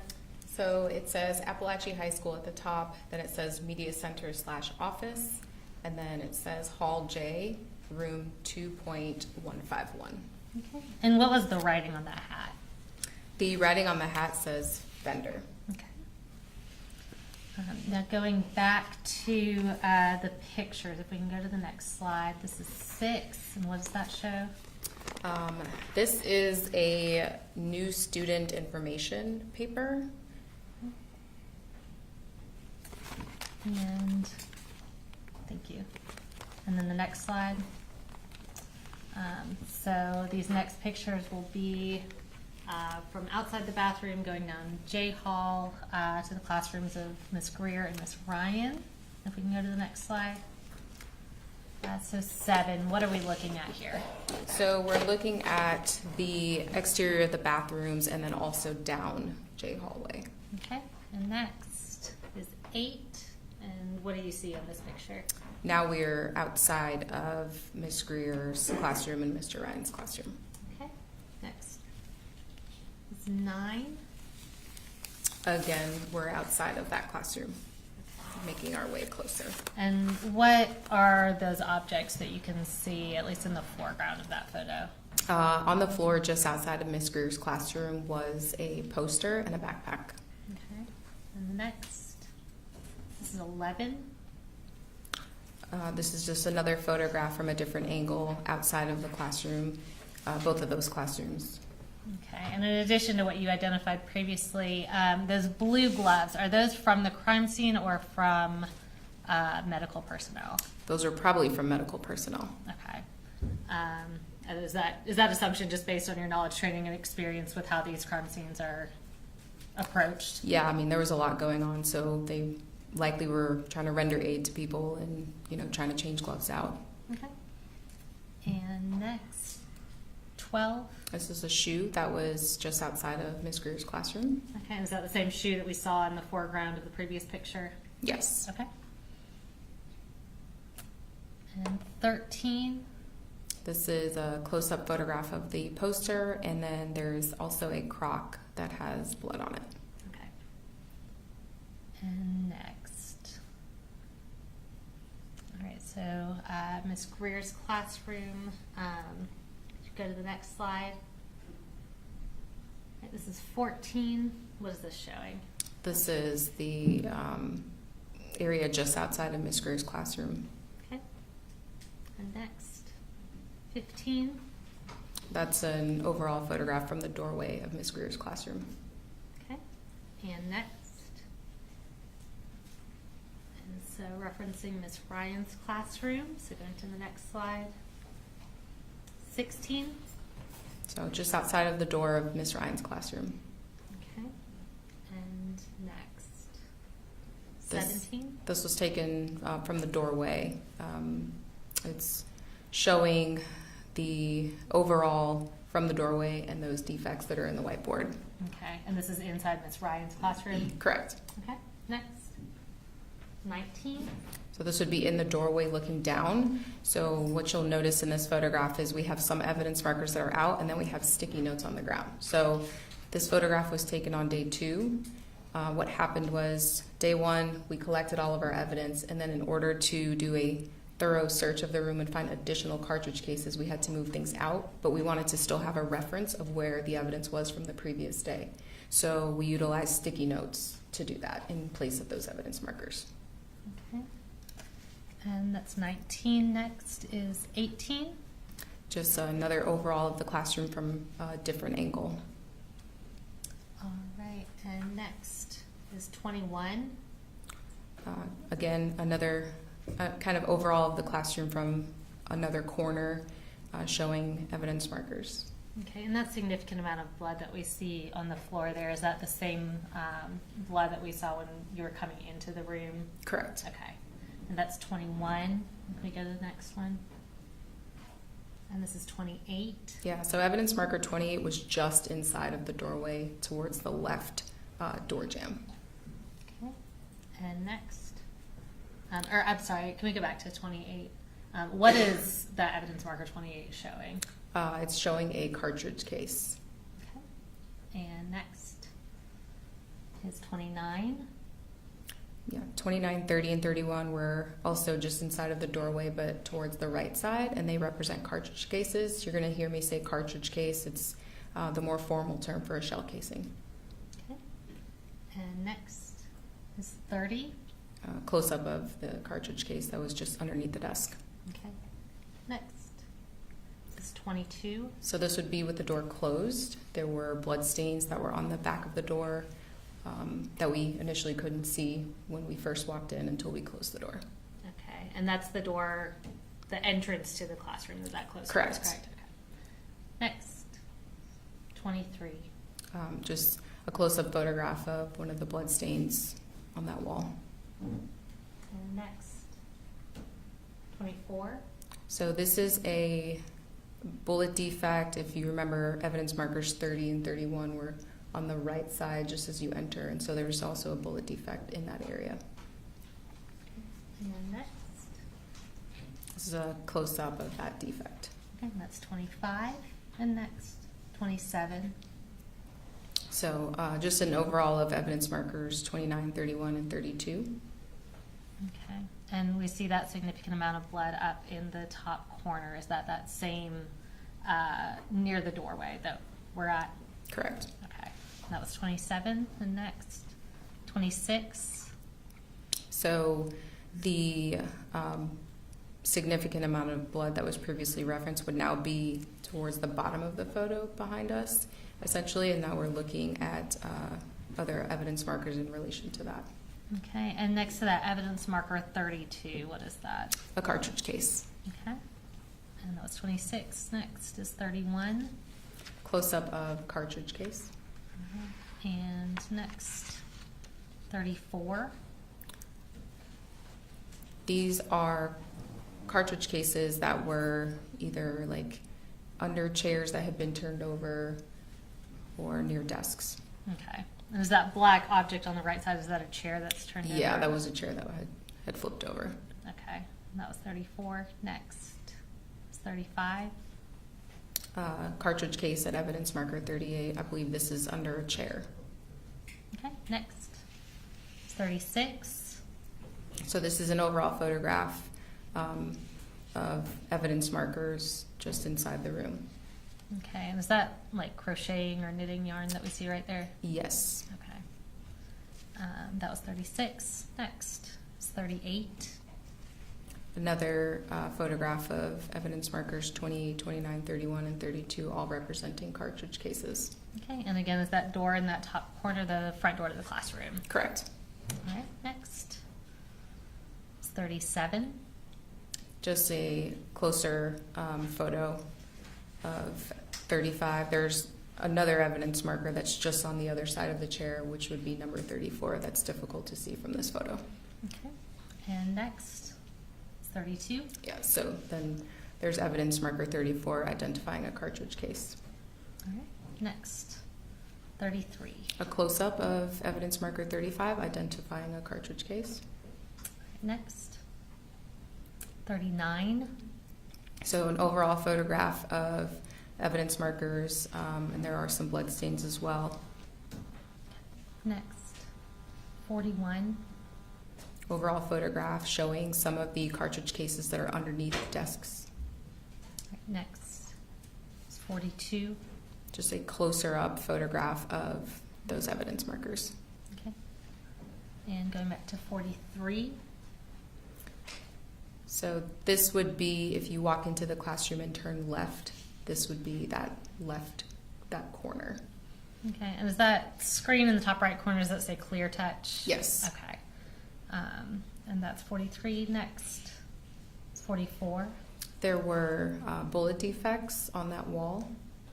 Okay.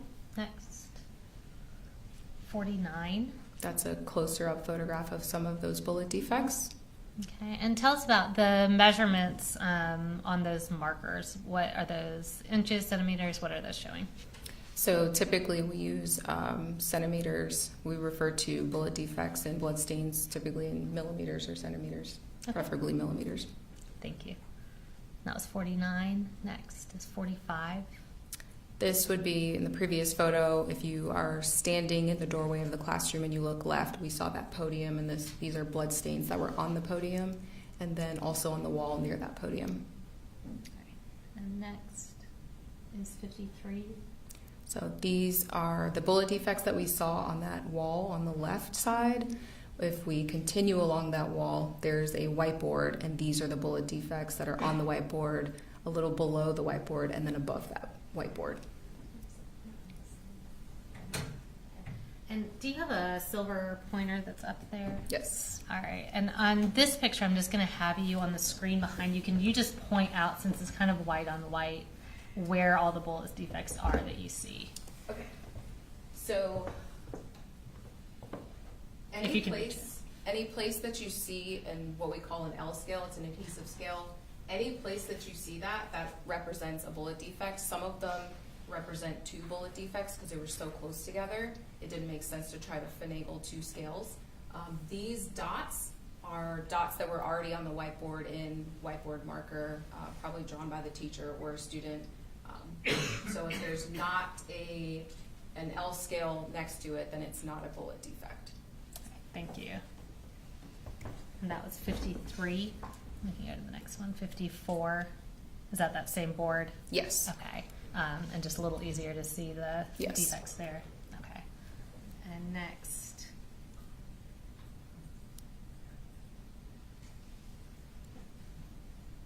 Is 55. More photographs of the bullet defects. Okay. Next. 56. Additional bullet defects. Okay.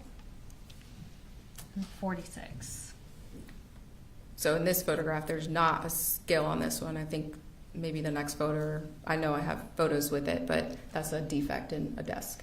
Okay, and then can you point to it on the screen behind us? I think it's pretty visible, but I know it's obviously on black material. Okay, thank you. And next is 47. Additional bullet defects on desk 21. Okay. And next is 48. A defect on desk 19. All right.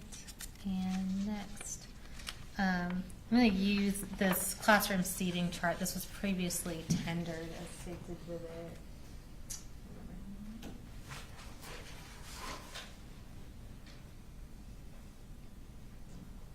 Okay, it's State's Exhibit 38. The desks we saw had numbers on them. Can you tell us which desks it were that had the bullet defects in them? So that would be desk 19 had bullet defects, desk 21. Both of those in the photographs had the L scale, and then desk 9 was that first one that we saw that didn't have the L scale in that specific photograph. Okay, thank you. Right, and we can go to the next slide. This is 50. So if you're standing in the doorway and you're looking straight into the classroom, this is that wall. So there are bullet defects on the blinds and then bullet defects on the whiteboard on that wall. Okay, and again, anywhere where we see an L scale, that indicates a defect? Correct. All right, thank you. Next. It's 51.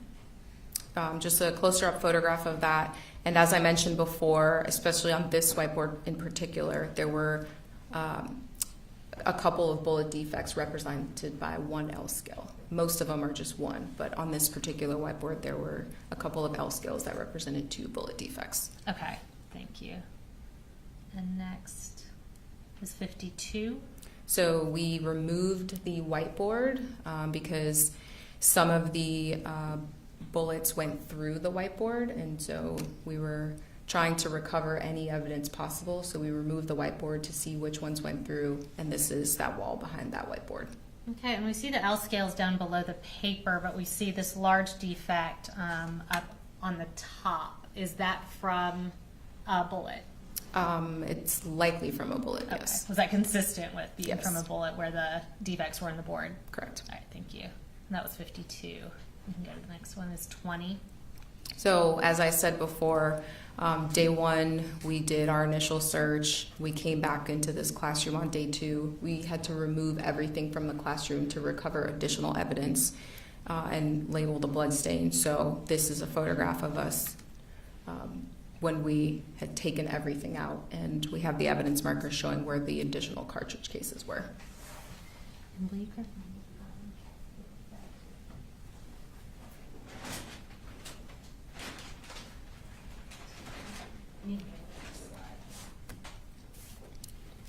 So before we go towards the next photographs, I'm going to show you what's been marked as State's Exhibit 114. And can you just identify what this is? Yes, this is the bag that contains the backpack that was at evidence marker 20. Okay. And what is labeled as being inside of that bag? This bag is labeled to contain the black and colored JanSport backpack, and within that backpack would have been a binder, miscellaneous school papers, a knife, a computer charger, a can of Remington oil. Okay.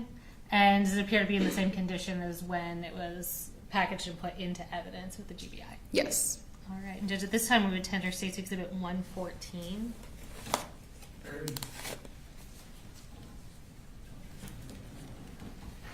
All right, so I'm going to have you open that up.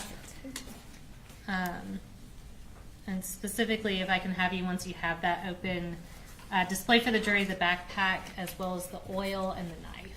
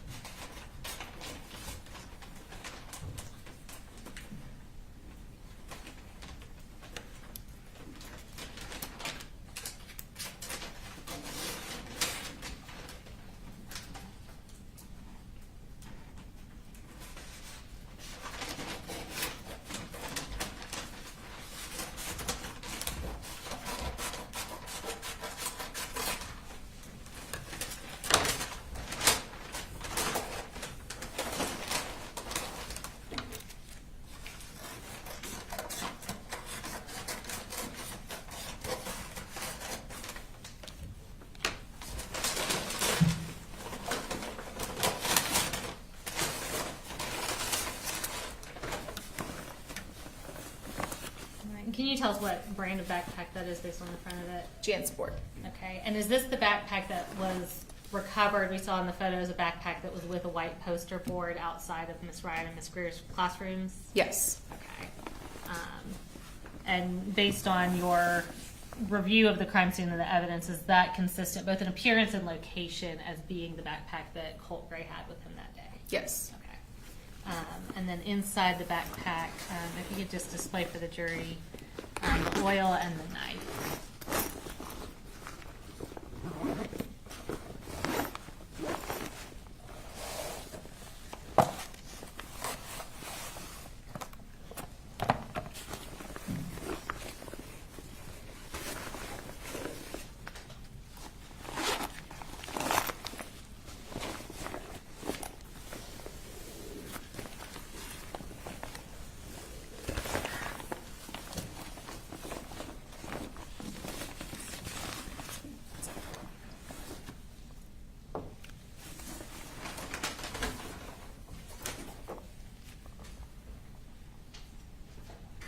And can you just read what that is off the can? Yes, it says Remington, and then it says Rem Oil Firearm Lubricant.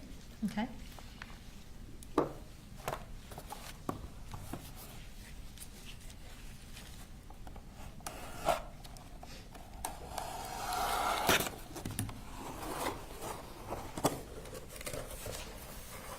may have to step down for this. I'm sorry? I may have to step down. Okay, for that's this. fine. And I'll go ahead and ask you, I think it's pretty obvious, but was the knife in that packaging when it was recovered from the crime scene, or was that done by law enforcement? I would have packaged the knife safely.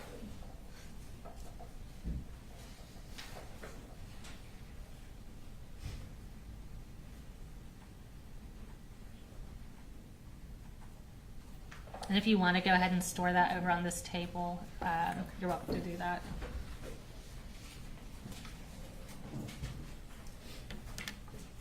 Thank you. Next, I'm going to show you what have been marked as State's Exhibits 109 and 115.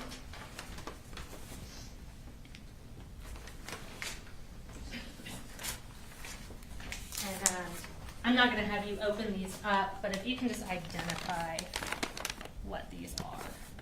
Yes, so 109 is a brown paper bag containing 6 LC223 REM cartridge cases from room 2.152, which would be Miss Ryan's classroom. Okay. And then 115 is a brown paper bag containing 18 223 cartridge cases. Okay, and where were those recovered from? Some of them were from room 2.152, which is Miss Ryan's classroom, and then some of them were from the hallway floor, close to where Mason was shot. Okay. And those appear to be in the same condition and sealed as when you took them into evidence and put them into evidence with the GBI? Yes, the only difference is they have the blue evidence tape showing that they've been to the firearms section for analysis. Okay. And Judge, at this time we would tender State's Exhibits 109 and 115. Any objection? No, Your Honor. 109 and 115 were removed. Okay. And here I can put.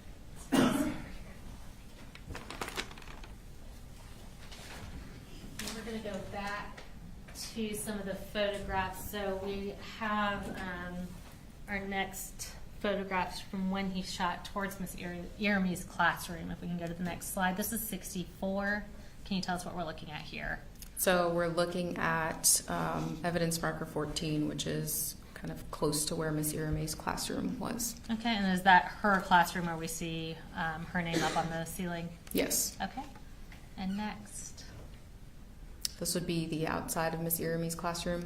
Okay, and that's 65. And next is 66. Just a close-up of the outside of her classroom. Okay. Next. So in this photograph, this is an overall of, there are actually 2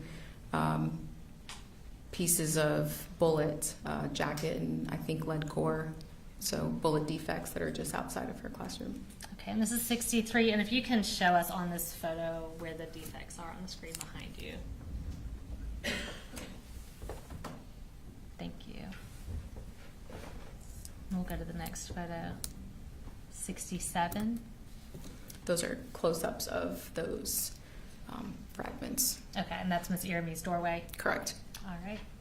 And next, 68. This is just outside of her classroom, looking down, kind of leading into her classroom. Okay. Next, 69. Looking down at the blood stains that are just inside of the doorway.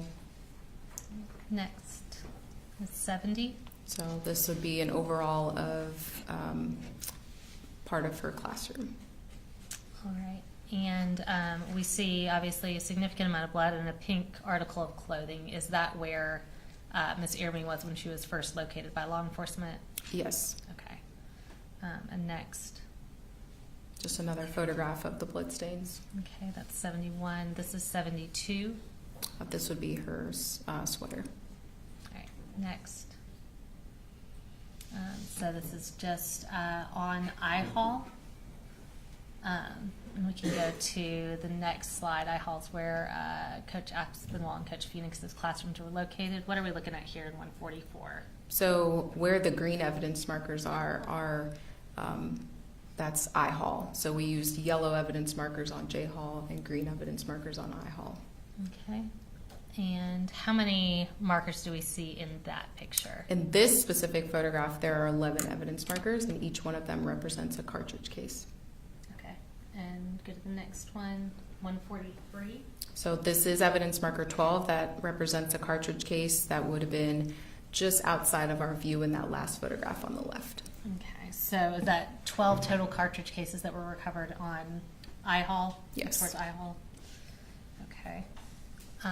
And I'm going to show you what's been marked as State's Exhibit 2 and 3.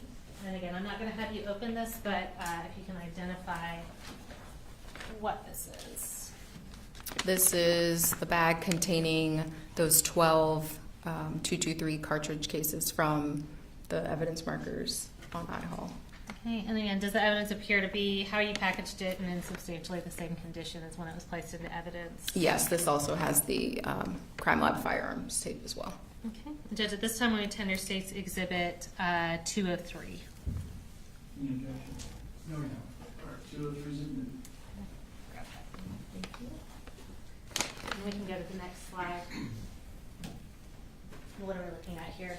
Just an overall down the hallway, and you'll see Miss Lancaster's classroom on the right and Coach Aspinwall's room on the right as well. Okay, so I know the evidence markers aren't there, but this is still IHAL. Correct. Okay, and that was 73. We'll go next.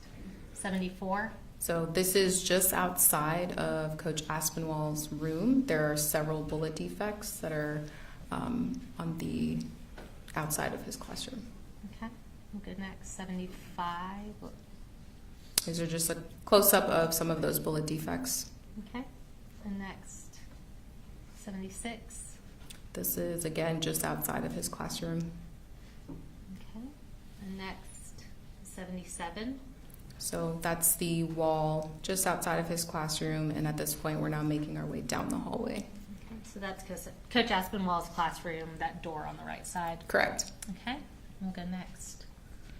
That's 78. So these are the lockers that would be just past his classroom. Okay, and are those defects where we see the white markers? Yes. Okay, we'll go next to 79. This is a close-up of one of those bullet defects. Next is 80.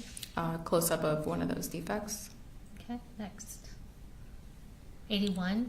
So in the right side of this photograph, you'll see the end of those same lockers. And now we are making our way further down the hallway, and there are bullet defects just outside of the science classroom. Okay, next. It's 82. That's a closer photograph of those defects. Okay, next is 83. A close-up of the one that's low on the door frame. Okay, next is 87. So Miss Yike's classroom was actually across the hall, so we're still continuing down the hall. So instead of being on the right side where you just observe those defects, we're now on the left side of the hallway, but we're still making our way down the hall. Okay, and I'm actually going to have you, we've got the map of the classroom right there. If you want to look and show us where Miss Yike's classroom is in relation to Coach Aspinwall. I'm sorry, Brooks. So Coach Aspinwall's classroom is here, and some of the defects that you saw were further down the hallway, and now we're across the hall at Miss Yike's classroom. Thank you. All right, and that was 87, and we'll go to the next one now. 88. Those would be close-ups of those defects. Okay, in Miss Yike's doorway. Correct. Okay, and next is 89. And now we're continuing down the hall. We're on the same side of that hallway. Okay, and are those each where we see numbers and or markers? Are those all bullet defects? Yes. Okay, we'll go next. 90. There's close-ups of the bullet defect. Okay, next is 91. Another close-up of the bullet defect. Okay, so can you tell us approximately the size of that defect? It's bigger than 40 millimeters, so it's probably close to 50 millimeters in length. Okay. And we'll go to the next one is 86. This is now the end of I hallway. Okay. And is that wall, is that where I hallway intersects, kind of on the opposite end from J Hall? Yes. Okay. And we'll go to the next one. That's 84. So this would now be the other hallway where I intersects on the opposite side. Okay. And do you see a bullet defect in this picture? Yes. And could you show that to us on the screen behind you?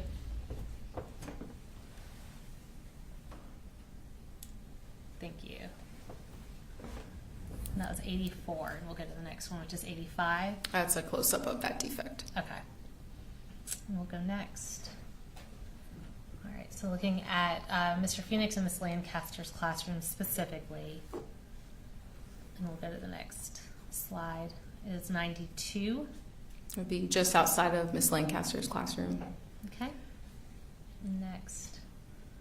Making our way into the classroom. All right. And what do you observe on the floor here? There are bloodstains on the floor. Okay. That was 93. We'll go next. Is 94. So stepping inside of the classroom and photographing back out towards the door. Okay. And that blood we see in the doorway, is that the same blood we were looking at before from the opposite direction? Correct. Okay. And we'll go next. Is 95. And then this would be looking back out towards the door, the blood stains that are just inside the doorway. Okay, and based on your review of the crime scene and evidence, is that area of blood consistent with where Mr. Phoenix fell after he was shot? Yes. Okay, and we'll go to the next slide. 96. This is just looking back out towards the hallway. Okay, and the next one. So now moving down to Coach Aspinwall's classroom. We'll go to the next slide. All right, 97, what are we looking at? The area outside of his classroom. Okay, and next, 98. The doorway immediately inside. Okay, and that's going into Coach Aspinwall's classroom? Correct. Okay, Now we're in the doorway photographing our way in. Okay, and this is 99, and what do you observe on the floor here? There are blood stains on the floor. Okay, and we'll go next. This is 100. So this would be the opposite corner from the doorway, looking back out. Okay, and that blood that we see kind of in the middle of the photo here, is that same area of blood that we were seeing when you were coming in from the classroom? Yes. All right, and we'll go next. Is 101. Just an overall photograph of that blood. Okay, and based on your review of the crime scene and the evidence, is where that blood is consistent with where Coach Aspinwall fell? I believe, yeah, he fell kind of outside of the doorway. I don't know if he was even able himself to make it in. I think someone had to pull him into the classroom. Okay. And we'll go to the next slide. This is 102. Just an overall of those blood stains, and that's kind of why you see it streaky. That appears to be the drag marks. Okay, and based on your knowledge, training, experience, is that consistent with somebody being dragged? Yes, generally. Okay. And we'll go to the next slide. So we're now going down J Hall to the area where Mason was killed. And we'll go to the next slide now. All right, so this is 7. Can you tell us what we're looking at here? This is back outside of the boys' bathroom. Okay, so we've gone down the hall. Are we now coming back towards the hall, kind of like we saw in the Leica scan Correct. video? Okay.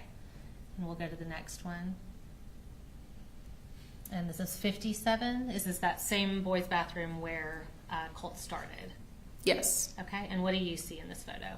There are bullet defects just outside of the boys' bathroom on that wall. Okay.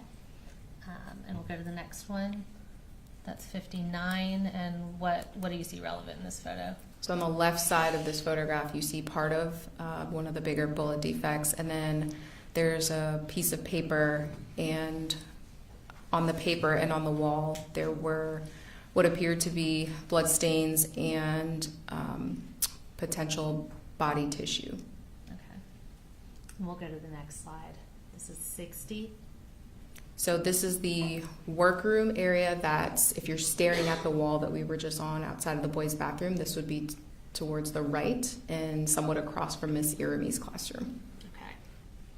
And we'll go to the next one, 61.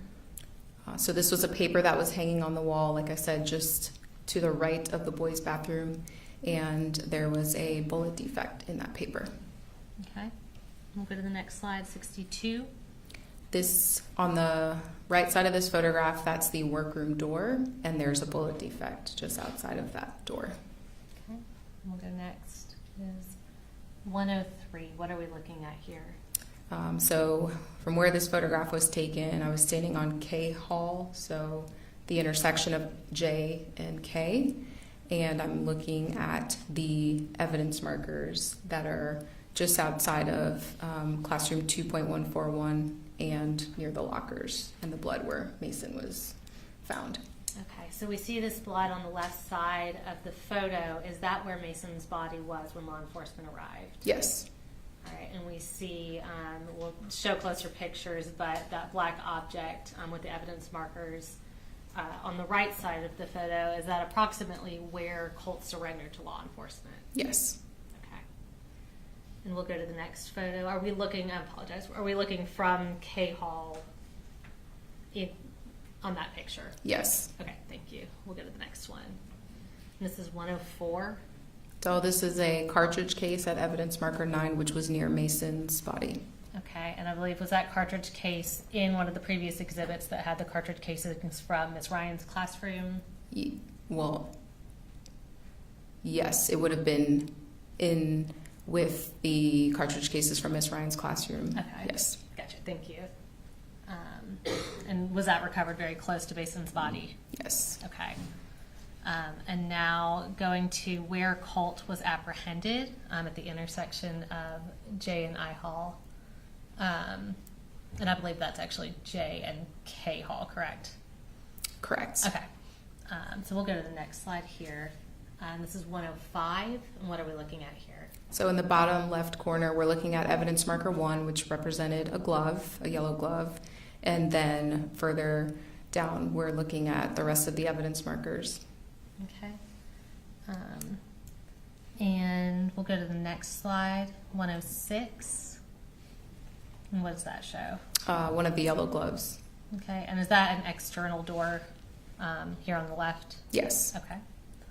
We'll go to the next one, 107. What do we see here? So that would be the gun and the magazines and some other items that were around the gun prior to me putting out the evidence markers.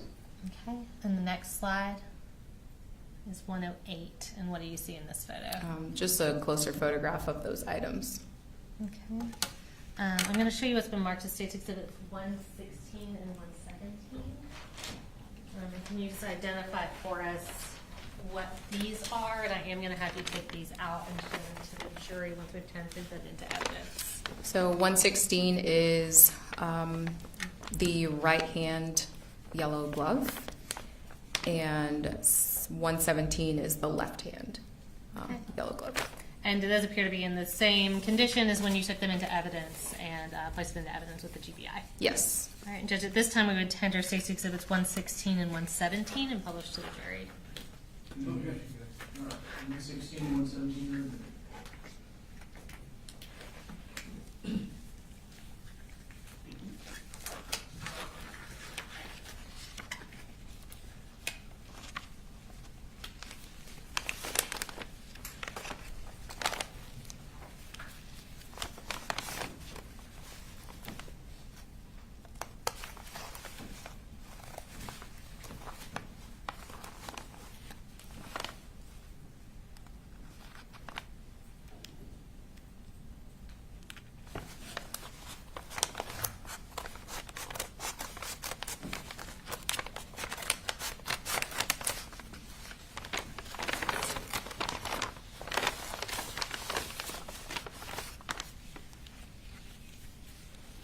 Do you want me to take both out at the same time or one? Yeah, you can bring both out. Okay.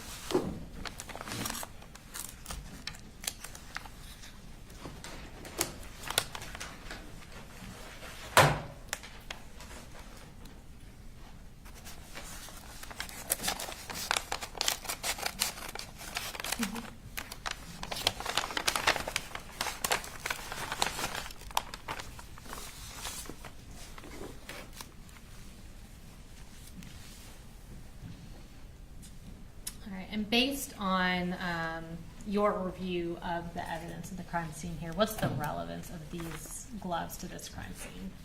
It's my understanding these are the gloves that he was wearing during the incident. Okay. And was where they were recovered consistent with being those gloves, as well as their appearance? Yes. Okay.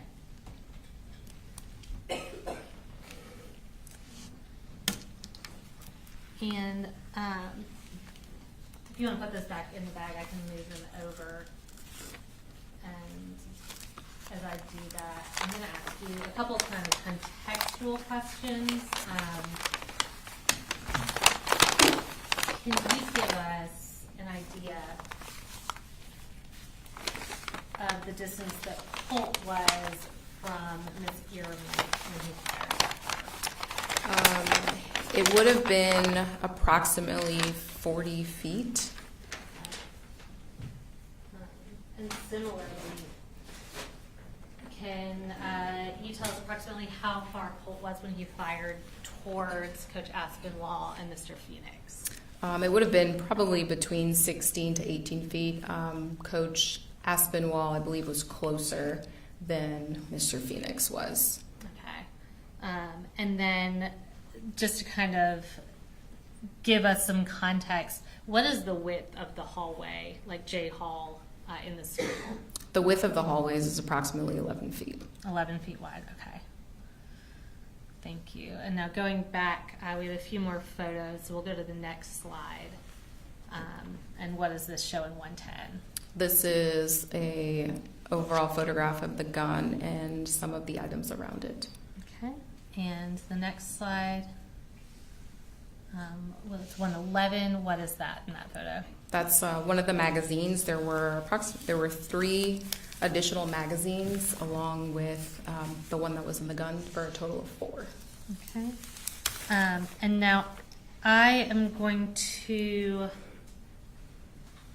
tender into evidence. So we've got State's Exhibit 118, which is contained in the box. I believe 118 and 119 are inside of this white box. Do you want to step down and review that and identify it for us and confirm whether it appears to be in the same condition as when it was recovered?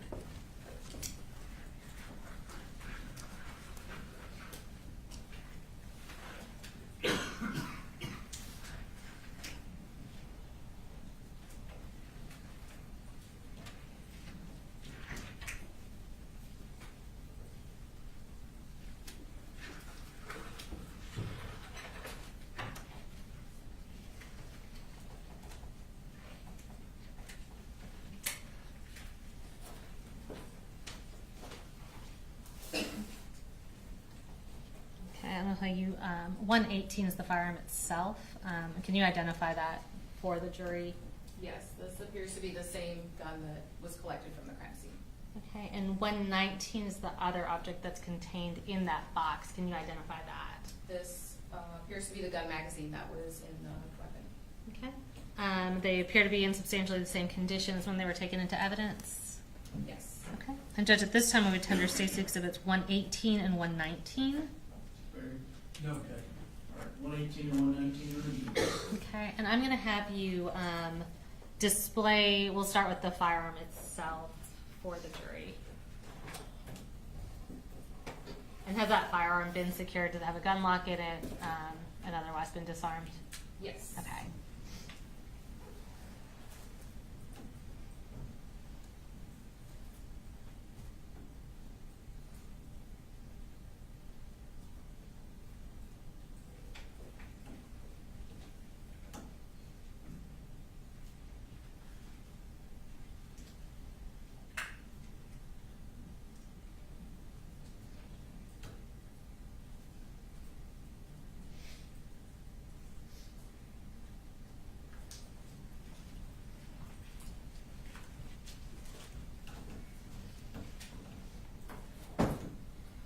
And can you now display 119, the magazine that was in the firearm at the time?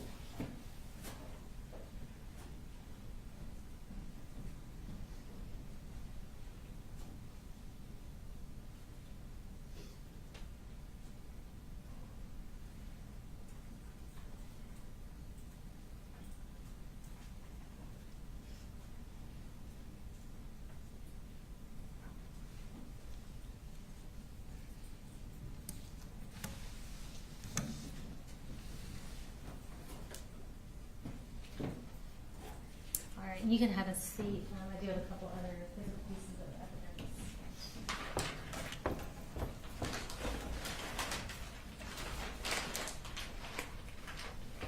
So I'm going to go ahead and provide you State's Exhibits 122, 123, and 124.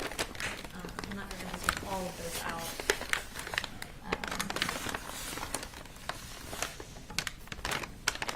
And actually, 122, 123, and 124, we are going to have you remove those. Can you identify what they are for the jury? Yes, 122 is the tan-colored magazine, and there was one cartridge that was in the magazine, so both items are in this bag. And does it appear to be in substantially the same condition as when it was put into evidence? Yes, it also has the blue firearms tape. And likewise, can you go ahead and identify 123 and 124? As I stated previously, there were 3 additional mags. So 122 was the tan-colored magazine at evidence marker 5.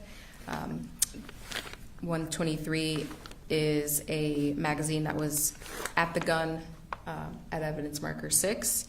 And it's a black 60 capacity gun magazine, and there were 17 cartridges in that magazine.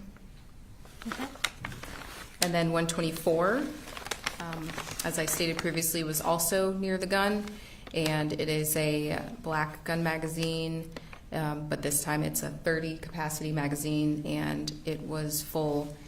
There were 15 LC-14 cartridges and 15 of the LC-223 cartridges in that magazine.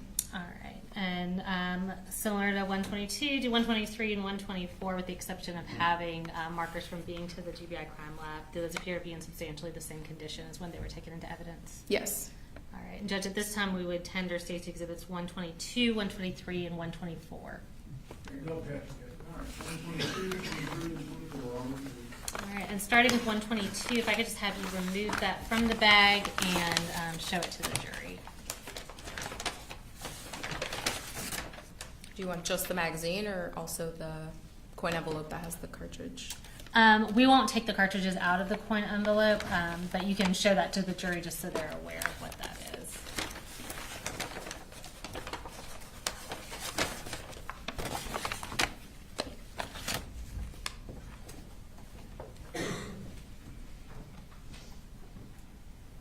And can you explain what's inside that envelope? Yeah, so when we are collecting evidence, we try to put everything in paper, and when we're collecting cartridges and cartridge cases and fragments and bullets, we tend to put them in coin envelopes.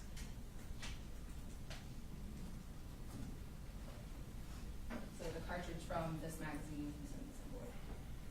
Okay.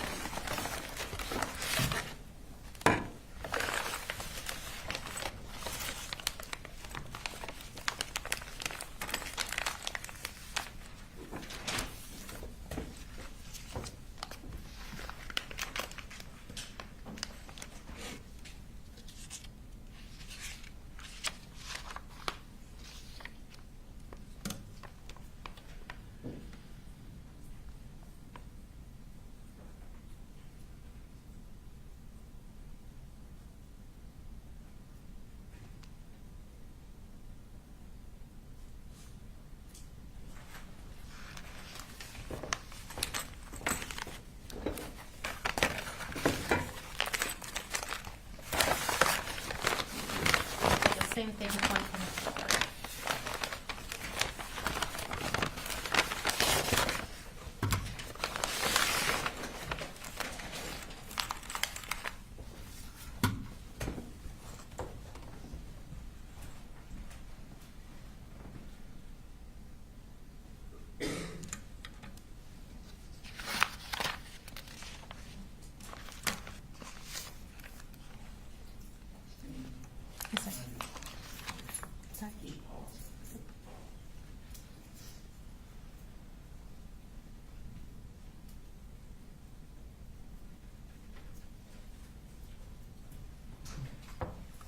I know you all had a longer break than anticipated previously, but you've been in your seat more than I anticipated.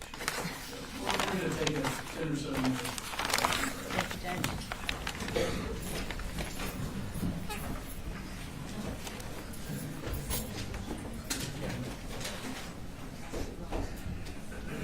Put these back. Yes.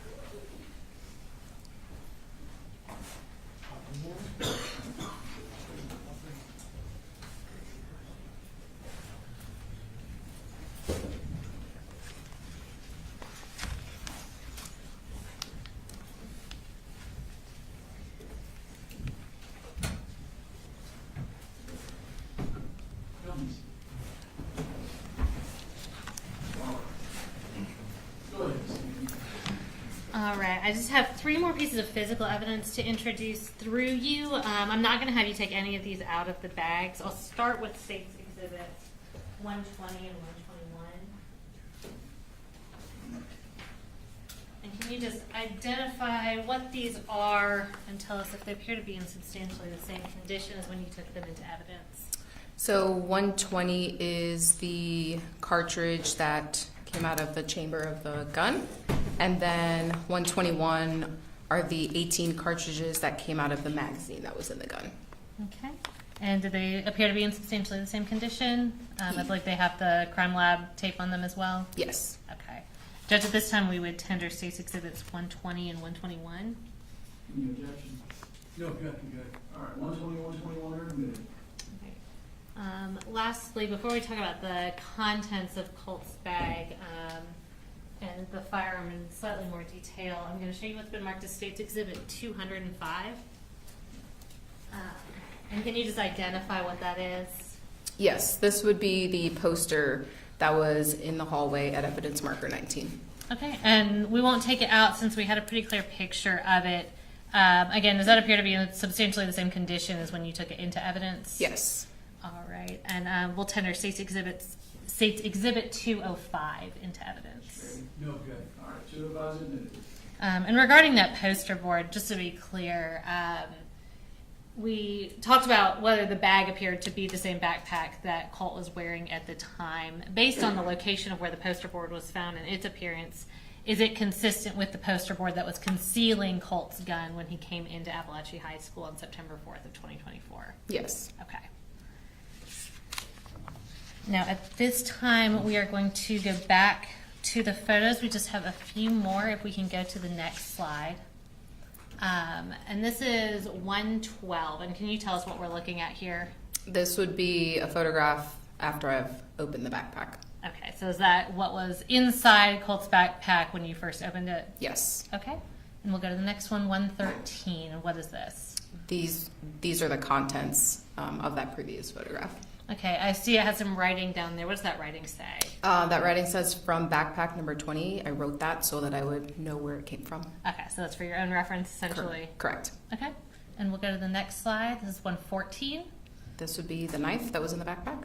Okay, and we'll go to 115.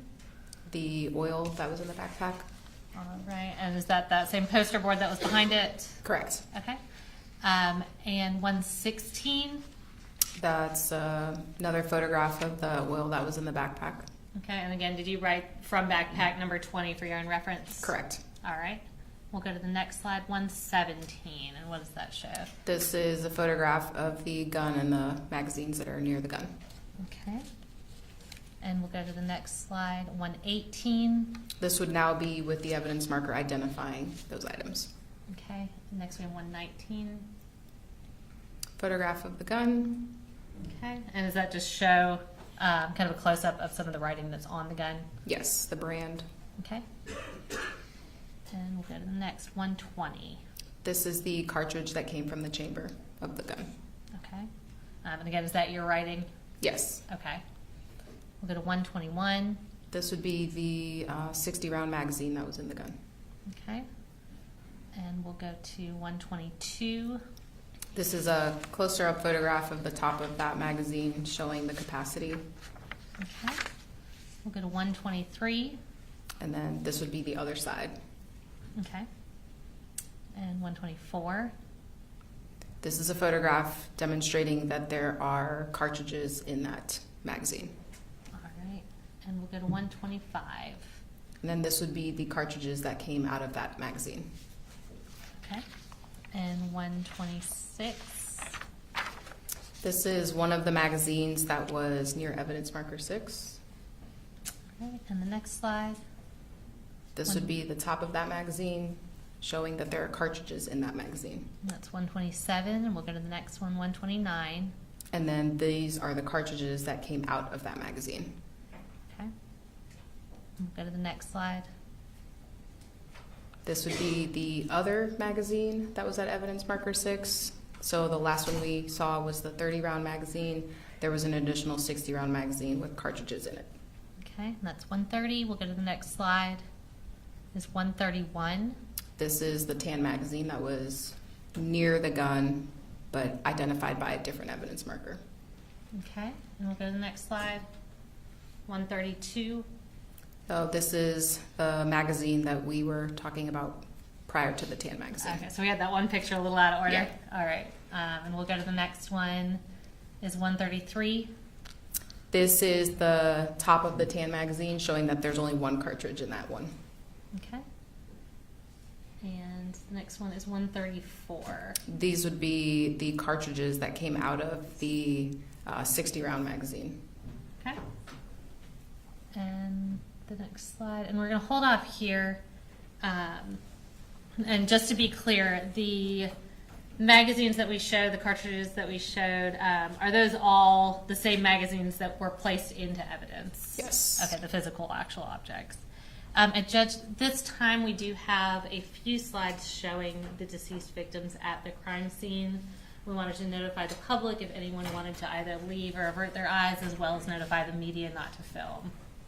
All right, so we had a hearing on this last Friday, turned into a consent order for the media that was at council present.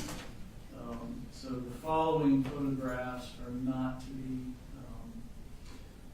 recorded, videoed, photographed, and as I understand it, you've got a switch over there, sir, that'll disconnect you from the monitor, is that right? All right, if you will be sure that that disconnect's occurred.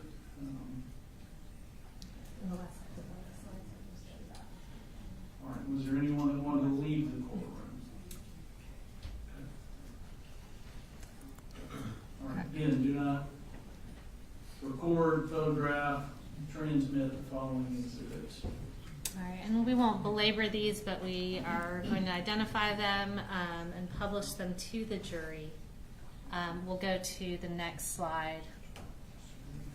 All right, this is states 135. Can you identify who's in this photo? This would be Christian in Miss Ryan's classroom. Okay, and is that where he was discovered inside the classroom? Correct. Okay, and we'll go to the next slide. This is 136. What is in this photo? So this is Miss Irami. When law enforcement arrived, she was initially in her room and then got moved to the workroom. Okay, so is this her body in the workroom where they took her to try to render aid? Correct. And we'll go to the next photo, which is 137. What do we see in this photo? This would be Coach Aspinwall in his classroom. Okay. And is that where his body was discovered when law enforcement arrived? Yes. Okay, we're going to go to 138. What do we see in this photo? This is Mason in the hallway. Okay. Go to the next slide. This is 139. And what do we see in this photo? We see Mason at the top part of the photograph and the gun near his body. All right, and we had another photo that had Mason's body removed but showed where his blood remained. Did that picture accurately show the distance of where Colt surrendered from where Mason fell? Yes. Okay. And that's all we're going to show of those photos. I have just a few more questions for you before I sit down. So we just showed photos showing the distance of where Colt was when he surrendered from Mason's body. Can you tell us, based on your measurements, the distance of where Colt was when he surrendered from where the SROs were at the end of the hallway when they told him to surrender? Yeah, so from the approximate center of the intersection of K and J, where Colt was, and then the approximate center of where the SROs were is approximately 165 feet, which is about 55 yards, which would be about the width of a football field, or this courtroom is almost 42 feet from the wall behind the jury and the wall behind the judge.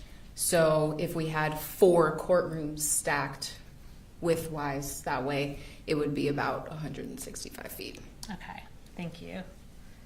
And we've showed a lot of different cartridge cases in different contexts and different locations. How many total cartridge cases did you find at the scene? There were 36. Okay, so is it fair to say that means at minimum 36 shots were fired? Correct. Okay, and when I say at minimum, is it fair to account for a world where a case wasn't recovered or something like that? Yes. Okay, in spite of obviously a very, very thorough Yes. investigation and evidence collection. So in addition to the 36 cases, the 36 shots we know were fired, how many unused cartridges were with Colt Gray? There were 67. Okay. So is it fair to say that would mean at least 67 more shots that he could have fired if he used all the ammunition he brought? Correct. So total, how much ammunition minimum did Colt Gray bring with him that day to Appalachia High School on September 4th of 2024? 103 cartridges. No further questions from me at this time. The defense may have some questions for you. Cross, Mr. Berry. Thank you, Judge. Good afternoon, Adrian. Good afternoon. I just have a couple of questions for you. About the backpack, was there anything else found in the backpack? Yes, there were other items found in the backpack. Okay, what other items were found in the backpack that you didn't photograph? I did photograph them, they Oh, you just did? weren't included. Okay. The main thing that came out of there was the oil. Correct. Is that correct? That was one of the items that came out of the backpack. And tell me the other items that came out of the backpack. There was, aside from the oil, the knife, there was a computer charger in there was a cell phone in there, and then there was also a binder in there. Okay. And you collected the cell phone to send off to have it looked at? Correct. Correct. We saw on the photograph, one of the last photographs, there were earphones that plug into a telephone. Were they laying there, if you remember?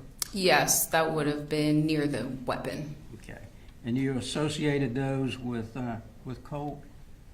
I don't know who they belong to specifically. Okay. They were just in close proximity? Correct. All right.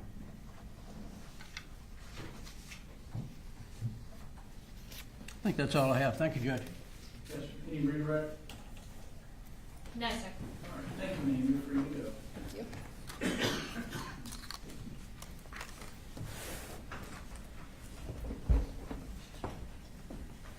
Brooks, if you want to take the 2 that are on the table, thank you. Any other evidence there? Yes, sir.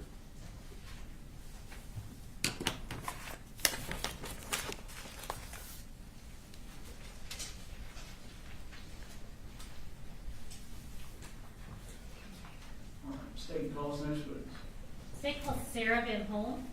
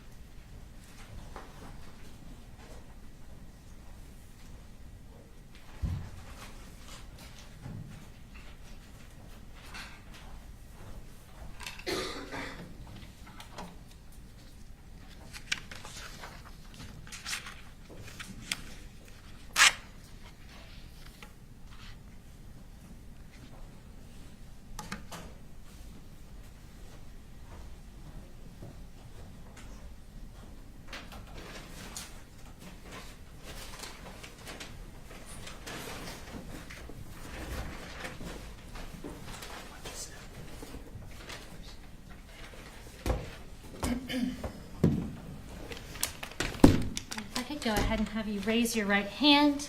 Do you swear or affirm any testimony you're about to give in the matter now pending before the court is the truth, the whole truth, and nothing but the truth, so help you God? I do. All right, and if you want to start just by introducing yourself to the jury, I'll have you spell your last name for the court reporter. Yes, my name is Sarah with an H, and last name is Van Holm. That's 2 words, Vanholm. All right, and tell us about your occupation. So I am a firearms examiner with the Georgia Bureau of Investigation. Okay, and how long have you been at the GBI? Since July of 2017, so about 8.5 years. All right, and talk us through kind of your educational background and training that's led you to this position. So I have a bachelor's degree in biology from the University of North Georgia. Prior to being employed with the GBI, I was an operations manager for a small firearms manufacturing company. I was a certified firearms instructor, and I was also a sponsored competitive shooter. Upon being employed with the GBI, I completed a 14-month training program to become a firearms examiner, and then that was followed by 7 months of supervised casework. I have been certified as an armor for multiple firearms manufacturers. I have attended multiple conferences and conventions that are firearms and firearms examiner related. And I also a member and have just been certified as a firearms examiner through the Association of Firearm and Tool Mark Examiners. Okay, and as a firearms examiner at the GBI, what does your job generally look like? So primarily we determine if a bullet or a cartridge case was fired from a particular firearm or not. If no firearm was submitted, we can determine if a group of bullets or a group of cartridge cases was fired from the same firearm and potentially give a list of manufacturers in which they were fired from.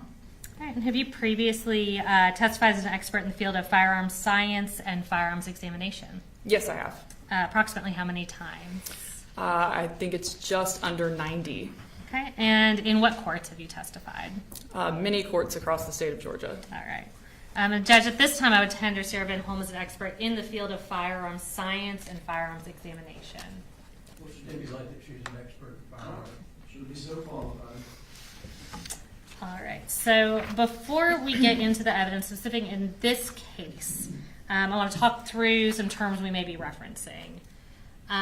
Let's start generally with just what is a cartridge and how does that pertain to what you do?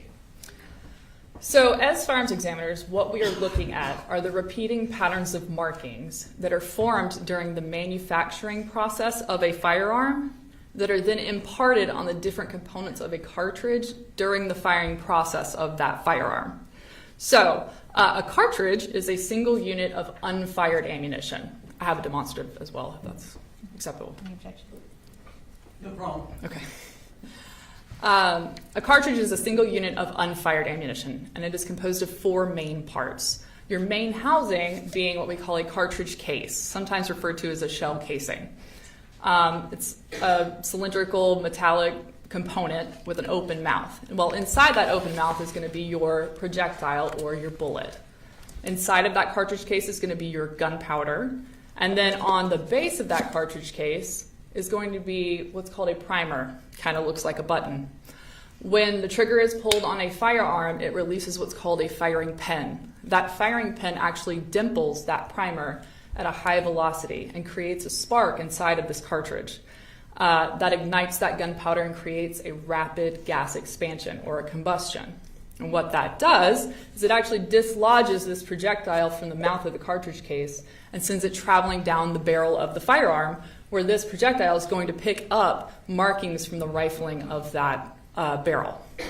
Well, because of equal and opposite reactions, as it's pushing this bullet down the barrel of the firearm, this cartridge case is also slamming into the bolt or breech face of the firearm, expanding slightly inside the chamber of the firearm, and then depending on what type of firearm it is, it's being extracted and kicked out of the firearm as well. So all of these interactions with the gun are what we are able to look at as firearms examiners to compare and determine if that cartridge case or that projectile was fired from a particular firearm or not. Thank you so much. And to just kind of reconcile that with some words that we might hear regularly and some words we might use today, in relation to what we're talking about, can you just explain what a bullet is and what a bullet jacket is? Yes. So a bullet, I kind of like to describe as like an M&M or a chocolate-covered kind of candy with that hard outside and a kind of softer middle. So bullets typically are going to be copper jacketed with a soft lead inside. Okay. And shifting to this case specifically, were you involved in the firearm and bullet analysis in the case involving Colt Gray? Yes, I was. Okay. And I'm going to show you it's been marked as State's Exhibits 125.1 through 125.4.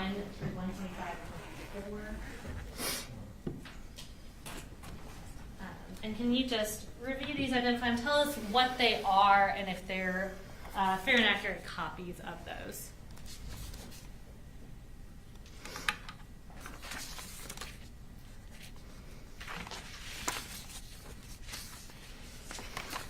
Yes, these are the reports I created for this case. Okay. And we've got 4 reports. Are those in relation to different victims? Yes. Okay. And can you tell us which victims are associated with those reports?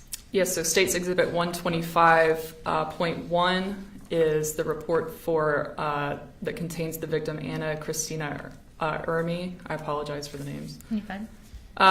State's Exhibit 125.2 is for the victim Christian Angulo. 125.3 is for Mason Skirmerhorn, and then 125.4 is for Richard Aspinwall. Okay, and Judge, at this time we would tender State's Exhibits 125.1 through 125.4 into evidence. We don't have any objection to her testifying about it, but that's not something that will go to the jury. All right, 121.1 through 4 are admitted into evidence, and we'll take that up later. Okay, and you can use those for your reference throughout your testimony as needed. I'm going to turn your attention back to October 4th of 2024. Were you employed at the GBI Crime Lab on that date? Yes, I was. And on that date, did you examine a firearm that you received from Region 11 of the GBI? Yes, I received evidence from Region 11. Okay, and when was that firearm received by the Crime Lab from Region 11? The firearm was received on September 11th, 2024. And who requested examination? GBI Region 11. Okay. Did you also receive magazines, cartridges, cartridge cases, bullet fragments, and bullet jacket fragments, all in relation to this case? Yes, I did. Okay. And what sort of examination was requested? So it was requested that I look at the projectiles from the autopsies and the cartridge cases I received and determine if the firearm I received fired them. Okay. And were the different bullets and bullet jacket fragments associated with specific victims in this case? The projectiles were, yes. Thank you. And so I'm going to show you what's been marked as State's Exhibits 197, 198, and 199.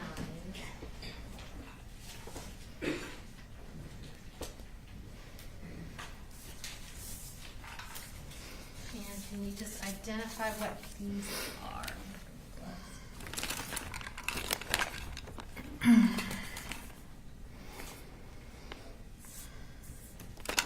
So State's Exhibit 197 are the autopsy projectiles from Mason Skirmerhorn.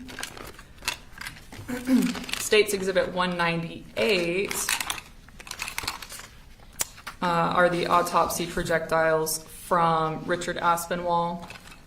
And State's Exhibit 199 are the projectiles from autopsy from Christian Angulo. Okay, and are these all some of the fragments that were provided to you to examine in this case? Yes. All right, and do they include ones that you were able to compare to the gun? Some of them were, yes. Okay, and do they appear to be in the same condition as when they were tested? Yes, they do. Are your initials also on boxes containing the evidence? Yes, they are, as well as the seal.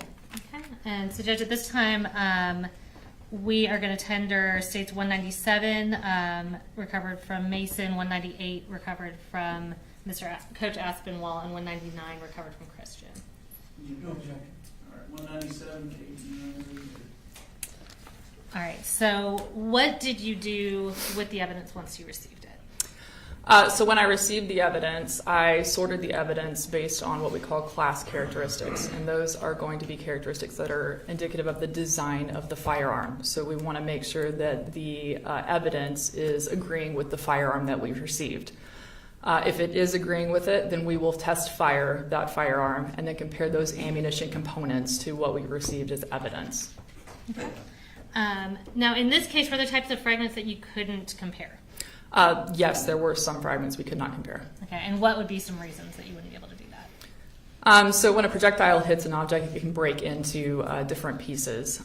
So it may not have any rifling on it once it breaks into those fragments. And then also there were some lead fragments as well, so that's going to be the inside of the projectile, so that just has no information for us. Okay. And I want to go through some of what you were able to compare to a gun. I guess we can start with regarding Mason.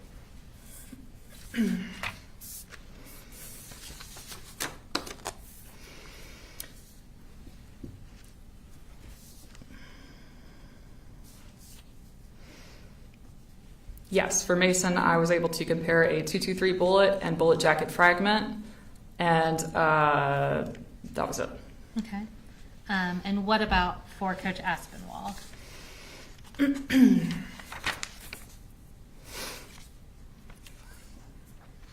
Coach Aspinwall was a .223 bullet and bullet jacket fragment and an additional .223 projectile bullet. Okay.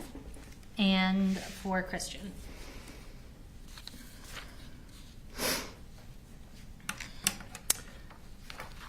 Christian was a .223 projectile. Okay. Now I'm going to have you retrieve what's previously been tendered into evidence as States Exhibit 118. If you want to step down and come get this.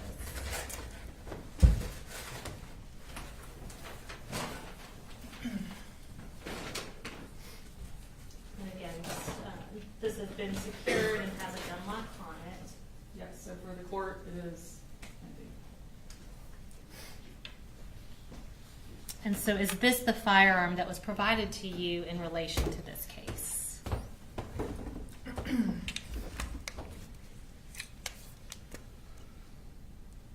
Yes. Okay. And tell us what you're checking to see about that. I am checking for my initials and also the serial number as well. Okay. Is this also the firearm that matched the bullets and fragments that you tested that you previously referenced? Yes. Okay. And can you read the serial number on that firearm just for the record? I know the lighting in here is not the best. Yes, it's 20 L as in Lima 185839. Okay. And what kind of gun is this? This is an AR-15 style semi-automatic rifle. Okay. And talk to us a little bit about the characteristics of this weapon. So characteristically, this is again, a semi-automatic, but it's a rotating bolt gas impingement type firearm. Okay. And approximately how much would this kind of weapon cost? This brand is probably going to be, I mean, obviously there's factors, but it's going to be around probably $1,000. Okay. What's the trigger weight of this firearm? So I did perform trigger pulls on this firearm. We take 3 trigger pulls and then take an average of those, and it was 7.25. Okay, and for pounds. someone who might not know what that means, can you explain what that is? Yeah, 7.25 pounds, which is essentially the amount of force it takes for this firearm to discharge when pulling the trigger. Okay. And can you give us kind of something of an analogous weight to sort of quantify what that would feel like? Yeah, so like a gallon of milk is about 8 pounds. Okay. And is that a typical trigger pull for this type of gun? It's not abnormal. Okay. You testified this was a semi-automatic rifle. Can you explain what that means? Yeah, so semi-automatic essentially means this firearm will fire 1 cartridge per pull of the trigger. So when this trigger is pulled, a projectile will travel down the barrel of the firearm. That bolt will cycle, which means that it will move rearward. When that bolt moves rearward, it's actually going to extract a cartridge case from the chamber of this firearm and eject that cartridge case from the firearm. Well, as that bolt moves back forward, it's going to load another cartridge into the chamber, at which case it's ready to be fired again. So one trigger pull is one cartridge fired. And so we've had several magazines tendered into evidence. I won't grab one right now, but can you explain what a magazine is? Yes, a magazine is where the cartridges are stored inside the firearm before it is fired. Okay. And I'm going to grab what's been marked as State's Exhibit 119 and put into evidence. This is 119, and I'll provide this to you. So can you explain to us, if somebody has multiple magazines with this kind of firearm, can you explain how they would change out those magazines? Yes, so this is the magazine well of this firearm. You would just insert this magazine into the magazine well, and to remove the magazine, you just press the magazine release button on the side here and pull the magazine out. Okay, so is that a pretty quick process to be able to do if someone knows how to do it? If you know how to do it, yes. Right. Was there also a bore sight on the gun when you examined it? There was not a bore sight on the gun, no. Okay. Can you tell us what a bore sight is? A bore sight is typically, it's a device that kind of looks like a cartridge. You typically load it into the chamber of the firearm, or it's on the muzzle of the firearm, but it assists you in sighting in your firearm roughly, so that you do not have to go to the range and shoot with actual ammo. You can do it somewhere else without firing it. Okay. And I want to talk about a few specific cartridges. So if you want to if there's somewhere you feel comfortable setting that up there, we can return it to the box. Thank you. I'm going to show you what's been previously marked as State's Exhibit 120 and tendered into evidence.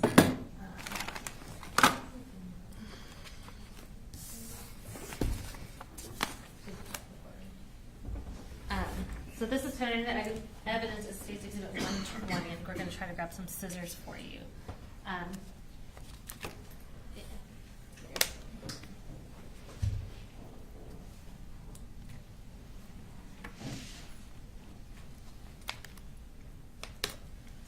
And just to refresh the jury's recollection, could you tell us what that is and where it was recovered from based on the evidence bag? So this is a 223 cartridge recovered from the chamber of the firearm. Okay. So if you can, we'll move that from its evidence bag just so you can show the jury while we're talking about it.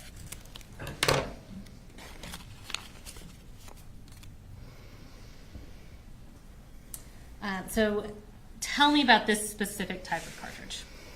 So this is consistent with a Winchester Varmint X cartridge. Okay. And what is that type of cartridge, I guess, designed to do, specifically on impact?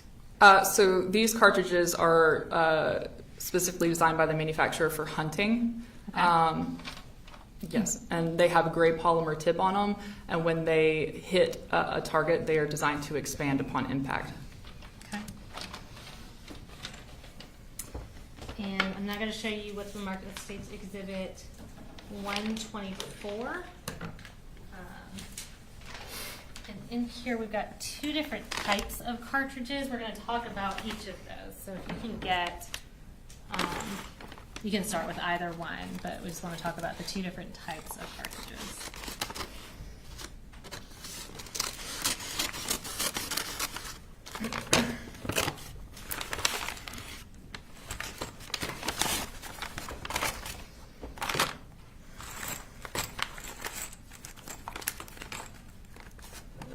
Sorry, there's a lot of layers going on there.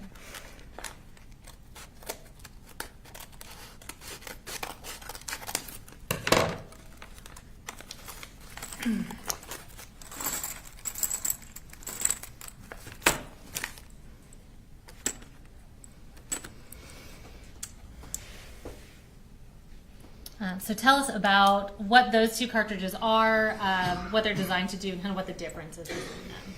So this is a Full Metal Jacket 223 cartridge, and this is a Steel Tip 556 cartridge. Okay. So the steel tip has exactly what it says. It has a steel tip in the right under the jacket of this bullet. So it's a higher penetrating round is what that is designed for. It's also a 5.56, so it's going to be that higher pressured round. This is a 223 Remington. So again, same dimensions, just lower pressure round. Okay, and you said full metal jacket. What does that mean? Full metal jacket means that the jacket is covering the entire projectile. Okay.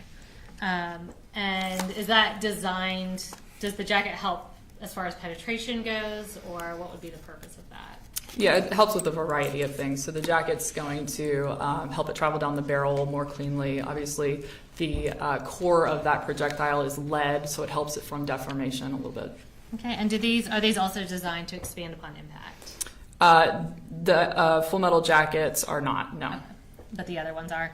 The Winchester Varmint X's are, yes. Okay. And when we say expand upon impact, can you kind of explain what that means? Yes. So a lot of times this polymer tip will break off of this cartridge, the Winchester cartridge, and it allows that front of the projectile to actually mushroom out and to expand out so that it actually stops when it impacts something. All right. And again, I know the cost won't be totally consistent throughout, but what's the approximate cost for these different types of cartridges? So the green tip and the 223, so the 5.56 and the 223 full metal jacket and steel penetrator are going to be around 60 cents a round. And then the Winchester Varmint X is a little more specified cartridge, so it's probably going to be around $1 a round. Okay. So you're talking about 223 and 5.56. Are both those types of cartridges able to be used in the firearm in this case?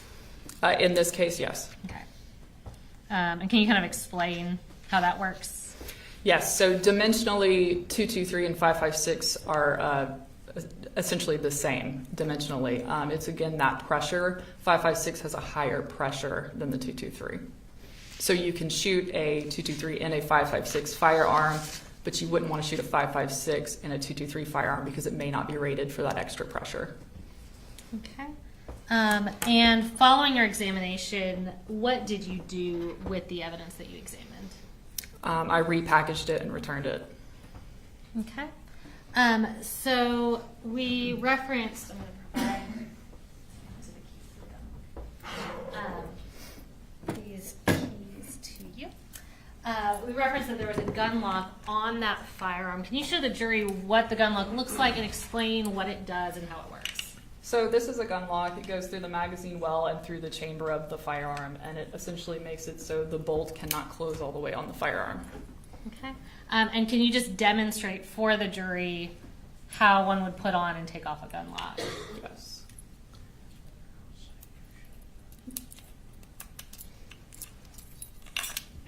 So essentially you take one end and you feed it through the chamber or the magazine well and through the chamber, and then you would just lock it on the end. Okay, so it's kind of just like putting a lock on a locker. Yep, okay. Exactly. I do not have any further questions for you. Mr. Berry may have some questions. Cross.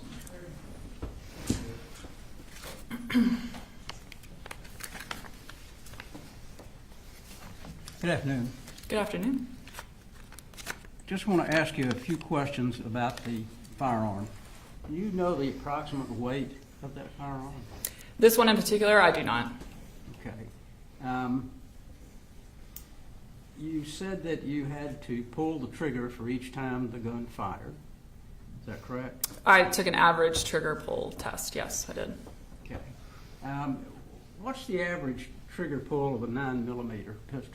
It depends on the type of 9mm. Okay. Would you say that it would be more or less than this particular firearm? Again, it's going to depend on the type of firearm. Okay. So each firearm has a different trigger pull? It can, yes. Okay. Would you say generally that a pistol would have a less trigger pull than a rifle, or do you know? Not necessarily, no, I wouldn't say that. Okay. So it's all subjective. The testing of the trigger pull was not subjective. I did that with a actual gauge. So I took a trigger gauge and actually tested the three trigger pulls on that and then averaged it. So no, that was not subjective. Well, does a 9mm, would it act very similar to the rifle in the way that you would pull the trigger, you would get one bullet would come out? Again, that's going to depend on the type of firearm, but generally a semi-automatic pistol would operate in the same way that you would pull a trigger and one cartridge would be fired. Okay, well, let's just say a Glock 9mm. You're familiar with those? I am. Does it have the same function that this rifle would have? It is a semi-automatic pistol. Okay. So they would function similarly? They have different ways of operating. This is a rotating bolt gas, direct gas impingement rifle, so the way it actually operates is differently, but as far as being a semi-automatic, they are both semi-automatics. Okay. In other words, you would have to pull the trigger each time you fired it? That is correct.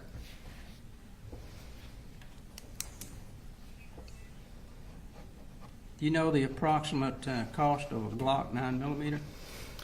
That's going to vary depending on the generation of the Glock. So there's a lot of variations that can go into that, whether it's a newer Glock or an older Glock, Okay. just like there's any variation. Have you actually checked on the cost of the firearm that you examined? This one in particular, yes, I did look at the MSRP. Okay. And did you do that about the same time that you did the testing? Yes. All right. Nothing further. Thank you. Any redirect based on cross? Has anything been added to that firearm to modify it in any way? From the original equipment manufacturer, yes. Okay, can you tell us about that? Yes. So this firearm is not sold with a vertical foregrip typically from the manufacturer. Now, if it was sold with this like this, that is a possibility. But from the manufacturer, it is not sold with a vertical foregrip, these canted sights, or this red dot sight. Okay, and can you tell us what the purpose is of each of those things? Yeah, so vertical foregrip helps in actually holding the firearm itself and stabilizing it. The canted iron sights help in aiming the firearm. And then the red dot sight is also for aiming. Okay.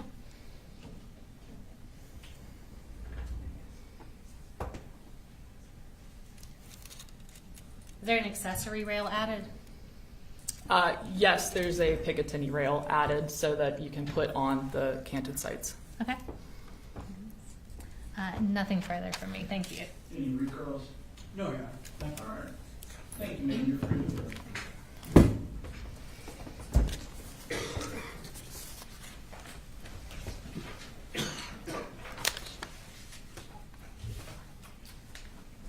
State cost next week. You might want to take just one moment to get the evidence on the witness stand that the state put upon Dr. Samantha Maddox.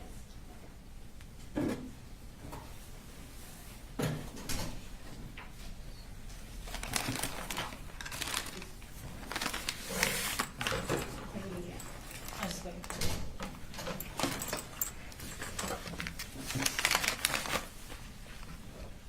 And Judge, Dr. Maddox is the medical examiner who performed the autopsy on the 4 victims. Again, we just wanted to make sure people in the gallery are aware of who this next victim or who this next witness is. We are not intending to publish any photos from the autopsies, but we do have images including x-rays, fragments recovered, and diagrams. All right. Is there any, so there's nothing there that the media is prohibited from, is that right? Correct. All right. Members of the audience, you heard Ms. Daniel. To the extent you don't want to either hear autopsy testimony or see any of the evidence that they're going to take, feel free to step out.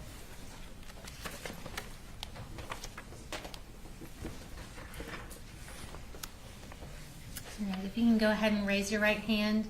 Do you swear or affirm any testimony you're about to give in the matter now pending before the court is the truth, the whole truth, and nothing but the truth, so help you God? Yes, I do. All right, you can have a seat.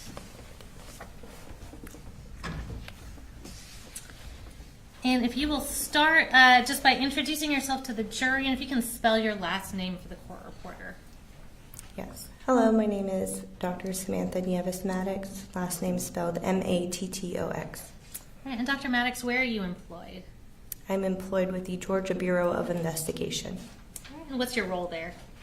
I am an associate medical examiner.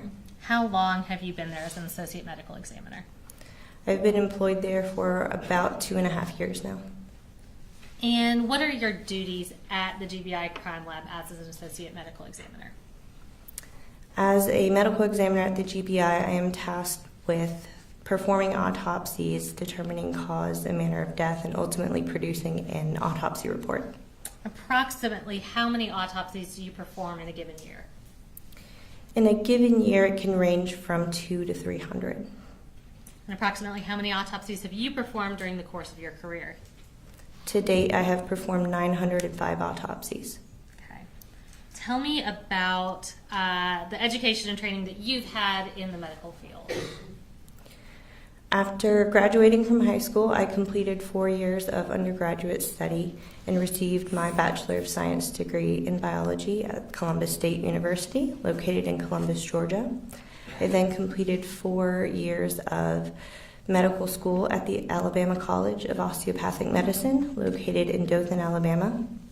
I then completed 4 years of anatomic and clinical pathology residency at the Medical College of Georgia at Augusta University, located in Augusta, Georgia. I then completed 1 year of forensic pathology fellowship at the Georgia Bureau of Investigation. And have you worked in the field of pathology since completing your training? Yes, I have. Have you testified previously as an expert in forensic pathology? Yes, I have. How many times? 12. Okay, thank you. And Judge, at this time I would tender Dr. Samantha Maddox as an expert in the field of forensic pathology. Any objection? No, Your Honor. All right, should be admitted as an expert. I'm going to turn your attention to September 5th of 2024. Were you working at the GBI Crime Lab on that date? Yes, I was employed with the GBI on that date. And on that date, did you perform autopsies on Christian Anglo, Richard Aspinwall, Christina Ieremy, and Mason Skirmerhorn?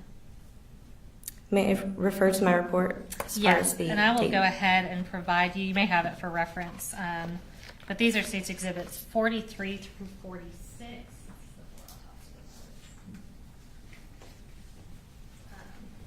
If you want to go ahead and tell us if you recognize those and if those appear to be fair and accurate copies of those documents.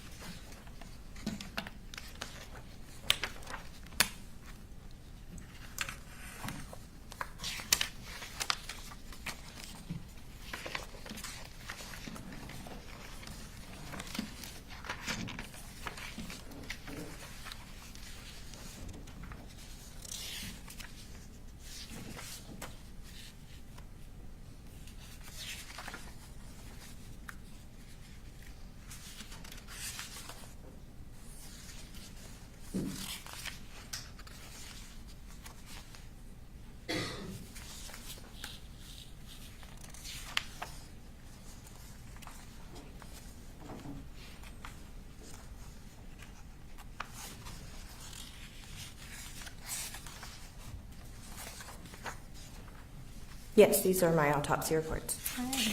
Judge, at this time we would tender those exhibits into evidence. Any objection?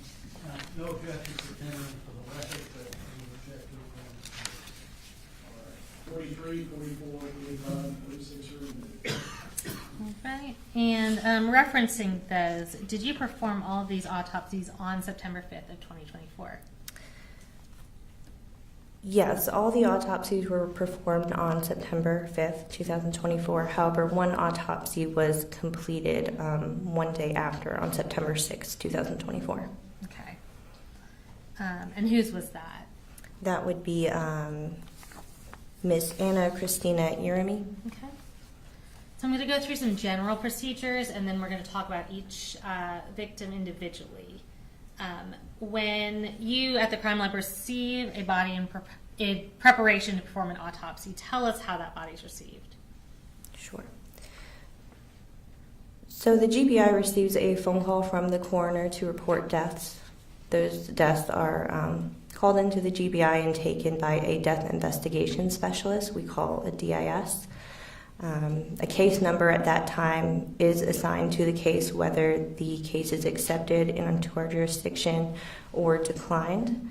Once that case number is created and jurisdiction is accepted, we advise the coroner to transport the body to our facility.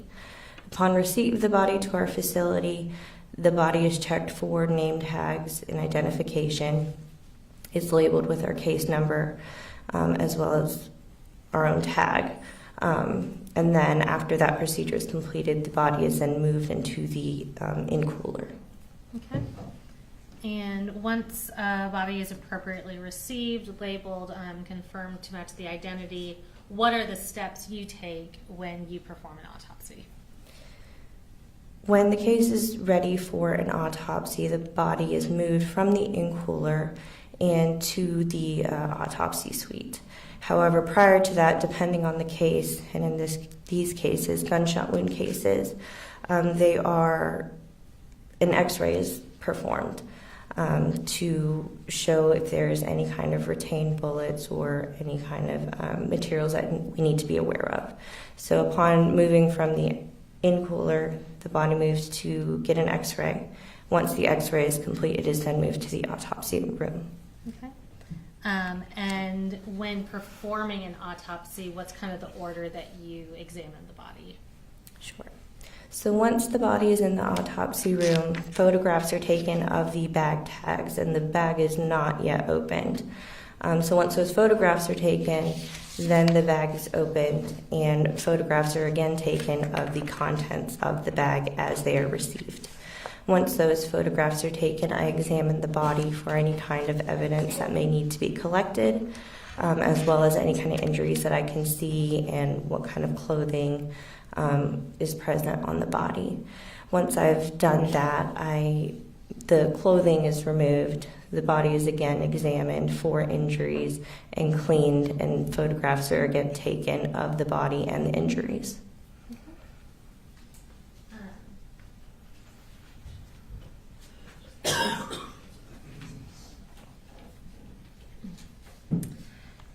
And how do you document your findings when you perform an autopsy?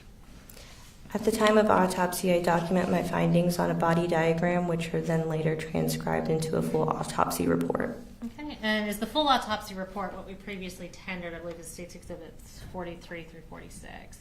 Yes, they are. All right, I'm going to show you what's been marked as State's Exhibits 47, 48, 49, and 50. And are those the diagrams that you prepared regarding these 4 victims?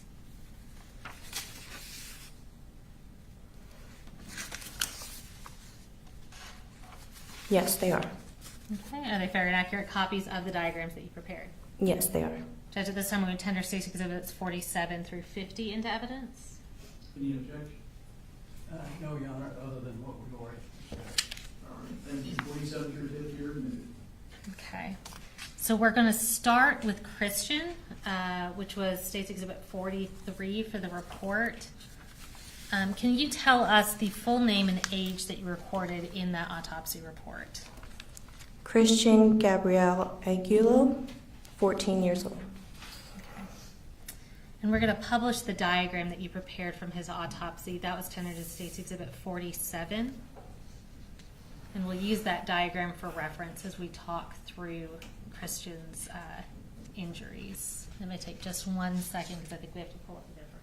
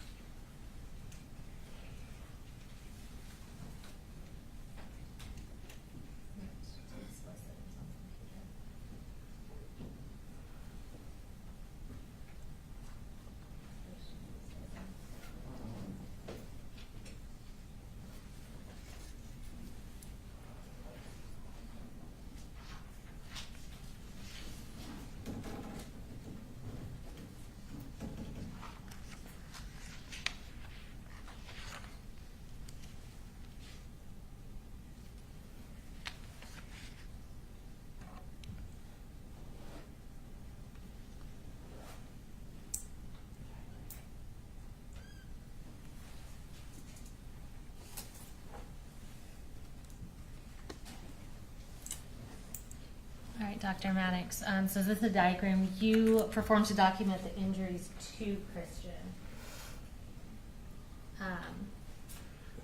Let's start with the injuries you observed on Christian's left arm. Can you explain what you observed to us? Sure. So on the left arm, labeled as GSW number 1, there is a round defect, which is a gunshot entrance wound. Not. Yes, sir. And I believe is there a pointer still up there? Yes. Pointer, yes, it expands. If you can slightly. Yeah, and you can use the pointer, and we've got it on the screen behind you if you want to use that to show the jury. Gotcha. There we go. Thank you. Okay. So gunshot wound number 1, that is on the left arm, and if you can see, it's not projecting super well, but there are dots that I have indicated stippling on that left arm. So that is the entrance, and then on the other side, gunshot wound number 2, which is labeled as an exit, is also a small defect on the left forearm. Okay. And so where you have ENT under gunshot wound number 1, that means entrance? Yes. Okay. And you said stippling. Could you just explain what that is? Sure. So when it comes to a gunshot wound, I will be looking for soot and or stippling in a wound. Soot is burned gunpowder that comes off as like a dark gray, black, grainy material that can be wiped off from the skin. Stippling is from unburned gunpowder that's striking the skin, and it makes these little small tiny abrasions on the skin that cannot be wiped off. And in this instance, there is stippling present on the left forearm. Okay. And is stippling usually indicative of a close proximity with the firearm? Yes, so the presence of soot and the presence of stippling helps in determining range of fire. So how close of the muzzle of the gun to the body or the skin. For soot, it's typically present in a range of 6 inches or less. So if you look at my hand, from my index finger to the bottom of my palm is about 6 inches. And for an intermediate range, it's between 6 inches and 30 inches. And so that would be about the length of my arm is 30 inches. Anything beyond that, or the presence of clothing, that we won't see either, soot or stippling. All right, thank you. Using the diagram, moving on to Christian's right arm, tell us what injuries you saw there. So on the right arm, there is a small defect, which is labeled as gunshot wound number 3. That is another entrance. Okay. And then gunshot wound number 4 is the corresponding exit to that wound, and it is a very large defect. Okay. And I want to talk about, there are lines denoted on the exit wound on the left arm and the entrance wound on the right arm. Can you explain to us what that is indicating? Yes, so upon examination of these gunshot wounds, it was noted that there are these 2 parallel lines between these 2 wounds, gunshot wound number 2 and gunshot wound number 3. So here and here. Okay. And they align and kind of match each other, which gives me information as to a possible position that Christian was in when he was shot. Okay, so are those injuries from the arms hitting each other? Yes. Okay. And can you also explain why we see the exit wound on your diagram, gunshot wound number 4, is significantly larger than the entrance wound? Can you explain that for us? Yes, typically in rifle wounds, the entrance is quite small and round, as you would see as a normal gunshot wound. However, once the bullet enters the body and goes a certain distance, the damage is severe, and so exit wounds typically are larger, and so that is what we are seeing in gunshot wound number 4. Okay, so is that consistent with a projectile that's designed to expand upon impact? Yes, it's consistent. Okay. Next, I want to talk about the injuries to his chest. So can you tell us about the injuries we see there? Yes, so on the chest there is a small round defect, which is labeled gunshot wound number 5, which indicates an entrance wound. However, on the chest throughout there is a laceration on the right side, as well as abrasions on the chest. And abrasions are basically rubbing of the top layers of the skin. So if you got like a scratch, that would be called an abrasion.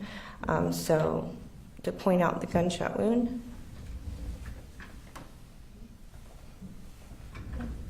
And then it's among a complex of other wounds. Okay. And can you explain for us, we have this small entrance wound. What would cause that larger wound next to the entrance wound? So again, the injuries with this particular individual, with it being a rifle wound and there being stippling and patterned abrasions on the forearms, it lends itself to the possible position in which Christian was in when he was shot.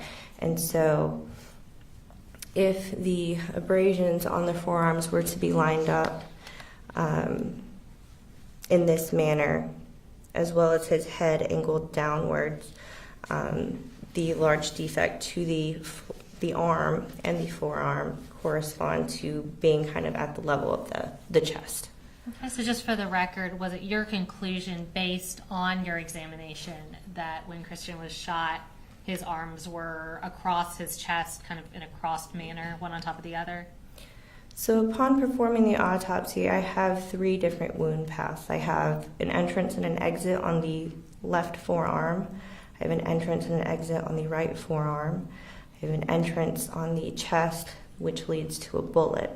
So possibly 3, but given the constellation of the stippling pattern, which is on his left forearm more so than the right, a little bit on his face, the patterned contused abrasions on the forearms, which line up with those 2 holes, and the pattern of abrasion on his chest lend itself to a single gunshot wound with him in a position where his arms are crossed, the left in front of the right, and his chin is down. Thank you. And next I'm going to show you what's marked as State's Exhibit 51. And you referenced taking x-rays of gunshot victims. Is that the x-ray taken of Christian? Yes, it is. All right. Is that a fair and accurate copy of the x-ray of his body? Yes, it is. Okay. And Judge, we would tender State's Exhibit 51. All right, any objection? Sounds good. 51. All right, and we are going to pull that up on the screen. And can you just tell us what you were able to see from this x-ray? In this x-ray, you can see radio opaque, meaning a dense white material in the chest area, and those are corresponding to bullet fragments. Okay. And did you recover bullet fragments from Christian's body during the course of the autopsy? Yes. Okay. And I'm going to show you what's been marked as State's Exhibits 52 through 56.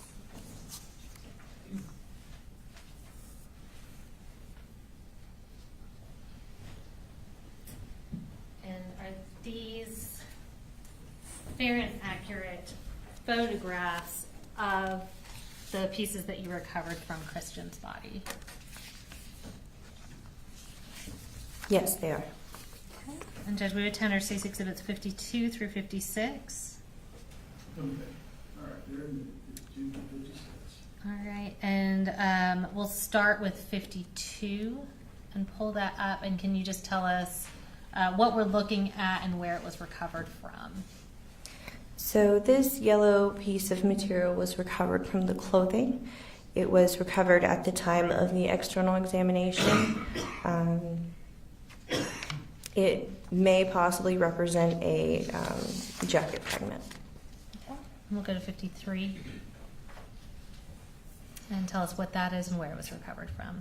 This is a gray metal bullet fragment that was recovered from the sternum being like the breastbone in the middle of your chest. And 54. This bullet fragment was recovered from the thymus. The thymus is a gland that sits on the anterior chest, kind of above the heart. 55. These fragments were recovered from the skin of the chest. So as I said before, there was a complex of wounds. There were some superficial wounds in which these bullet fragments were found. And 56. This is the bullet that was recovered from the torso. All right. And can you tell us the cause of death and manner of death notated on your report for Christian? Yes, cause of death is gunshot wound or gunshot wounds of the torso and upper extremities. Manner of death, homicide. Okay. We're next going to talk about Miss Irami. That is the report, states number 45 for your reference. If you can just start by telling us her full name and her age.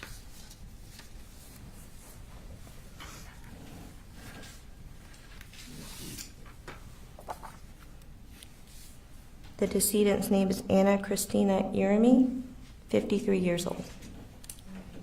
And we're going to publish the diagram that you prepared from her autopsy, which was tendered to State's Exhibit 49. And using this diagram, can you describe to us the injuries you observed on Miss Irami? Yes, Miss Irami had a single gunshot wound, entrance wound to the left supraclavicular region, which means it's just above the left clavicle, and then she had an exit wound on the left upper back. Okay. And similarly to what we previously talked about, what distinguishes the entrance wound from the exit wound in this type of firearm? So again, typically in gunshot wounds that are produced by a rifle, there is a small round entrance wound and a bigger exit wound. Okay. Upon completing an internal examination, could you tell us about the internal injuries that she suffered? Yes, this gunshot wound transects the subclavian artery. The subclavian artery is a main vessel that comes off of the aorta. So if you think of the heart pumps the blood to the rest of the body, the aorta comes off of the heart and feeds the rest of the body. So you have three branches. One branch will go to the right, one branch goes up to the neck, and then this branch, the left subclavian, supplies the left arm. So this artery is completely in half. It's no longer connected. That was one injury, and then another injury was to the left lung. Okay. And did you recover any bullets or fragments from Miss Irami's body or see any on her x-ray? No, I did not. Okay. And can you tell us the cause of death and manner of death for Miss Irami notated on your report? Her cause of death is gunshot wound of the torso. Manner of death, homicide. All right, we're going to talk about Coach Aspinwall next. I'll refer you to State's Exhibit 44, which was his report. And again, will you tell us his full name and his age?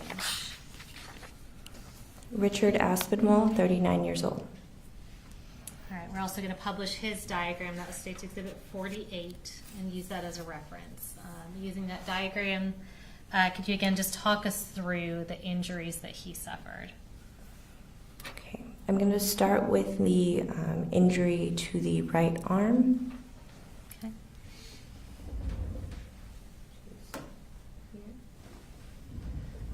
So on the right arm, there is an entrance wound and an exit wound that are in close proximity to one another. And then just adjacent to that, right next to it, is a gunshot re-entry wound into the torso. Here. This gunshot wound goes just through the skin and soft tissue of the arm, and then when it enters the torso on that right side, it goes across the chest, fractures the manubrium, which is the top part of the sternum. It actually sits between your clavicles, which are your collarbones here. Fractures that. It perforates or injures the left lung, and the bullet is found in the base of the neck. Okay. And so is that bullet that we see indicated on the diagram appear to be or consistent with being the bullet that went through the arm and then into that reentry? Yes. Okay. Tell us about the additional injuries we see on that diagram. Another gunshot wound injury is on the left side of the abdomen. Here. Okay. And this gunshot wound goes sharply upward. So it injures the ribs on the left side, it injures the stomach, it hits the left diaphragm, the diaphragm being a big flat muscle that separates your heart and lungs from the rest of your abdominal organs. Goes up, hits the left lung as well, and there is a bullet fragment recovered from the chest as well as from the left side of the back. From here.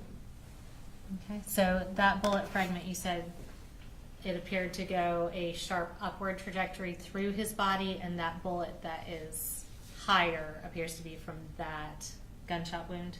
Yes. Okay. And then you also have a graze indicated. Can you tell us about that? Yes, there's also a graze wound on the back of the left shoulder. Right here. Okay. And for graze wounds, if there are skin tags that are present, we can tell directionality of which way the bullet was traveling. But in this case, I did not have skin tags to be able to define a direction. I'm going to show you what's been marked as State's Exhibit 57. Is this the X-ray from Richard Aspinwall?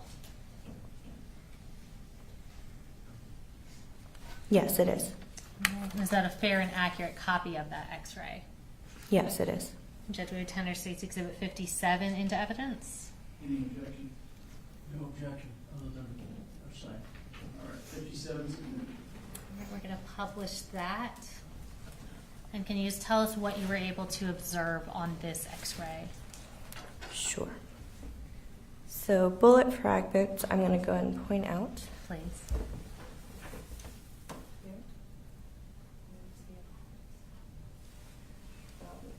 This one here. Okay. He actually still has his clothes on, so that's a zipper. Okay, thank you.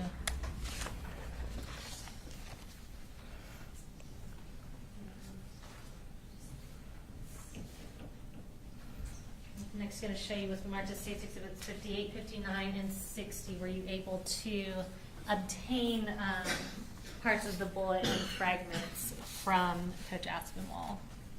Yes. And are those fair and accurate pictures of what you were able to obtain? Yes, they are. Right, Judge, we would tender State's Exhibits 58, 59, and 60. Any objection? Okay. All right, All right, and we're going to publish States 58, and again, I'm just going to have you identify what that is and where you obtained it from. So whenever I was pointing to the X-ray, I kind of wisp around the torso, and again, with rifle rounds, they tend to fragment a lot and cause what we would call a snowstorm look on X-ray. So that's what all those fragments are, and this was one larger fragment that was recovered from the fat that surrounds the left kidney.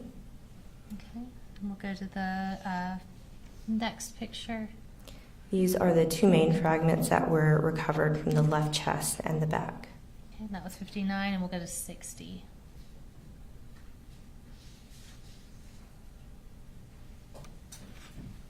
This is the bullet that was recovered from the left side of the neck. Okay.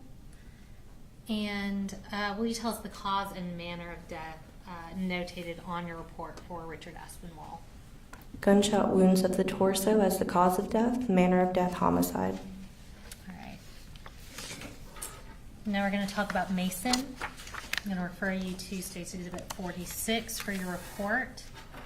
And if you can start by telling us his full name and his age.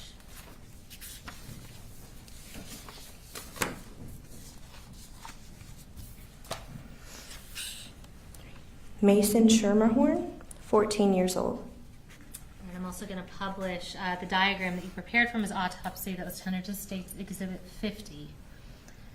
Using this diagram, can you talk us through the injuries you observed on Mason's body?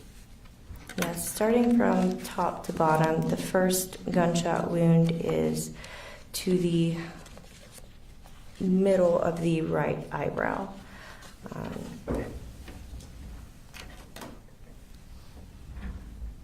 That's a round gunshot wound indicating an entrance. And then there's a corresponding exit on the right side on the back of his scalp. And if you want to just briefly tell us about the internal damage that was caused by that gunshot wound. Sure. So this gunshot wound fractures the skull extensively, goes through the brain, injures the brain. There's hemorrhage throughout and around the brain, and his right eye is collapsed. Right. And let's talk about, I guess we can just go downward, the next injury you saw. Sure. The next gunshot wound, again going from top down, was a gunshot entrance wound on the back of the left shoulder.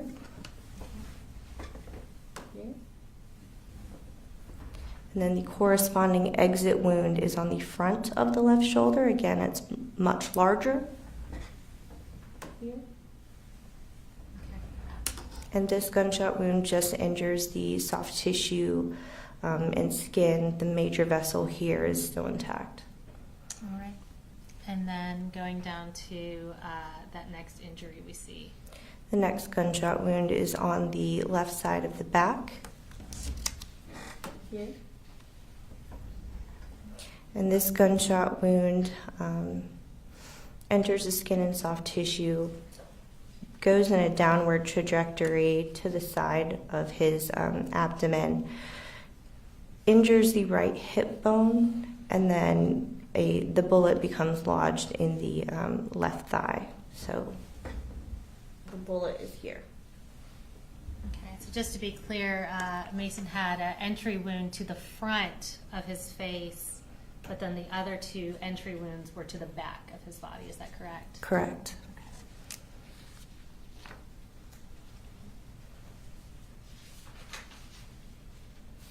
I'm going to show you 3 photographs labeled States Exhibits 61, 62, and 63. Are those photographs of the clothing that Mason was wearing? Yes. And are they fair and accurate pictures of that clothing? Yes, they are. All right, Judge, we would tender States Exhibits 61 through 63. Objection. No objection. 61 through 3 are admitted. All right, we're going to publish State 61. That is, can you tell us what this is and what you observe in this photo?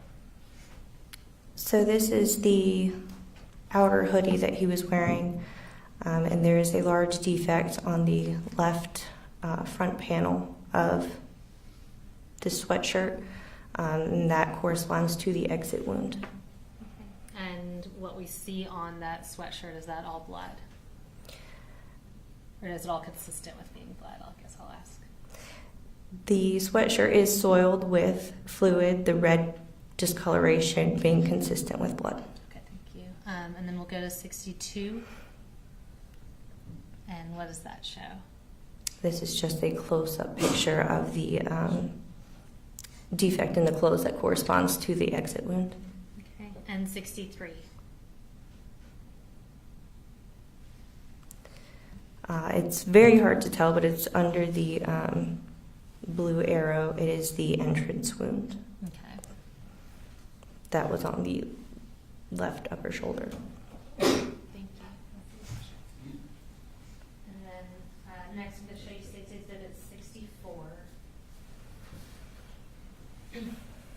Is this the x-ray you took of Mason? Or the x-ray that was taken of Mason? Yes, it is. And is that a fair and accurate copy of his x-ray? Yes, it is. And, Judge, we would tender State's Exhibit 64 into evidence. Same objection. All right, 64 submitted. We're going to publish that for the jury. And can you zoom in just from like the thighs up? Like just from the thighs up. His legs. I'm going to have her zoom in just a little bit if we're able to, just so you can see a little better. Tell me about what you're able to see on this x-ray. So on this x-ray, there is the typical rifle x-ray look, the lead snowstorm that you can see in the head. There's a lot of, speckles of white indicating bullet fragments. You can also see the same lead snowstorm on the right side of your screen, but it's his left. And down by the left femur, there is a bullet that's retained. Here. Okay. And can you just show us the snowstorm caused by the fragments? Can you just point to where that is on the x-ray? Snowstorm here, and a snowstorm here. Okay. Now, obviously, we see a large number of indications there. Were you able to recover every single piece of fragment from Mason's body? No. Okay. Would that essentially be impossible with the quantity and size of those fragments? Yes, essentially we aim for the larger pieces. Okay. I'm going to show you what's been marked as State's Exhibits 65 and 66.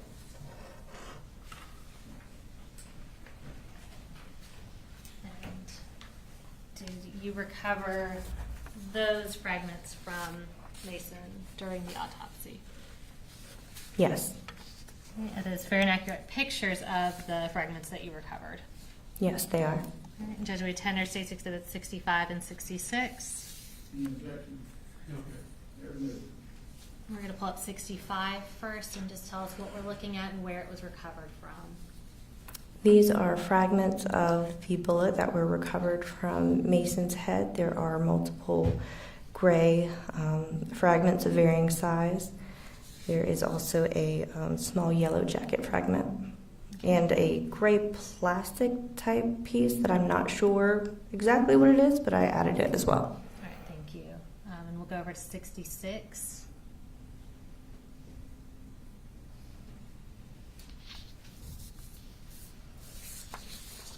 And tell us what that is and where it was recovered from.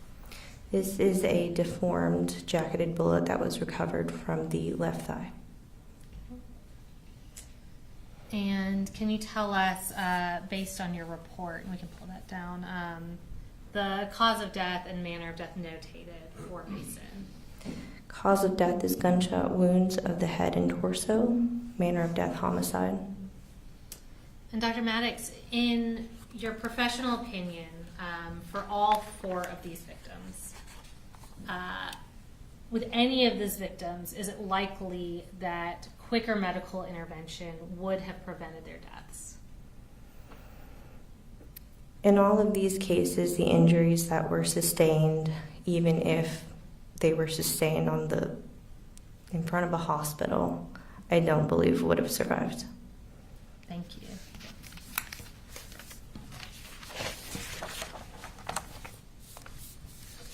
I have no further questions. Mr. Berry may have some questions for you. Cross. No question, Judge. Thank you. Ma'am, you are free to go.